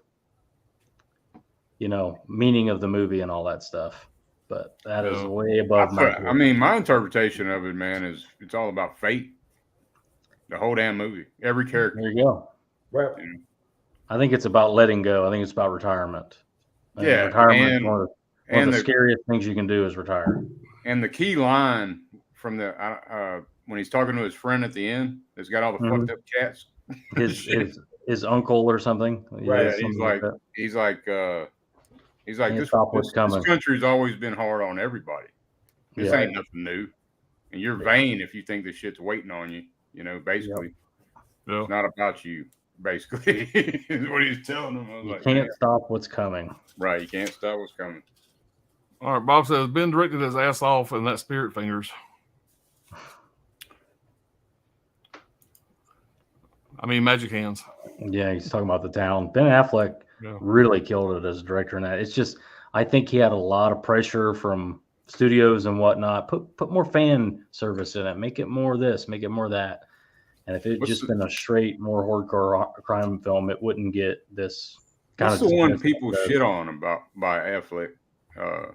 The one? There's several. I mean, most. There's one particular. Jiggly or whatever it is. Or no, he's wearing glasses and he looks like a lawyer or some shit. Argo? The Accountant? The Accountant. Yeah. I love The Accountant. I just watched that. Brad recommended that. I watched it recently. I liked it. Yeah, I haven't seen it. It's still on my. I haven't seen it because people shit all over it. I was like, that's a good movie. Man. I liked it. You like John Wick? You like The Equalizer? You like The Accountant? Okay, maybe that's why. Same vein. All right. Anthony's Horror More said there are so many good comedies to choose from during this time period. I could do a top 10 of just comedies. Stay tuned to the end. We'll talk more about that. I'll go deeper into that comment there when we get close to the end. Yeah, the good comedies back in the day. Yeah, he's right. There's a shitload of good comedies during these few years. All right, Bob says him checking his boot at the end of No Country for Old Men indicates to me that he was checking for blood potentially. Yeah, that's exactly what it was. Yeah, no doubt. He did kill her. And it's not like, he's a sadist. It's not like he enjoys killing. You can tell he's indifferent. He looks at people like they're insects. But he does enjoy fucking with them. Yeah, he enjoys the conversation. You know what I'm saying? Yeah. Like they're because that's the only way he knows how to interact with people. He doesn't. Yeah. That one guy says, "Are you going to shoot me?" He's like, "Well, that depends. Do you see me? Can you see me?" He fucks with everybody. The big dialogue is the gas station dialogue. Yeah. That movie should have been. That scene should have been so good. Yeah, it was it's just a little great. Tiny scene, and just the way it's played. Both actors do very well in it, and he's like, the delivery. You married into it? Yeah, he's like coughing and shit. He's like about to choke on whatever he's eating or drinking or whatever. Well done. Don't put it in your pocket. Don't put that in your pocket. It'll become just another coin, which it is. This is 1958. Took 22 years to get here. Yeah. All right. Magic Hand says, use bleach to get it out. Bob says, Magic Hands, it sounds like you have experience with getting someone's blood on you. He says, I'm going to go with Kick-Ass for my number 3. Nick Cage as Big Daddy is perfect casting. I would have loved the movie with just Big Daddy and Hit Girl. Christy Hill, yes. Silver, I forgot he directed that. Yeah. Okay. Bob says, Anthony, I'm so mad we never got a Kick-Ass 3. If you're hearing guys, the Slither's great. Just pulled it in a random ranking this week. Yeah, I love Slither. Oh, yeah. Never seen Slither. Got to snag it, said JS. Bob says Slither is great. Hey, Anthony, Kick-Ass is great. Such a great film. I want to someday do a deep dive on it. Chrissy says, I see Brian's Vinegar Syndrome Blu-rays back there. Awesome, my man. Yeah, I got a lot more than that. Here's one or two. Just a few. Yeah, he is our Vinegar Syndrome guy. That's for sure. He's the hook. He gets the hookup. He is a subscriber, by the way, in case y'all didn't know that. Yeah, if you want imprint this video, Vinegar Syndrome, go to me. Right.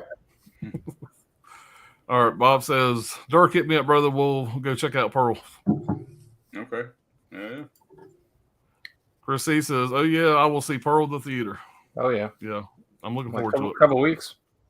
Yeah. Yeah. Bob says, oh my God, I've never seen that Clint Eastwood set before. Holy cow, I love Clint. Top 3 director. That's incredible. Yeah. That's one thing I don't think I ever done on my channel. I've never done really an unboxing of that box set. Nope. I don't think. Nope. I think I need to do that. Yeah, you should. That's a really good idea, dude. I've What's had a couple that? people ask me about that. I probably need to do that. I keep wondering Is it- what's that movie that behind your head all the way to the back. Cunt. Yeah, that's Nah. my kind of box set. You know, it's got Hey, Coco started that. Okay. Right.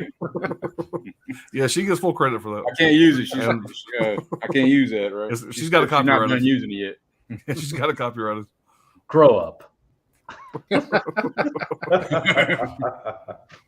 Never. All right.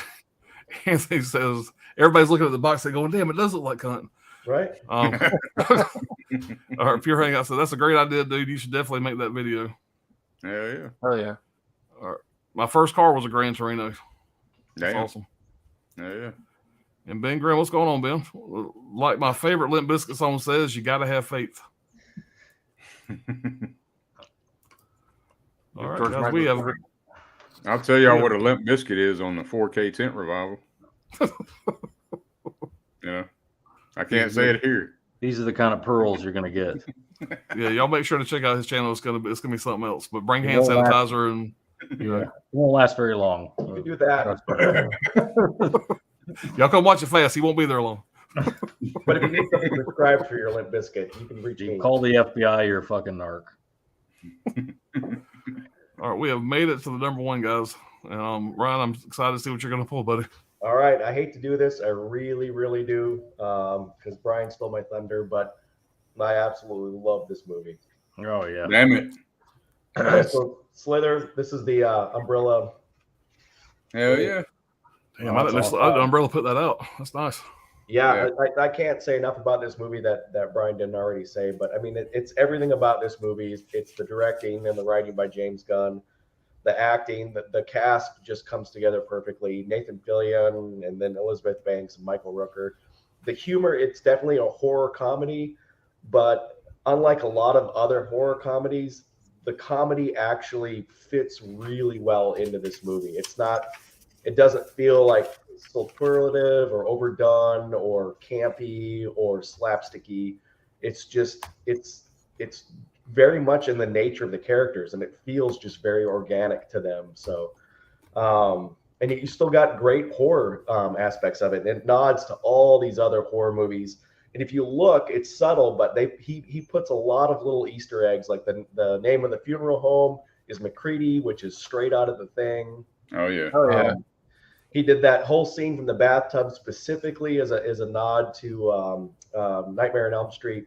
It's based off of a Cronenberg movie from the 70s, which is actually also really, really good. But yep. James Gunn, I mean, it's just a really way underrated movie, and I don't know how it slipped under the radar, but it was obvious that it was instantly going to become the cult classic that it is now. So I don't need to go on and say anything else about it. It's a movie that you can. The thing that put this at my number one over all the others is because it truly is a movie that as soon as it's done, I can restart it immediately and still enjoy it. So, Oh yeah. Yeah, yeah. That's a sign. That's a sign right there. A good movie. and the humor in it is just really funny. The one-liners in it are they're hilarious. Mhm. What's that chick's name that's in that? Elizabeth Banks. Elizabeth Banks, yep. Yeah, she's She's got in, a lot of gravy on her taters, son. She does it for me. What's she's in that crazy Superman kid movie where he's evil. Oh, Yeah, Brightburn. Brightburn. Yep. James Gunn produced that too, I think. Yeah, I think so. Oh, yeah. he might have written it. I'm not sure. She's a 40-year-old virgin too, right? Yeah. She's Yeah. the chick at the What was Seth Rogen's line? He said, the other guy said, or dude said, "There's something wrong with her underwear." Yeah, they're not in my mouth. I love that movie. Man. I think that's the first thing I ever seen her in. Well, Yeah, I don't know when Slither came out, but She directed the Pitch Perfect movies. Not that I'm like the biggest fan of those, but yeah. Yeah, she's a whatever. 4K tent revival. That's why. No, she's That's why I brought her Gyllenhaal, up. but she'll do. Brad, you get off this, you'll have like 500 subscribers on your channel. they're gonna subscribe to a bunch of sermons and stuff like that. And they'll never find my channel. Right. 4K No. tent revival. What you got, buddy? Well, Big number one. Yeah, it's the number one, man, and it's already been mentioned. But it is No Country for Old Men. Hell yeah. Movie sucks. Yeah. It's my number one, man. It was my number two, but you know, it's the only one that I watched it twice, man. I watched it back-to-back nights, which was crazy. But yeah, you know, shit.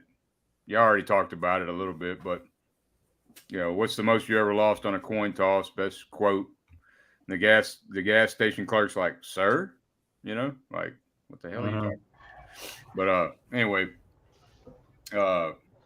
Bardem said that I don't drive, I speak bad English, and I hate violence. And the Coen said, "Well, that's why we chose you." Crazy sons of bitches. Anyway, Bardem said did it because he wanted to do a Coen film. Josh Brolin broke his shoulder in a motorcycle accident. And he thought that he thought he lost his shot to work in a Coen film, and it didn't matter because early in the film he gets shot in the shoulder, so it worked in his favor. It's basically a chase story. The three leads are never in the same scene together. Like Josh Brolin and Shiger are in the same scene, but they're never in the same frame. They're never on screen together. Yeah, right, never. It's crazy to have three leads. This is just a crazy concept. I mean, the story's great. The cinematography's like overwhelming, in my opinion, man. It's Shiger is like, damn, most cold-blooded son of a bitch on screen, man. You know what I mean? That I've seen in a long time. But one thing that you know, when he's asking what's her name at the end, he's telling her to call it. Yeah. It just shows you a tough ass Texas broad, man. She's just tough as shit. She ain't calling shit. She's like, nah, you know, she did have a chance. Yeah. But 50-50. Yeah, and then he's telling her that, you know, that her husband pretty much like, you know, could have saved her, but decided to save himself. And she's like, nah, I know better than that shit, you know. But the 12 gauge silencer, that's, you know, that's not a real thing. They just invented it for the movie. But yeah, the blood was $800 a gallon. Damn. In that movie, because it wasn't made like regular fake blood is made with sugar, and they couldn't use that shit in the scene with all the dead bodies in the desert. Yeah, just a great movie, man. Like I said, highly rewatchable. It's definitely number one. Yeah. Yeah. So, well, you mentioned popular movie the for end. stream, that's for sure. You mentioned the end when she says that's not true. What you said, that he, you know, he tried to save himself and said, "Well, this is clearly a man of principle. Right. If you'd have brought him the money, he wouldn't have killed her." Yeah, he said he has to keep his word. Yeah, but he said that he told Moss right that if he didn't bring him the money, he'd kill his wife too. Right. He didn't bring him the money. Right. But she's but like, if he would have brought him the money, he wouldn't have killed her. But she still knew, because Lou Ellen wasn't no punk. Yeah, that he wouldn't have done it. You know, he wouldn't have tried to save himself. He tried to kill Shiger. And I think that's why I like this, because you can draw so many parallels between what happens with the money in this movie and Fargo. And that's why I think like the Coen brothers went back to like what they do. It's like in having people focused on their principles in these weird ass situations when it seems so absurd. But yeah, it's a movie about fate, man. I mean, because even like, since we don't spoil the shit, right? Let's spoil it all the way. Bardem, Shiger, he's driving down the road and shit, bam, gets nailed by a damn car, and he fucking bones Mhm. sticking out his arm and shit. And Which the is a kids great come up scene, and they're man. like, that fucking bone. Yeah, It's that like, bone's sticking out of your arm, man. Yeah, he's like, I'll it's give you $500 for that shirt. yeah, You know? it's timeless, man. I think it will carry on, Right. long term. I agree completely. Because I'll try to wrap my head around that last scene, and it's like, what the fuck does that mean? The last scene, there's also a scene in the diner where he goes for coffee with a local magistrate of some Yeah. kind. Yep. And they're talking about the world passing them by, essentially. Yep. So Talking about kids with green hair and bones bones in in the their nose. noses. Yep. Yeah. But it's not the one thing, and Right. I'm sure there's a overarching message there. It's just I'm not No deep Country enough. for Old Men. Right. Yeah, that's a good one. Yep, no doubt. What you got, buddy?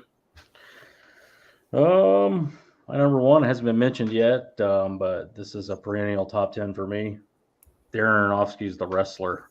I knew it. I knew it. If anybody I has guess. seen this movie, Hell yeah. it's a killer. Fucking It's just a fantastic. straight drama. And Eric, calm down, Alan. Sorry. This is Mickey. Carry on. This is Mickey Rourke's comeback movie. He has a really bad history in Hollywood, beating up directors, storming off movie sets, just basically not being a team player, not doing what it takes to stay in the movie business. This movie,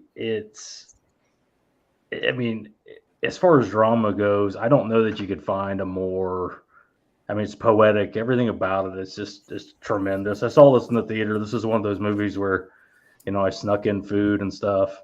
When I was just going to eat and watch the movie and chill out, I didn't touch any of it. I just loved it from the opening frame, the way it's shot. It's a Darren Aronofsky movie. He's made lots of great stuff, but the movie was shot in 35 days, 37 locations, breakneck speed. Mickey Rourke was reportedly paid $100,000 in cash to do the movie. Literally cash. He needed the cash to pay probably some horrible people. It takes place in New Jersey. It's shot mostly in Pennsylvania, Delaware, places like that. But the way the movie, it's basically what it is. It's about a professional wrestler who was a big star in the 80s and 90s, and now he's 50. And he's, this tale's as old as time with wrestlers. When they get 50, they go on the journeyman circuit, the small shows, the indie shows, and they're big stars there, but only on the weekends. Only for the 200 people that are there, or the 50 people that are there. They're going to do it for like $200 or whatever. But he suffers what should be a career-ending injury, and with zero prospects whatsoever, nothing saved. He has to basically decide where his life's going to go. Intertwined in this, he's infatuated with a local stripper who's also really long in the tooth for a stripper in a very similar situation. Career-wise, life-wise, all that stuff. This movie, the way they shoot it, I've always found fascinating. The movie opens with this title crawl. The 8 minutes of the movie kind of sum the whole thing up. The title crawl is blaring Mental Health by Quiet Riot, and it's just showing these newspaper clippings of Randy the Ram Robinson in his heyday. He's having he's on top of the world. They actually photoshopped the Randy Ram character onto Lex Luger's body, so it comes all the way around. He was mentioned earlier in the stream, and when it cuts to the real present day, it's Mickey Rourke. It's a silhouette. You can't tell it's Mickey Rourke. You can't see his face. You see the back, and it kind of looks like the same guy, but it kind of doesn't. It looks like kind of a shell of the former guy, and he's kind of like coughing and wheezing in the corner. And somebody goes up to hand him money, like because he just wrestled, and it's like $50 or something. And then he's walking out of the dressing room again. You don't see his face, only the back of him, and he's got this real ratty ass coat on, and he just looks like shit. And like 2 half-ass fans come up to get an autograph, and they leave the marker with him, and you could just tell it was just kind of like, well, we're here, we might as well get an autograph kind of thing. And then he leaves, and he's in this piece of shit van, which coincidentally is a Dodge Ram, and he's listening to. It's dark now, in wintertime, and he's listening to Cinderella. You don't know what you got until it's gone. The music is very perfectly timed. Maybe some would say a little on the nose, but whatever, it all works. So he finally gets home to find he's locked out of what generously would be called a trailer. It's more like a camper that he's renting. He's been locked out of because he didn't pay his rent. And he has to go spend the night in his van.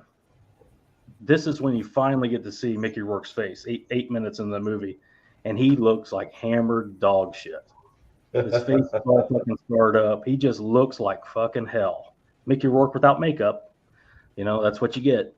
And he snaps open a tall boy of like Steel Reserve, like the cheapest rock gut beer you could buy, takes a few Vicodins and stares off at pictures that are on his van wall of him in his glory days. And you can just see that 8 minutes sums up the whole movie. He's trying to get back into the limelight. He's trying to get back in shape to be a big star again, get into the big show. And it just continues on a downward spiral. It's not a fun surprise. It's my pick. It's not a fun movie. It's just the kind of movie that would rip your heart out. He starts to get his shit together. Things start going good again. He meets a nice gal too. He meets a nice, lovely young lady, and things start to go downhill. He has this career, seemingly career-ending, what should be an injury. Then he starts working a regular job, calling people, telling him he's going to retire, and it was teased early on in the movie that there was going to be a big match, a big anniversary match, and there was going to be a scout from the big show there, and this is his chance to get back in the big time. And, he's just torn between his old life and what looks like his new life, and his new life doesn't look very, promising. He misses the old life, and it just that struggle back and forth. Eventually, of course, he returns to wrestling. We know how the story goes from there, but he tries to, when he has this injury, he tries to reconcile with his daughter that he's never been there for. And pro wrestlers hate this movie because it's real. It's real to life. And they don't want to be reminded of the shitty things they've done. And he tries to reconcile with her. It just doesn't work out because he's just he's just not a good guy. He's lived this life the one way the whole life, and it just never works out for him. Anyway, I won't spoil anything for you, but if you like pro wrestling, which I don't really care for it, but I watched it when I was a kid. Yeah. This is the definitive pro wrestling movie, but it's also just a top of the food chain drama. It doesn't get any better than this, in my opinion. There's some facts I want to mention about this movie, but anyway, if you haven't seen this, you can pick this up dirt cheap. We need a 4K, but we'll move on. But check this one out. Yeah. Great pull, man. Great. That's a hell of a pick, man. Yeah, that was my great guess. movie. For your number one, by the way, I know how much you love that movie. Yeah, So, it's killer. The one thing I wanted to mention, I mean, there's a million things here, but Sylvester Stallone was considered for. They brought it to Sylvester Stallone, and he said, it'd be perfect for this. One of my best friends, Mickey Rourke. I figured you'd like that, Alan. yeah, that's cool. I didn't know that. But during his pro boxing career, his unlicensed bare knuckle career, all the nonsense he did, Mickey Rourke, when he would come out to fight, he'd come out to Guns N' Roses' Sweet Child of Mine. Well, they didn't have the money for Sweet Child of Mine. Slash is friends with Clint Mansell. Clint Mansell scores all Darren Aronofsky's friends, and Clint Mansell got Slash to do the guitar elements for the movie. Anytime you hear a guitar playing, that's Slash. Oh, damn. Guns N' Roses. I didn't know that either. Slash called Axel, which, by the way, they were not on good terms at the time, and told him about the movie and all this stuff. Axel signed the rights for this movie so they could have the song for free, use the song for free, just because how important it was. And when it plays at the end, Mickey Rourke did not know they were going to do that. And it brought all those old emotions out of Mickey Rourke, the fighter emotions when he's walking to the ring. And they did that on purpose, and they used that take. That's pretty cool. So yeah, it's pretty interesting. I'm not big on music. I think it's for kids. But the music in this movie is absolutely perfectly picked. I mean, like I said, pound for pound, one of the best soundtracks ever. Cinderella, you don't know what you got until it's gone. You know, he when he Speaking my comes language back, there. when he comes back, he comes back to Balls to the Wall by Accept. You know, that's on his way to the main event and everything. Just very timely. Scorpions, Animal Magnetism, for one of her last songs. Another interesting tidbit: Marissa Tomei retires from stripping in this movie. Yeah. Spoiler alert. She leaves her stripper shoes behind. In pro wrestling, when you retire, you leave your boots in the ring. So a little, duality there. Yeah. Yeah, that's a great pick, man. I've seen it 2 or 3 times, but I haven't seen it in years. I need to go watch it again. You it's kept been me a wanting to while. watch it again now. Great movie. Yeah. I watched it. I watched it not long ago. That looked great on 4K too. I would love to have Yeah. 4K of that. I don't have a physical of that. I got it on Voodoo. I need to get a physical of that. From what I understand, wrestling aficionados say the wrestling is very real to life. I don't know that. I don't know. You don't have to know anything about wrestling to like this movie. First time, you're saying it wrong. It's not wrestling. It's wrestling. It's Wrestling. wrestling. Goddamn, you're in Tennessee now. Goddamn, it's wrestling. Wrestling. My kids give me shit about that all the time. Yeah, he's a wrestler. A what? A wrestler. All right. Yeah, that was awesome, man. Yeah, All right, Brian. What you got for your number one, buddy? All right, man. So this would be too unfair to pick a double feature kind of thing, but I guess I'll pick one movie from this double feature, but I'm picking Grindhouse, Planet Terror. Oh yeah. Yes. I knew it. You knew it. You knew that shit. Yeah, fucking He love loves it. that Rodriguez. Robert Rodriguez guy. Of course. Yeah. But I do love Death Proof as well, but Planet Terror is like my favorite, of course, of the two. It's just old school zombie craziness. Oh hell yeah, man. She's got like she gets her leg ripped off by zombies and shit, and they turn it into a machine gun. You got the old tropes of like yes. back in the 70s Grindhouse video days, they would put like a big name actor in there for like one scene or whatever, and then that's in this movie it's Bruce Willis. They put him in like 1 or 2 scenes, and then he's just pretty much dead. Like Right. I like the best girl Dakota, Marley Shelton from she was in like fucking Sandlot and shit, like Wendy Pepperhorn, but she is real good in this, and Josh Brolin is good in this. You got fucking Tom Savini's in here, Michael Biehn, Jeff Fahey's in here. Just a great cast too. The guy from Lost, Saeed from Lost. Saeed from Lost. Yeah. And don't they have Tarantino. don't they have the trailers on there? Don't. Werewolf Women in the SS is all on here. Yeah, it's all on here. Machete. Machete. Thanksgiving, that trailer. Yeah. Thanksgiving. Wish they would have made that into a full movie. But that was a great double feature. Nobody went, like, when I went to see that in theaters, there was like nobody there too. Back in like, I think it was April of like 2007. Mm-hmm. Just me and my buddies went, and it was like Easter weekend. I think it was a terrible weekend for them to open the movie like this. But they were supposed to do more and more double features, like the Grindhouse double features of these kind of movies. But you're bombed, so they didn't end up doing anymore. Yeah. But one of the funniest like tidbits I read of trivia while doing this pick was that it kind of ties in with a lot of you guys' picks for No Country for Old Men, because Joel Coen and Ethan Coen refused to give Josh Brolin an audition for the role for No Country for Old Men. So he asked Robert Rodriguez to help him to shoot an audition tape while he was filming Grindhouse, the segment. So they shot an audition tape while he was filming this movie, and they sent it to Joel and Ethan Coen, and then he got the part for No Country for Old Men. That's cool. So that's pretty cool. Right, and what I heard was they asked who lit the audition, like who lit it, you know? Yeah. So. But you got Quentin Tarantino in here as like rapist number 2, I think is his name in the movie. Right. Of course, why not?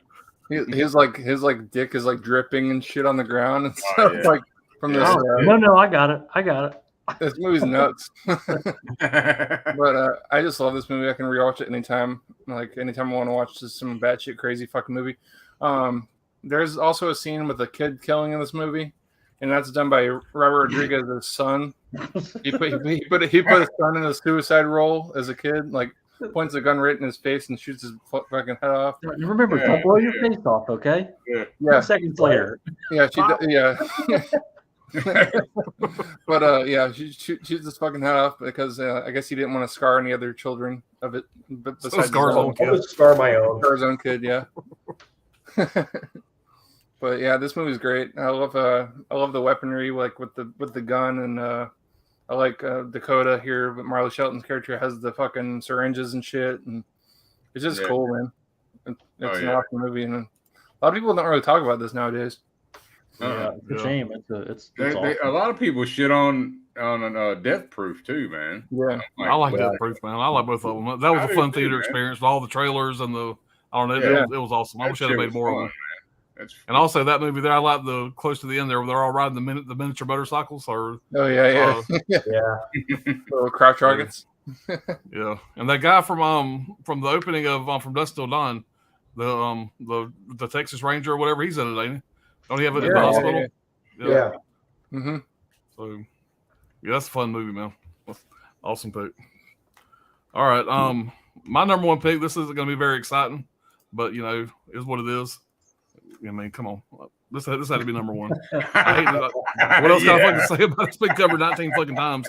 Sorry to disappoint, but I mean, this was number one. When I started looking at movies, I threw this motherfucker at number one and never moved. Yeah. It's a perfect movie for me. I love it.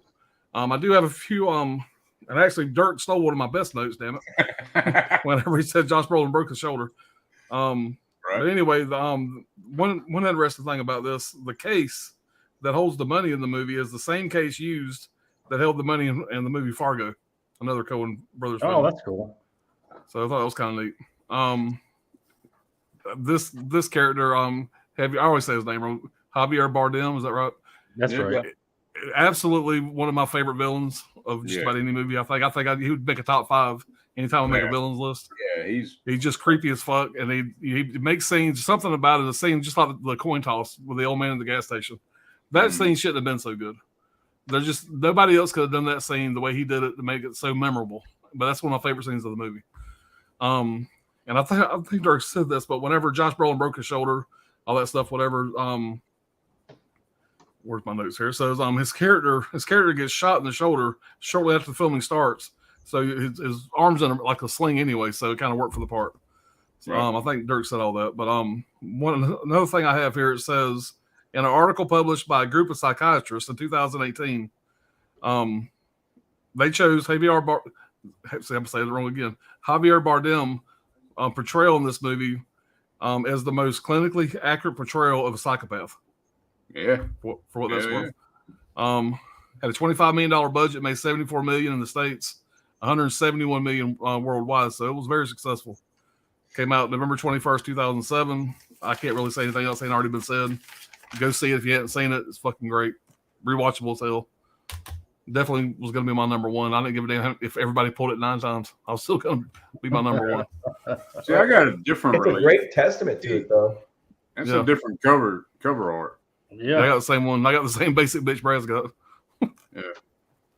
Yeah, it's is he a villain? Yeah, there's things that he does that makes him villainous, but at the end of the day, it's a job.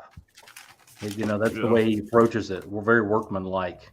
Right. Exactly. Obviously, it goes beyond that with some of the killings and whatnot.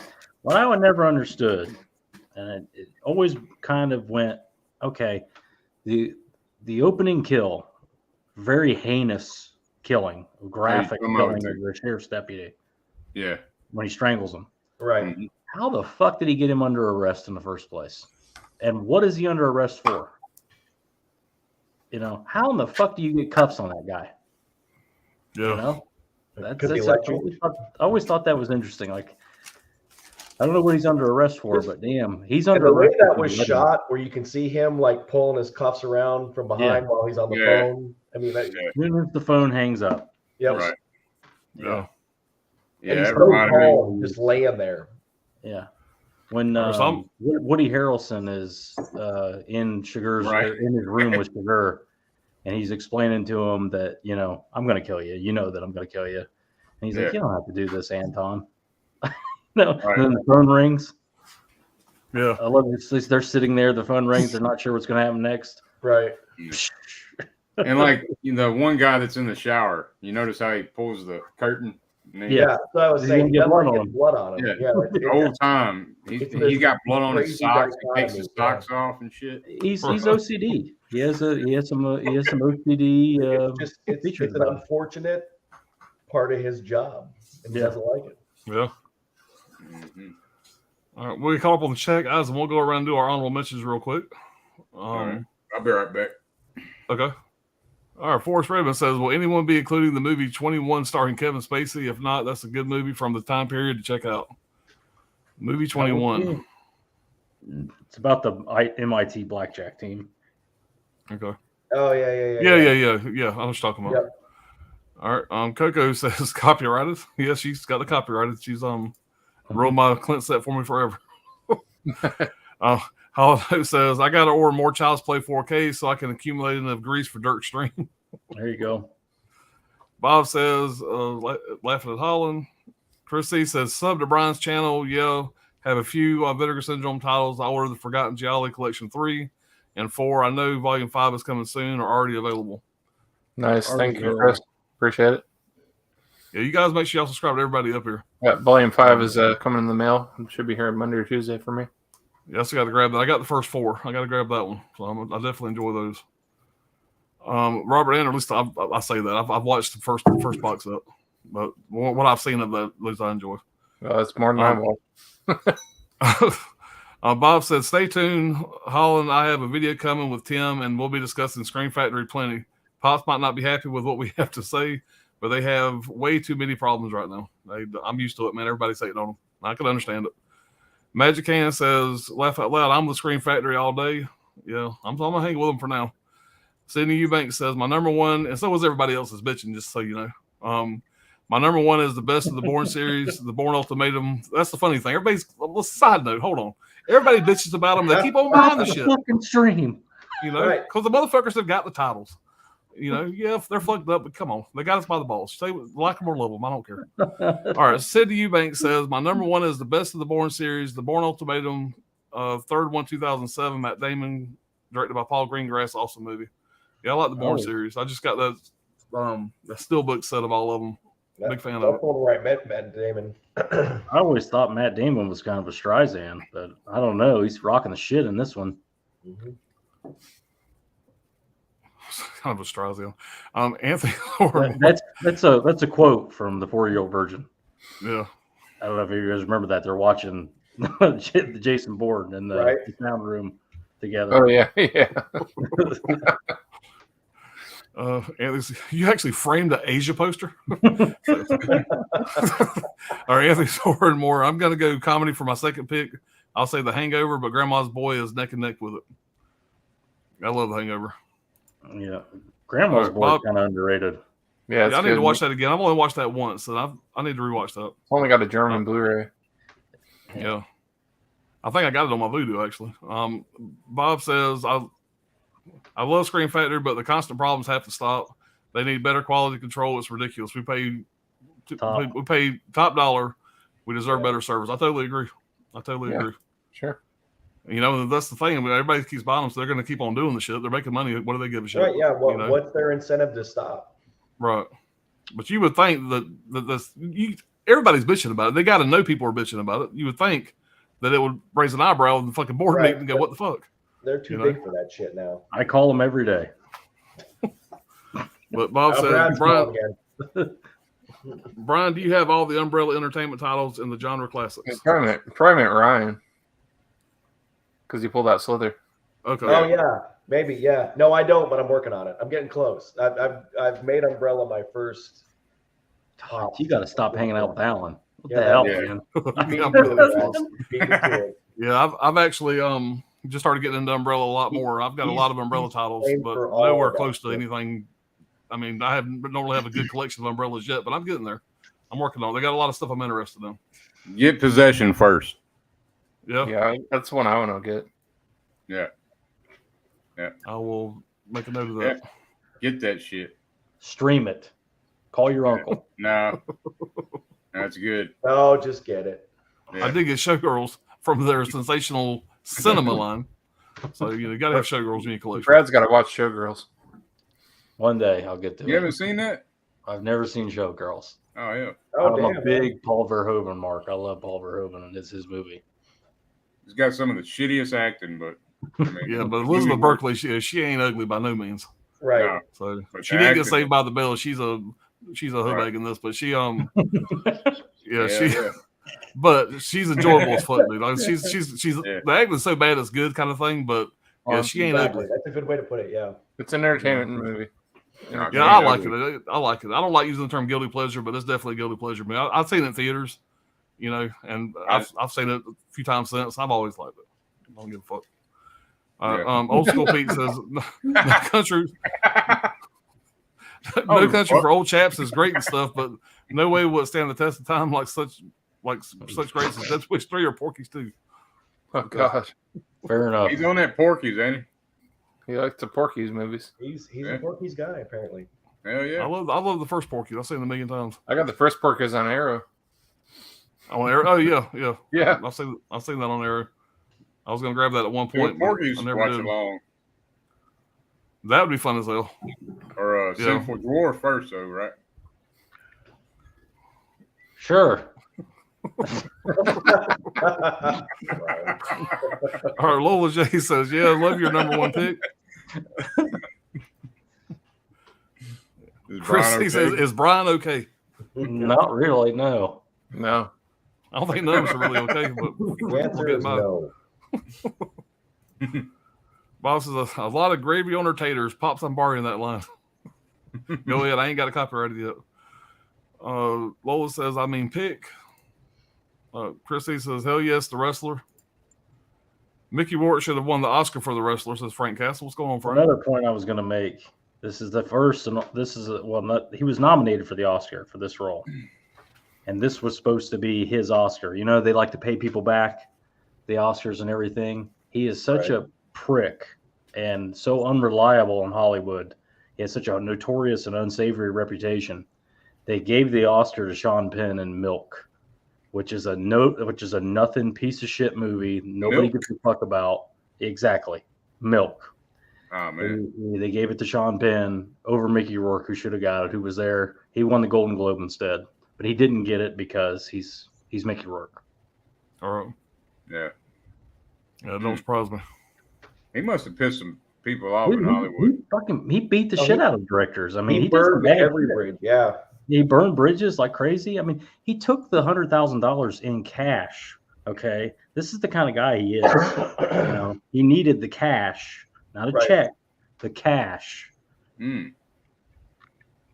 Yeah. Small unmarked bills. Who the fuck asked for $100,000 in cash? I mean, really?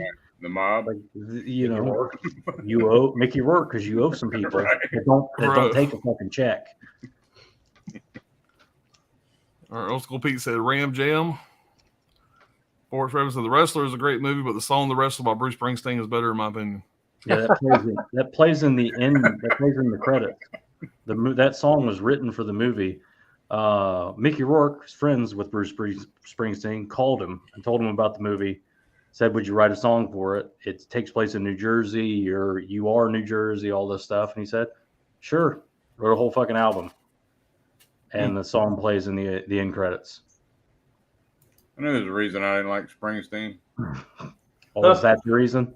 Come see us over at the 4K Tent Revival. We'll discuss that.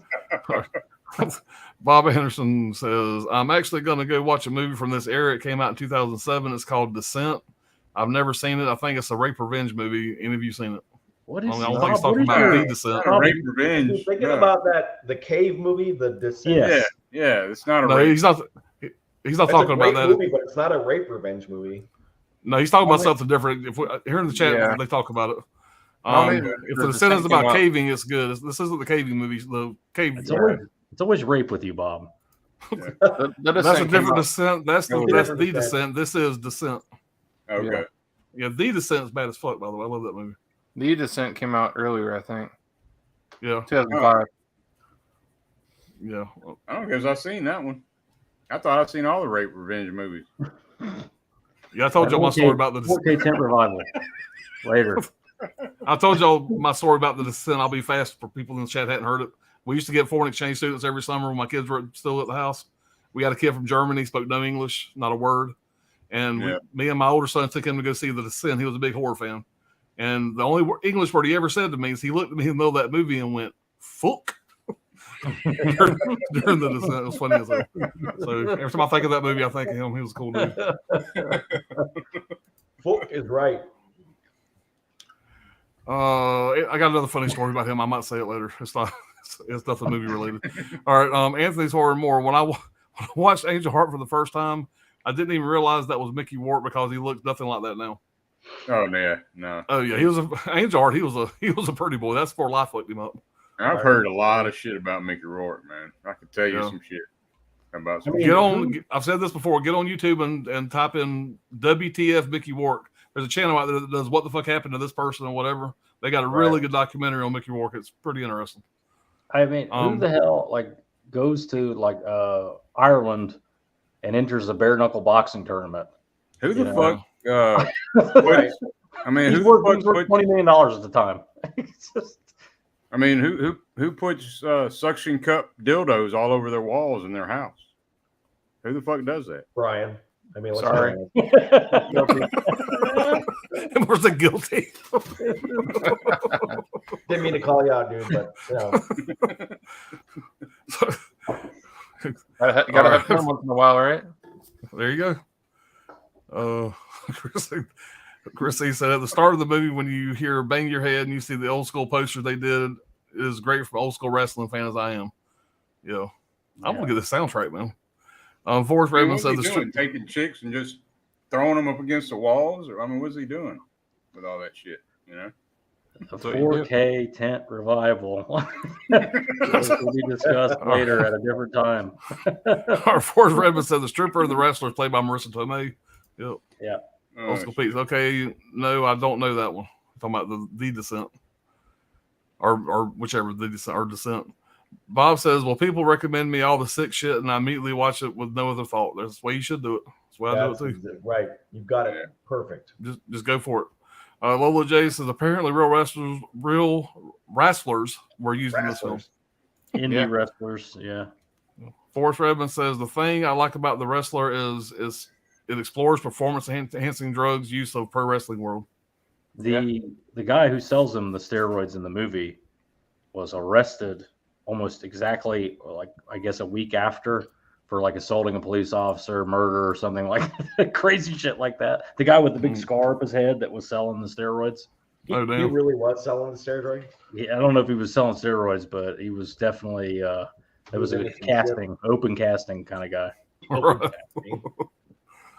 Our Old School Pete said, basically, The Wrestler is a warts and all movie that in many ways deeply reflect the lead's life and career. Good shout. Yeah. Thumbs up. Did you know Josh Brolin used to be a stockbroker, I guess? I know he was in the Goonies. Yeah, I think he used to be a Goonie. Mm-hmm. Bob says, if y'all don't all have the faculty and Scream on your top 5 for 96 to 2000, that's it. You're all dead to me. I think Dirk will have both those. I'm sure they'll pop up. Magic Hands, Laugh Out Loud. Chris C says, you all take care. Have a good night. I appreciate you being around, Chris. Thanks for hanging with us. Jay says, I like a thick layer of grime and grit on my disc. It adds authenticity to me. It does, man. Right? Exactly. Absolutely. JS, have a great rest of your weekend, guys. Great stream. Appreciate it. Appreciate it. And by the way, guys, we still got 31 people in there. We've averaged, just give y'all a little idea. The last stream we averaged about 24. This stream we've averaged in the 30s the whole time. So it's growing. We still got our honorables, impressive. right? Yeah, we still got to do our honorables, yeah. Way to hang with it. Yeah. Yeah. I don't leave Bob, yet. Bob says, I swear I kid y'all, I y'all not. I'm like I'm not Pops Mini Me. Me. Okay. I love my number spines too. He has great taste in movies. Pops, I'll have you on my channel anytime, man. You're one of the best out there, brother. I appreciate it, Bob. Anytime, let me know, man. I had a good time. Just let me put all these movies on the shelf first. I had to pull about 50 titles for that last stream. It was a lot of fun, but I got a fucking mess in there. I'm still trying to clean up. Anthony Thor Moore said The Dark Knight is my number one. You guys said everything that's great about it. I'll just add that I think it's cool that Nolan uses all practical effects, which makes it feel more real. Yeah. Yeah. I agree. Look, it's not always rape with me. I just like the genre, and The Descent was excellent. Yeah, I love The Descent. That movie will put you on the edge of your seat, man. That's a great movie. Oh, man. Protesting a little too much there, Bob. Just saying. Love that movie. All the note said, Dirk loves rape movies. Watch Red to Kill. All right. Red to Kill, huh? It's coming out from Error 444 or Unearthed Films, I think, Blu-ray. Yeah, that's a Category 3 movie, right? Yeah. So they tell me. All right. Bob says, Dan Holland, I've never seen Red to Kill. This is why Dirk is going to be my best friend. Run and Kill, another good one. I heard that Bola syndrome ain't shit compared to that or whatever. So you never know. Bola syndrome is like top of the food chain, Cat 3. That's like it makes that's the goal with the win of Cat 3 titles. Yeah. It's the Casablanca Cat 3s. Casablanca Cat 3s. Casablanca. So much love in that movie. Yeah. Yeah, Magic Hands. You'll great people love the movie picks. Boss, I apologize if I commented too much. I love the series. It was an incredible idea, and you have great guests. Thanks for everything, Pops. Appreciate all y'all. See you in 2 weeks. I appreciate you being here, Bob. We're not done. You comment too much, man. We ain't leaving yet. We just got to do honorable mentions. Not done. We got honorables. Yeah. Stick around for a second. Everybody's going to pull 2 honorable mentions real quick if you guys want to hang out. Yep. Yeah, we're going to talk another couple of hours on them. Yeah. We're going to get to it. We're going to get to it. Everybody's getting antsy out there in the chat. We've got to grab them before they leave. Yeah. Not ordinary. Save the day. What you got? So my 2 honorable mentions are at the 2 opposite polars of the polar opposite ends of budgets. I'll do the first one, no budget movie. If you've never seen this movie, you will love it. Oh yeah. It's called Bug. Oh shit. Ashley Judd, Michael Shannon, Harry Connick Jr. This movie, it's directed by William Friedkin, who is the guy that directed The Exorcist. Right. It's shot on 0 budget in an old, real, legit hotel room off the highway. It's an exceptional paranoid schizophrenic movie. The acting, it's just acting in this movie, and it is phenomenal. Ashley Judd's performance is incredible. It'll have you on the edge of your seat the whole time. At the other end, huge budget movie, The Hurt Locker. Oh, hell yeah. Another good one. That's a good one. Catherine Bigelow directed it, ended up winning Best Picture, went up against her ex-husband, James Cameron, who lost with Avatar that year. Just a great movie. It's a great war movie. A lot of vets gave this movie crap about its authenticity, and it's kind of it's one of those things like, well, I served on aircraft carriers around F-18s. Is Top Gun even close? No, it's a movie, but that's what makes it such a great piece of entertainment. Hurt Locker is a great story about people. It doesn't really truly. It's intense. It's got all the great military intensity to it, but it's also just about, I don't know, it's about humanism. And so it's just 2 great honorable mentions from my end. Hell yeah. Yeah. Those are awesome, man. Yeah, I wrote down Bug, man. I want to watch that. I like Bug, man. Bug was awesome. Bug's a great. A lot of people don't. Does that have a Blu-ray? I'd say that was a DVD held up. I don't think it I does. don't think it has a Bluray, no. Okay. All right. You never seen it?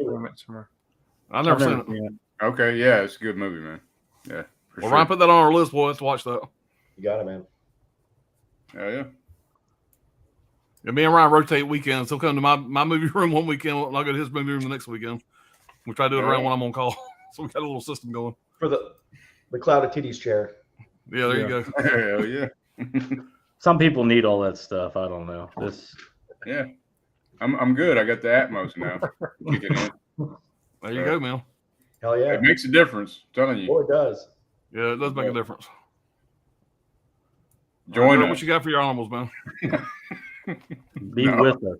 Yeah, be with us. All right, man. Well, both of these movies are low budget as fuck. Let me But write this down. I'll go with the one I got that's my pen ready. bigger budget first, I guess. And that's gonna be The Collector. There you go. Yes, love that You movie. piece of shit.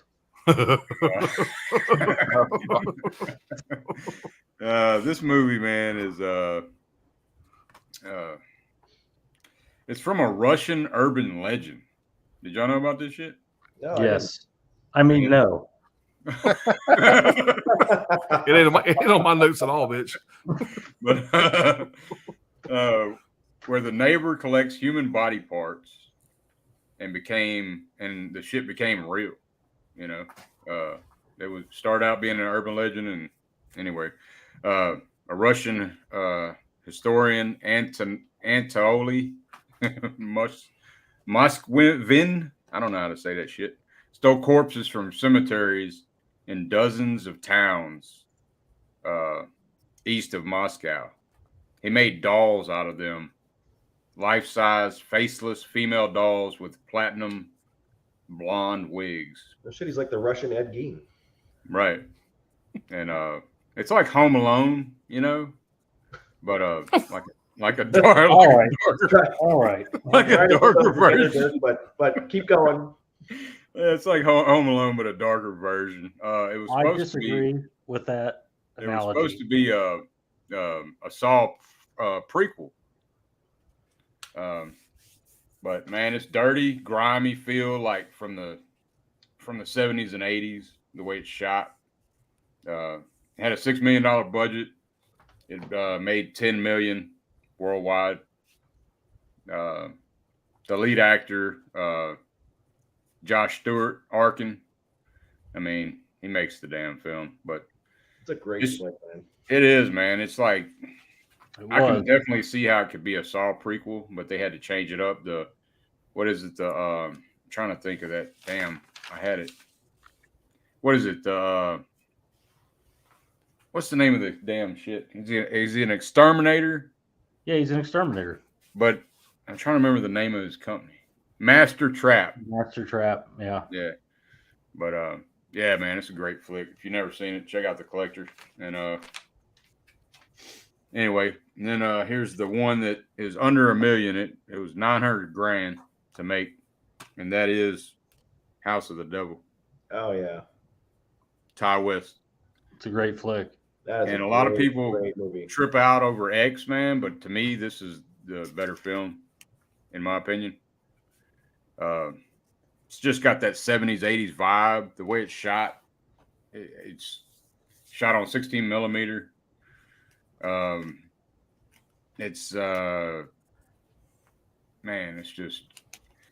it's a slow burn. It's like real Hitchcockian, like the way it is, but it's got like a lot of, yeah, it's got a lot of throwbacks to a lot of films, man.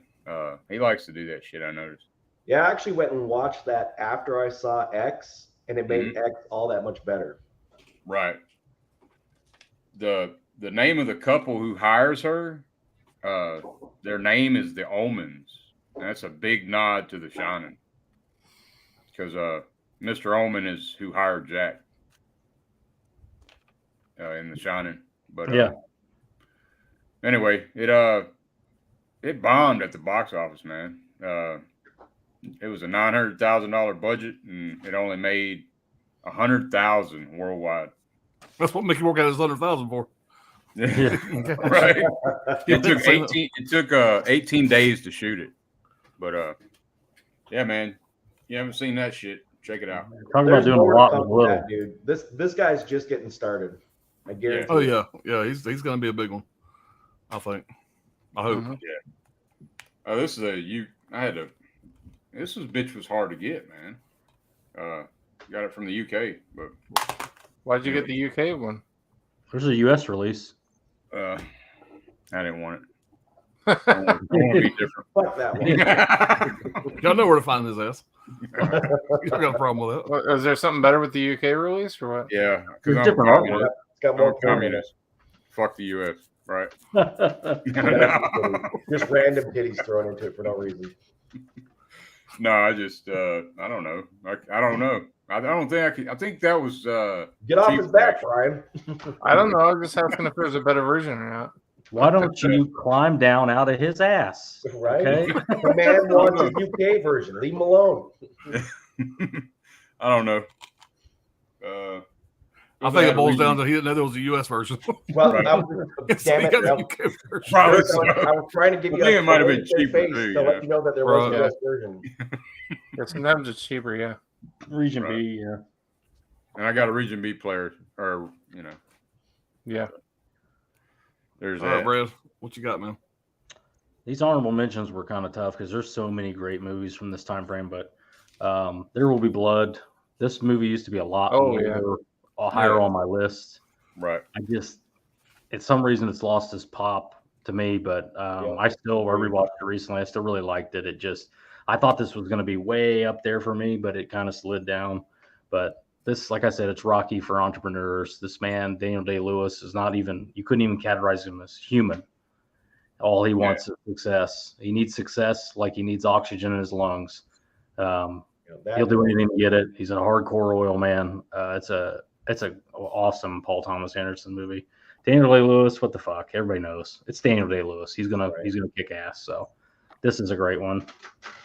I'm gonna fucking drink my milkshake too. Yeah. And drink it up. Drink your milkshake. Dirk drank my fucking milkshake.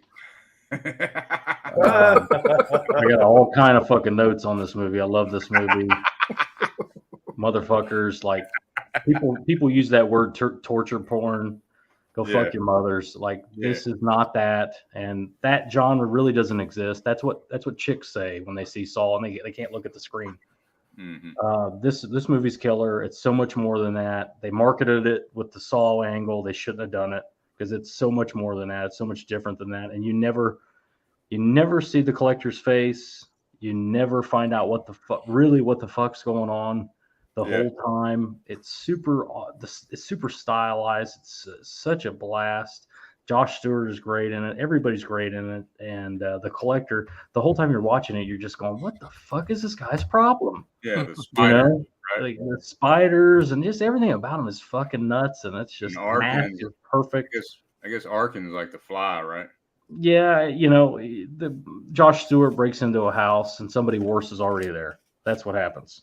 Right. And motherfucker got 10 fucking deadbolts on the front door. Yeah, it's really well done, and I can't say enough great things about it. It's very, very underrated. People should see it. People should stop being little bitches about, those two words, torture porn. Oh my God, get over yourself. Watch the fucking movie. Stop listening to what other stupid fucking people say. Watch it for yourself. Figure it out for yourself. Yeah. But Brad, if you're a real man, you'd pick up the UK version. Yeah. That's right. Hell yeah. Yeah, those are awesome, man. I love the collector. It really is a great damn movie. What'd you think about the sequel, though, man? I've never seen the sequel. Oh, that was all right. It's okay. I get shit on a lot. It's a big drop, though.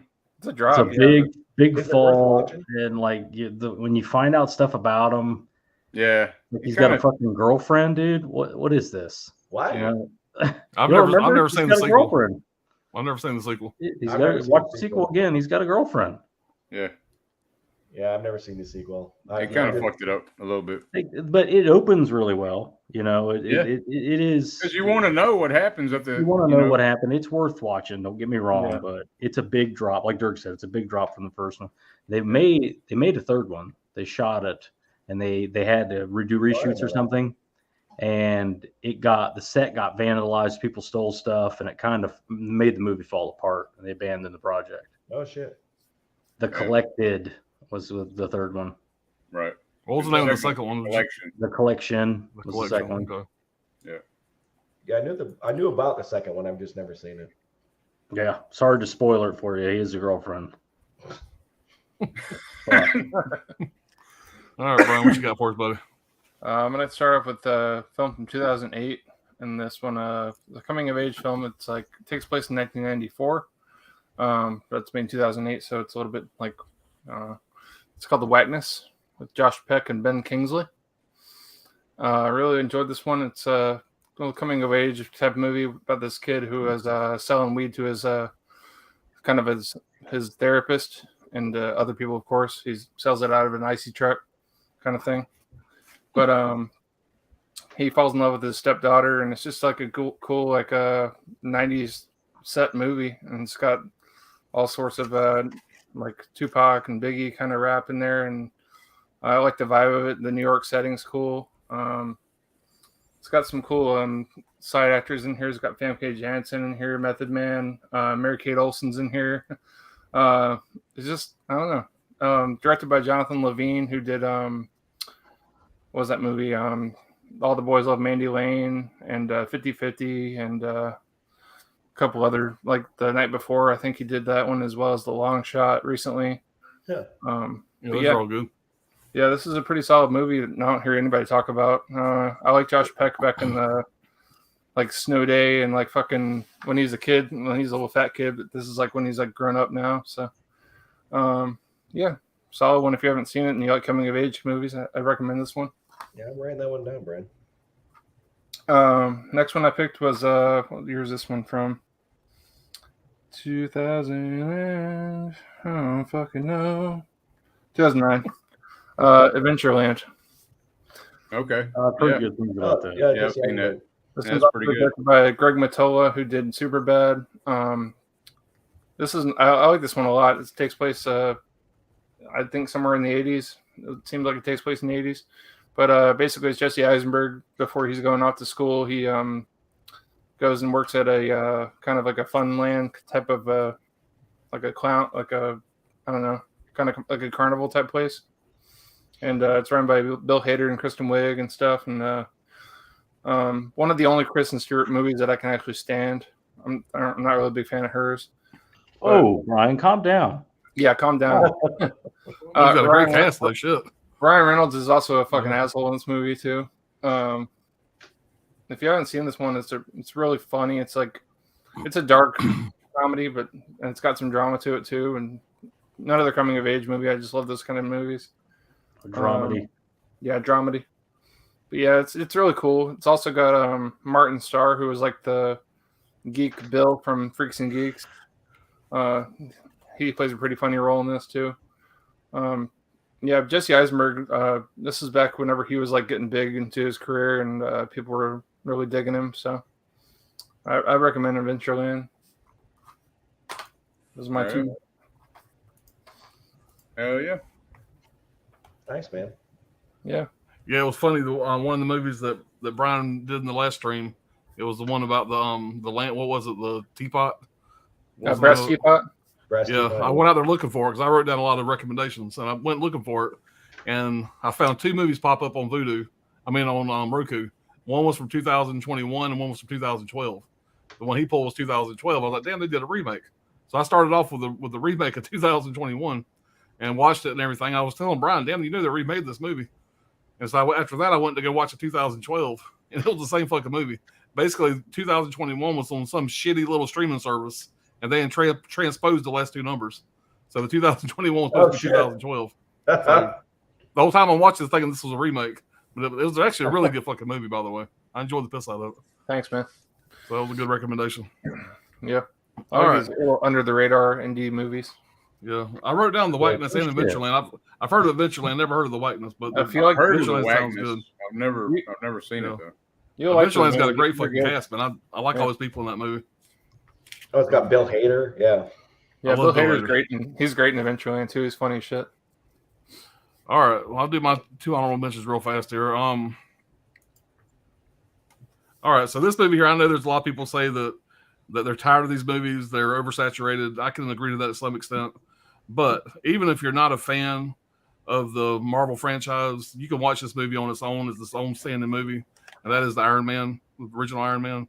Oh yeah. This is an absolutely badass movie. I love the Marvel movies. I'm a Marvel fanboy, I admit it. But this movie here is so fucking rewatchable. I've probably watched this one more than any of the others. I pop it at any time. It's great. It sounds great in the Atmos setup here. It is just an absolute great movie. Jeff Bridges plays a great bad guy in this movie, Obadiah Stane. And I don't know, Robert Downey Jr., perfect casting for Iron Man. You couldn't cast that part any better.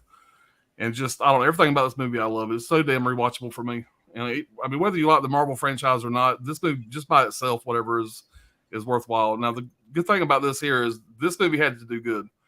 When this movie was made, if this movie would have bombed, you never would have had all the Marvel movies that we had. This movie by itself pretty much built the Marvel universe. I mean, this movie had to what's his name? Jon Favreau. Yeah. If he had a lot of pressure on his back when he made this movie would have bombed, then everything would have been different. This movie did so well that the whole damn 26 fucking movies, whatever we got now, was pretty much piggybacking off this movie's success. Just a great fucking movie. You got Robert Downey Jr., Gwyneth Paltrow, Terrence Howard played this. I thought he did great in this, but they recast him after this movie. Jeff Bridges plays the bad guy. It made $140 million. The budget was $140 million. Made $319 million in the States, $585 million worldwide.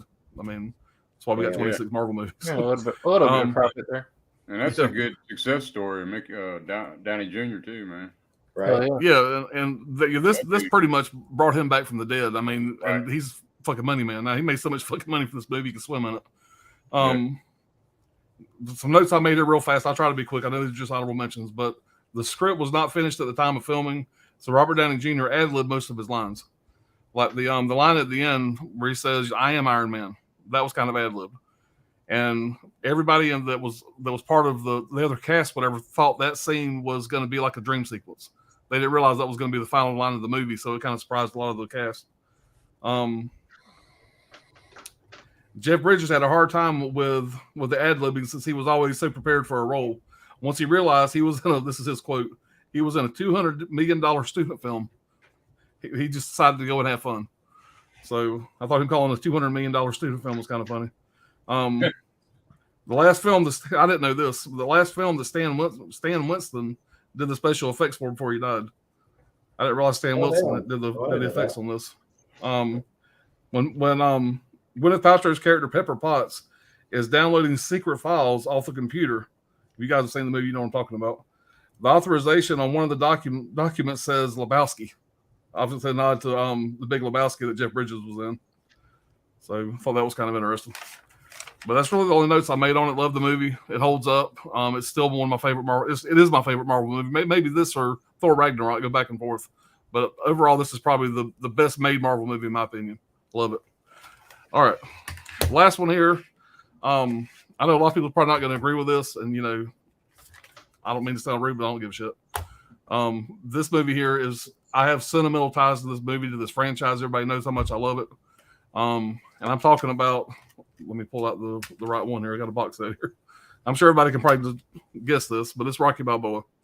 I rewatched it again just to make sure that it was going to make this list. I had to add it as an honorable mention. This is not the best Rocky movie.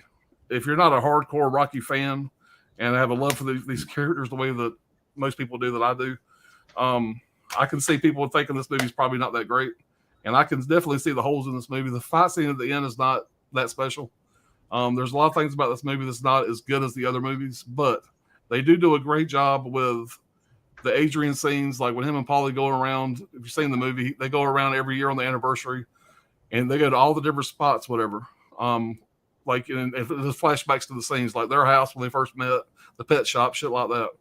And I've been to Philadelphia to see all these spots, and so not only do I have a love for these movies, I've actually been to these spots. And when I did a tour of all the spots in Philadelphia, the guy that did the tour would like basically put us in a certain spot of the movie, the same spot where Rocky stood. And he's a Rocky impersonator, so he looked just like Rocky, dressed like Rocky. He stood in the same spot that Rocky gives that speech, whatever, in this movie to his son. Speech everybody knows. Ain't how hard you hit, hard you can get hit, and keep moving forward, that speech. And so just the fact that I stood right there during that scene, watching that scene, loving these characters so much. I know it sounds stupid as hell, but these characters here almost feel like fucking family. I've watched these movies my entire life. They're so fucking well-written characters. I just absolutely love everything about this movie. All the characters, Paulie, Adrian, the whole fucking bunch of them. And this movie does a great job with the flashbacks. It pulls on the heartstrings. It makes me feel like no other fucking movie franchise does. And that alone, regardless of the holes of the movie, it had to be in my honorable mention at least. But that's my other honorable mention. I love it. I absolutely love it. Stallone wrote. Dude, that means that movie did exactly what it was supposed to do. Right. Yeah, directed by Sylvester Stallone. You know, he comes back as an old guy boxing. It's not very realistic. You know, But that being said, even though the fight scenes of them not that great, they still have a few spots that'll get you motivated. You know, they got the old guy. I'm forgetting his damn name. The guy that plays the trainer. I'm forgetting his name in real life. Whatever. He passed away recently. What's his name in the movie? Ryan, is it Butch? Not Butch. No. Anyway, it was Apollo Creed's trainer. Now it's his trainer. Yeah. Drawing a blank. But he's really old. You can tell he's in bad health. But just him doing it, you getting Rocky excited to do the training, whatever. I don't know. It still holds up. Not only do I think, I'm going to go right ahead and disagree with you. Not only do I think it's the most realistic, I think it's the best Rocky. Do you Well, know? I mean, Stallone said the first Rocky and that one. Well, he made this one because he was so unhappy with how Rocky 4 ended. He didn't. Right. He wasn't happy with Rocky 4. That's why he decided to come back and make this one. He didn't want that to be the end of the legacy. Rocky 5. And he talked to Talia Shire about killing off the Adrian character. And she agreed with it. You know, it wasn't any kind of bad blood. It wasn't money. It wasn't any of that kind of stuff. Whatever. That's how he wanted to do the story. Yeah. But just the fact that he goes, the stuff with the kid and the dog and the little girl that he used to talk to at the stoop. That stuff sucks. But the other stuff I think is great, and I think the boxing is the most realistic of all the Rocky movies in this one. Yeah, the guy Carver, whatever they got to be the boxer, Carver. they tried to get Roy Jones Jr. and they did like 15 calls. He never returned any of the fucking calls. Could you imagine? That's a call to be in a fucking Rocky movie. That's a beef. That's a real cold. That's a real deep cut. Tarver whooped Roy Jones Jr.'s ass. He was the first guy to stop Roy Jones Jr. And they're long-standing rivals. And this has happened before in history. Roy Jones Jr. was hired by HBO Boxing. Showtime goes out and gets Tarver. You know, it's always been that. Now they have a podcast together. But anyway, Tarver was the better choice, in my opinion. Better actor, better everything, better boxer. And he was a cruiserweight at the time, where Roy Jones was light heavyweight, I believe, at the time, or whatever. So it looked better on screen. Tyson whooped Jones' ass not too long ago. Yeah, they boxed in an exhibition bout. Tyson. He would have whooped. Yeah. He didn't hit him in the face. These exhibition matches are. I mean, he would have whooped his ass. So yeah, I don't know. Who knows during the time? But Tarver, what I watched the damn match, and he wouldn't hit him in the face. Yeah, he looked tired in the fucking second round. Yeah, you know, Roy was active. Tyson looked like old Tyson. You know? Yeah, Roy was active. Tyson hadn't boxed in 10 years or something. Right. But anyway, with the Rocky movie, Rocky 6, at the end, when they finally fight, it goes the way it should go. A 50-year-old guy had the boxing years versus heavyweight champ. He's getting tooled up in the fight. Right. And then the champ breaks his hand, you know, and Rocky's able to get, you know, at least hang with him. And he's clearly out of shape. You know, he gasses a little bit, so Rocky's able to stay in the match. It's like I said, it's more realistic than Rocky at 5'7" fighting a damn near 7-foot Ivan Drago and it being competitive. Yeah. By the way, the guy's name I'm trying to think of is Duke in the show. Duke the trainer, and it's played by Tony Burton. Yeah. Just real fucking blank. But his little speech, whatever, you know, is, look, you got calcium on your knees, you have arthritis in your neck. And the way that one scene when Rocky looks over at Paulie, he's saying all this shit about your old ass, and Rocky looks over at Paulie and just goes, you know, whatever. He says, it's time to start building some hitting bombs. Let's build some hurting bombs. Right. And then the Rocky theme goes. Yeah, it holds up, man. It's good. Like I said, it's if you're not a true blue Rocky fan and you don't love the characters or whatever, I could see this being a lesser Rocky film for some. I understand what you're saying, Brad, whatever, about being the most realistic, whatever, but it's a movie that probably shouldn't have been made because of his age, but I'm glad that it was made. And I also believe this movie being made, it made the Creed movies happen. And I love the Creed movies. If he's playing 70, of course not. So, but I believe he's playing 52. Yeah. You know, so it's not crazy. I mean, a lot of heavyweight champions. There are some fighters. Yeah. So it's not so unrealistic that. And they referenced George Foreman when George Foreman came back and done it. Yeah. So they referenced that in the movie. One thing about it I didn't really care for, I didn't like his kid. His kid was a whiny little bitch through most of the movie. He did come around there at the end. That's a really good point. Yeah. You know, that I didn't really like the guy that. Again, Dirk. Pornhub again. But like I said, I wanted to watch it again because I know I'm a homer. But when it comes to the Rocky movies, but after watching it again, I said, yeah, fuck everybody. This has got to make my list. I don't care. Like, it's got to make my list somewhere. Love in Pop's mind, the whole world is against him. Right? Everybody's out to get him. And he love Rocky. Fuck y'all. He's carrying the Rocky Not at all, Alan, for Rocky. But Alan's the only one rooting for Rocky here. Nobody else. All y'all rooting for fucking Mr. T. Nobody likes Rocky. Mr. T. The $1 billion franchise. Nobody else likes Rocky but Alan. Now, one thing I wanted to say real fast, before we get off of me here, whatever, is the somebody had said earlier about there's so many great comedies during this time. Full disclosure, there was 3 comedies that I had my mix possibly being in my top 5. But real fast backstory, when I first started getting into boutique titles so much, I was trying to make some space. And I sold some movies on eBay. Well, the guy that bought the movies sent me a message saying, hey, do you got anything else for sale? I took some pictures of my shelves and all my studio titles and stuff like that. And we made a deal. He sent me like $350. He bought all kind of shit. And he bought most of my physical copies of the studio releases of all these comedies I wanted to kind of potentially put in the stream. But I went this morning. Actually, I was down at Ryan's, right before I went to Ryan's house. And I bought 3 movies that was potentially going to be in this I didn't own. And now I got the steelbooks coming. So I'm going to have these in my collection again. But 3 movies that made the potential was Pineapple Express, The Hangover, and Superbad. Superbad was definitely in my top 5. But when I didn't have a release of it, I had all these others that were on the fence, and I switched them out with Superbad probably would have been about number 4 or 5 for me. I looked at my my spreadsheet, and I've got Pineapple Express in my storage shed. So I thought that was one that you were looking for. So Ryan, when I went to Ryan's house to watch a movie today at lunch, whatever, I asked him, I said, look, I need to look through your movie collection because I give Ryan a lot of movies when I was clearing out when I get 4Ks and stuff like that. And I didn't know if he maybe had something that I'd given him in his collection or maybe if he had it. But I was trying to find a way to find out if he had it without him telling me he pulled it for tonight. So I went through his collection to kind of see he didn't have them. Yeah. But the Pineapple Express, The Hangover, Superbad, any of those 3 could have been honorable mentions or better. Yeah, when I get to my honorable mentions, I like to show off ones that like nobody knows about as much, like a little bit low key, kind of broaden your horizons a little bit. Right.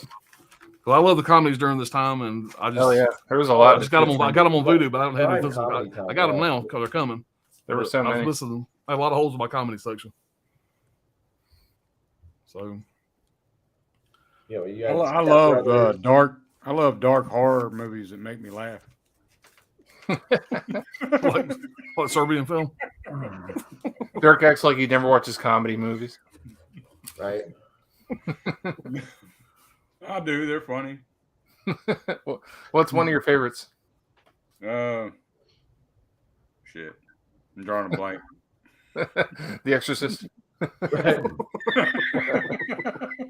7 Ways to Slaughter Your Family. I can't think of shit. Hold on. I'll think of shit. You're good.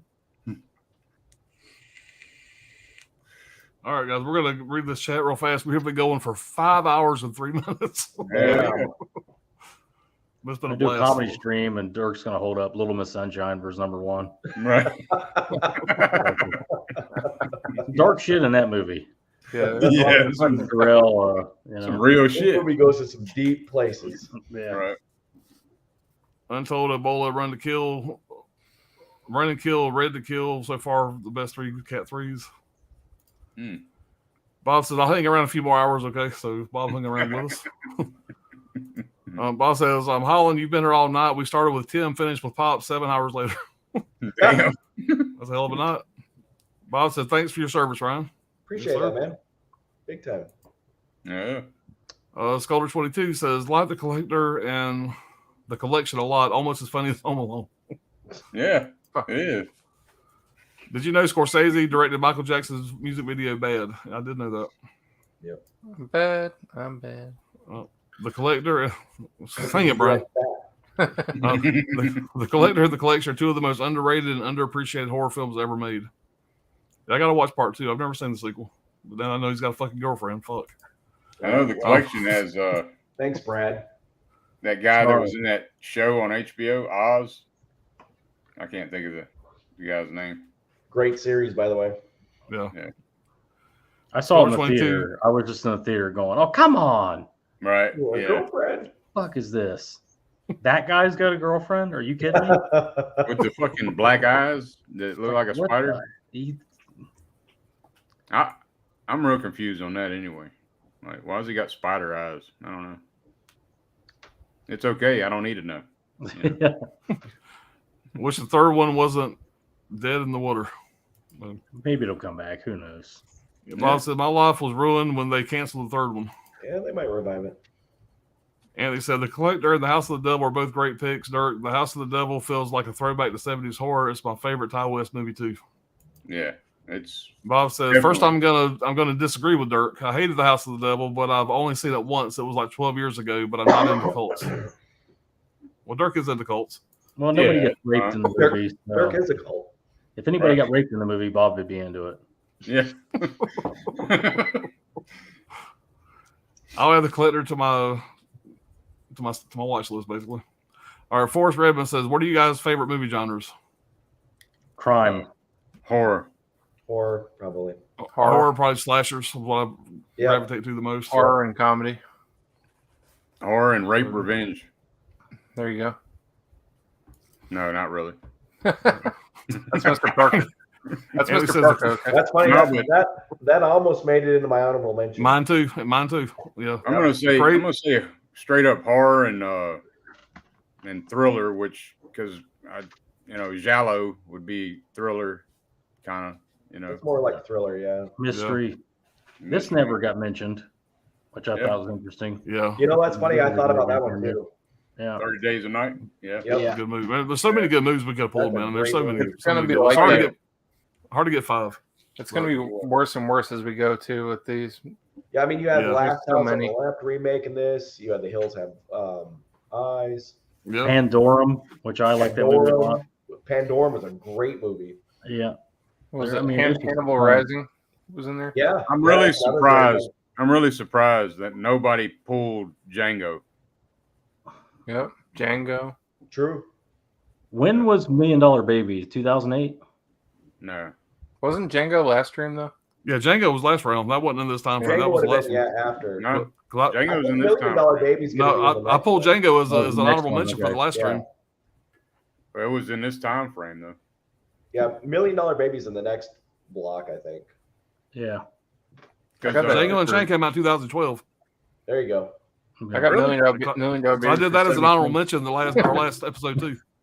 Came out in 12? Shit. Came out in 2012. Yeah. No, I did that on the last I stream. did Hateful Eight. Last one.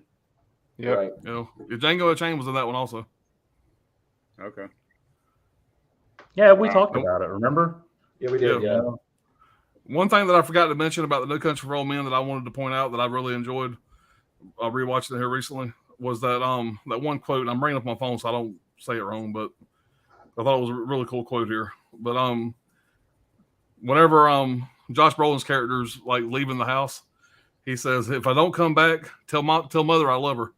And the girl Carla says, "Your mother's dead," and he says, "Well, I'll tell her myself." Yeah. I thought that was a great line. But anyway. Yep. I'm fixing to Didn't do mention something that one. dumber in hell, but I'm going anyway. Right. Right, exactly. Yeah, their Yeah, chemistry. Crazies would have been a good Always. pick. Whatever. That was definitely one I looked at. It really good flick. Yeah. Bob said, and I've never seen the original yet. I've seen that one a dozen times. I've never seen the original. I was going to get it from Arrow, but I hadn't done it yet. It's The good. Man. Originals is really good, actually. Yeah. It's good. All right. Bob says, "Damn, I think I've seen like all 35 movies y'all have mentioned. I'm trying to remember. Y'all always have great pulls. I mean, you better. It's a top 5 list." Yeah. I can't believe Josh Peck's started on Nickelodeon. Yeah, the whiteness star. Okay. Yeah. Bob says, but no one mentioned about Zombieland was on my short list. I almost, whenever I seen everybody pulling all these Yeah. same titles, I almost said, fuck it, I'm going to throw the Zombieland in there. It was was right there on the close cusp too. of being there. Yep. Love Zombieland. I mean, fuck, I'm from Yeah. Tallahassee. The guy's name's fucking Tallahassee. Come on. Right. And it was You know. filmed not far from here. Yeah. There's a theme park, 45 minutes north? Yeah. Yeah, that's where Wild the Adventure. final adventure part was whatever the theme park was filmed at. Yep. The original Zombieland was excellent. Yeah, I loved it. I actually got the 4K steelbook of that one in part 2 coming from those re-release steelbooks they just did. I missed them on the first go around. Bob said the Crazy was also great. Anthony loved that remake. I've never seen any of his movies. I'll keep this option in mind. It's your number one, so it's obviously great. Maybe Ty West. Ty West. Yeah. Jeff Bridges and Robert Downey Jr. Yep. Two of my favorites. Pops, you're not sick of Marvel yet? You know, I'm not as high on them as I was. I mean, no, I'm not sick of Marvel yet. I haven't seen the Immortals yet. I do own it back there, but I haven't watched it yet. So, you know, the last Doctor Strange that came out, I'm still a fan of it. So no, I'm not sick of it yet. Is it not as fresh and exciting as it was when a new one comes out? Just to give you an example, Love and Thunder came out. Normally that'd have been a day one watch. I still haven't seen it yet. You haven't seen it yet? Yep, me. I didn't never made it to theaters. So It's when it fucking comes fun, out, man. it'll I be think a it's day fun. one purchase, and I'll watch it here at the house. The Steelbook looks cool too. Yeah, it's not that I didn't want to see it. It's just that it's not as like in the forefront like it used to be. But I still love it. Christian Bale is pretty good as a villain in that. That's what I hear. Did they do the Batman voice? No. But no, I'm not tired of Marvel yet. Like I said, I can understand why people think it's burnt out a little bit, but no, I'm still a fan. Yeah, I think Christian after Bale said Endgame, a lot of DC people threw felt my that ass. way. I'm coming to Marvel. I mean, they are throwing a lot of shit at us with the TV shows and all that stuff, whatever. And I haven't been. Too many shows. I've enjoyed the TV shows, but not as much as the movies. But Right. I'm on that Game of Thrones, man. House of the Dragon. I'm on Yeah. that. I got to get on that. Yeah. yeah, I'm ready for the next episode tomorrow night. I think it's tomorrow night. Gwyneth Paltrow, not one of my favorites. Do you think Gwyneth deserved the Oscar for Shakespeare in Love? I don't know what that is. I don't know. I've heard of the movie. I've maybe seen it once. I don't know. Shakespeare. Yeah, Shakespeare. Shakespeare. Shakespeare. Scary movie. I love the Scary Movie series. Can you believe Gwyneth sells candles that smell like her vajayjay? Oh yeah. Damn. Yeah, What the hell? well, they smell like nothing.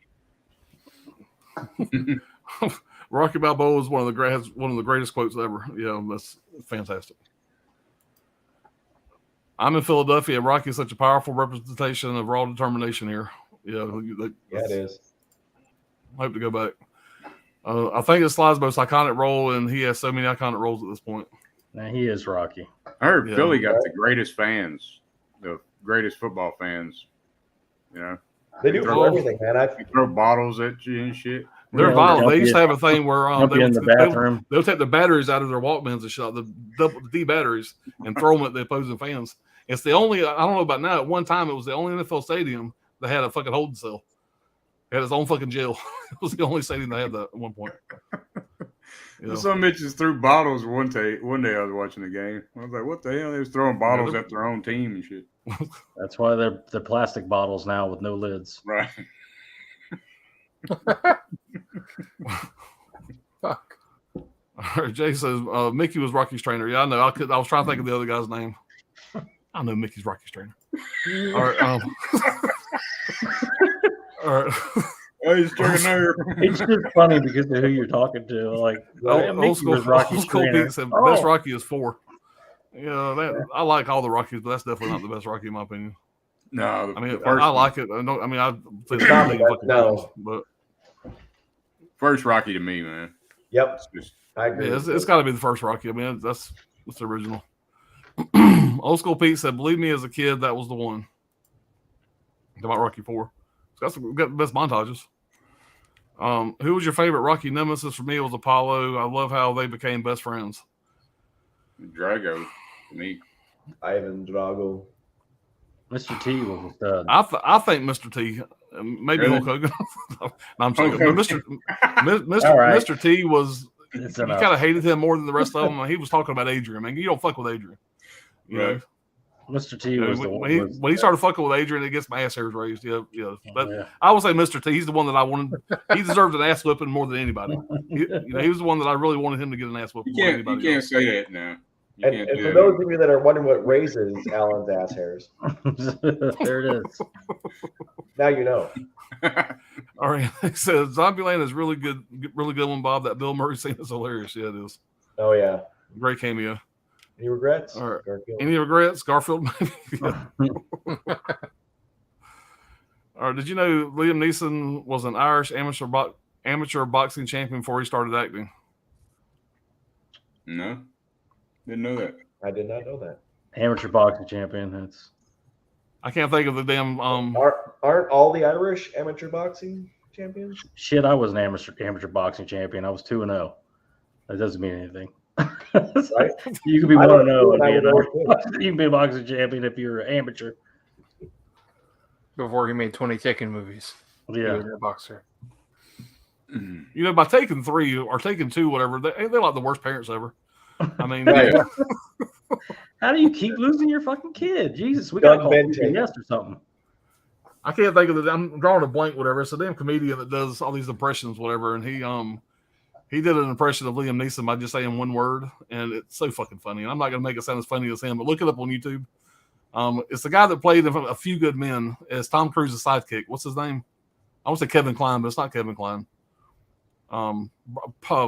Pollock, maybe. You know what I'm talking about? Yeah, Kevin Pollak. Kevin Pollak. Well, he does really good impressions. He does an impression of Liam Neeson sitting on some talk show, and then he just did one word. He just says bananas, and the way he says bananas is so fucking funny. You guys see him do it. The build up is funny as hell. But just type it if you get really fucking bored. Type that in, like his name and bananas, and you'll see it. It's funny. Moving on. All right, y'all tough crowd. Moving on. All right, all right, Robert Henderson said Dirk with that damn Pornhub while he's in the stream. Yeah, we're trying to work with him on. He's getting better. He's getting right. It's working. I need to have the Rocky theme song playing while I'm having my back blown out at least once before I leave this earth. Damn. Okay. I think we just became best friends.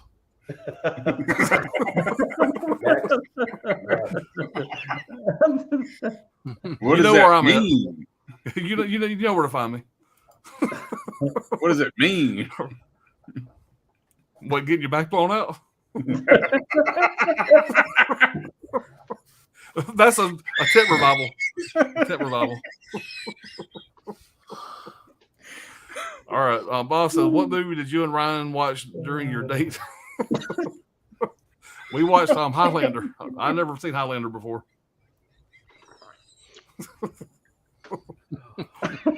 Y'all go watch Bob's channel where he's talking shit, whatever. He's got a video he just put up, whatever, him and his buddy go to the theater.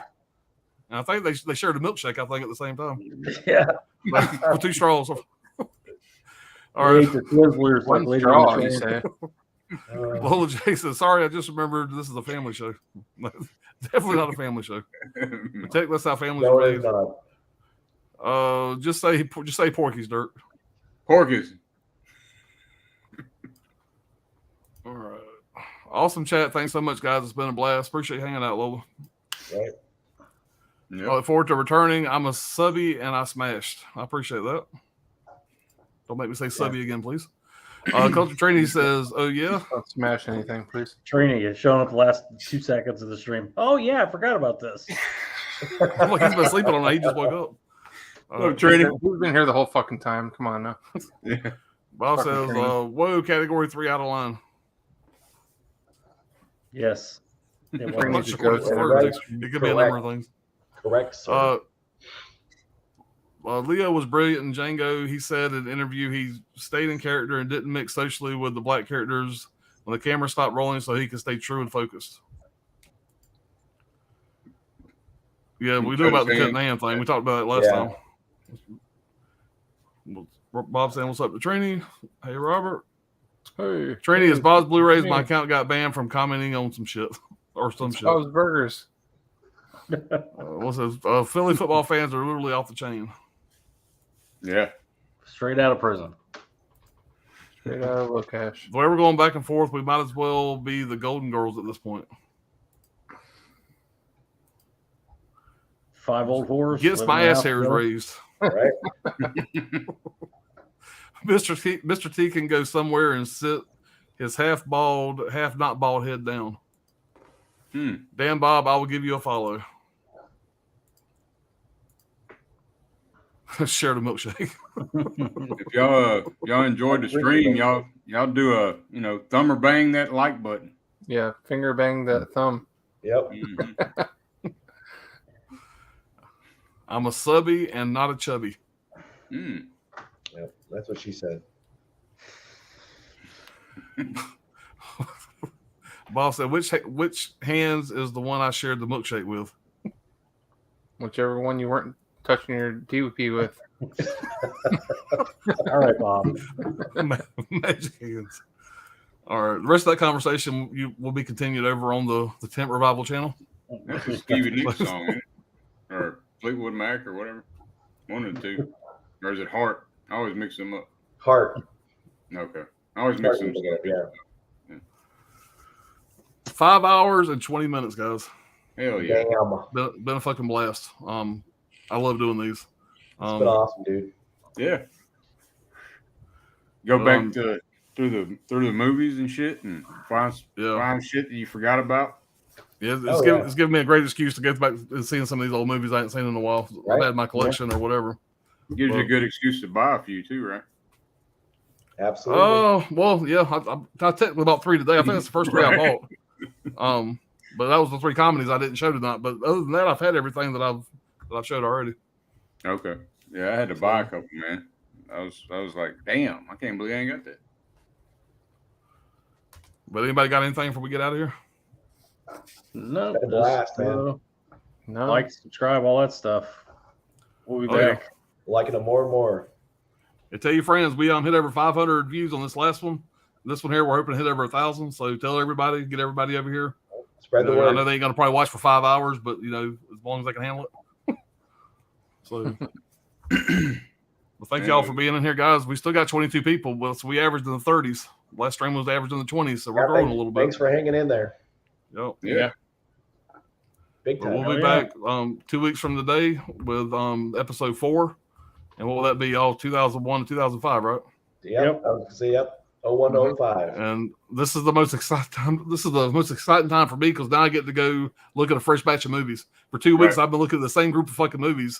You're killing myself trying to decide. Now I get a whole new batch of shit to look at. So Exactly. exciting. Right. Write Some more books down. Yep. Shit, yeah. Well, Bob, I sure appreciate it, buddy. Yeah, man. Definitely. Well, guys, we're going to get out of here. We'll see y'all next time. I'm sure we got some other streams coming up between now and then, but for sure in 2 weeks, we'll see y'all back.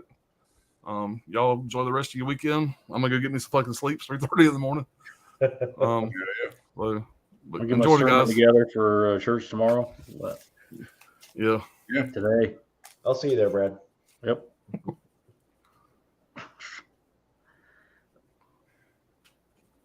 There you go, Dirk. Nice. All right. Well said, Dirk. We're starting to come unglued here. Yeah, Dirk Smith just kicked in. I tried to end the stream for it kicked in. I seen it coming. All right, guys. Y'all take care. Bye, y'all. All right.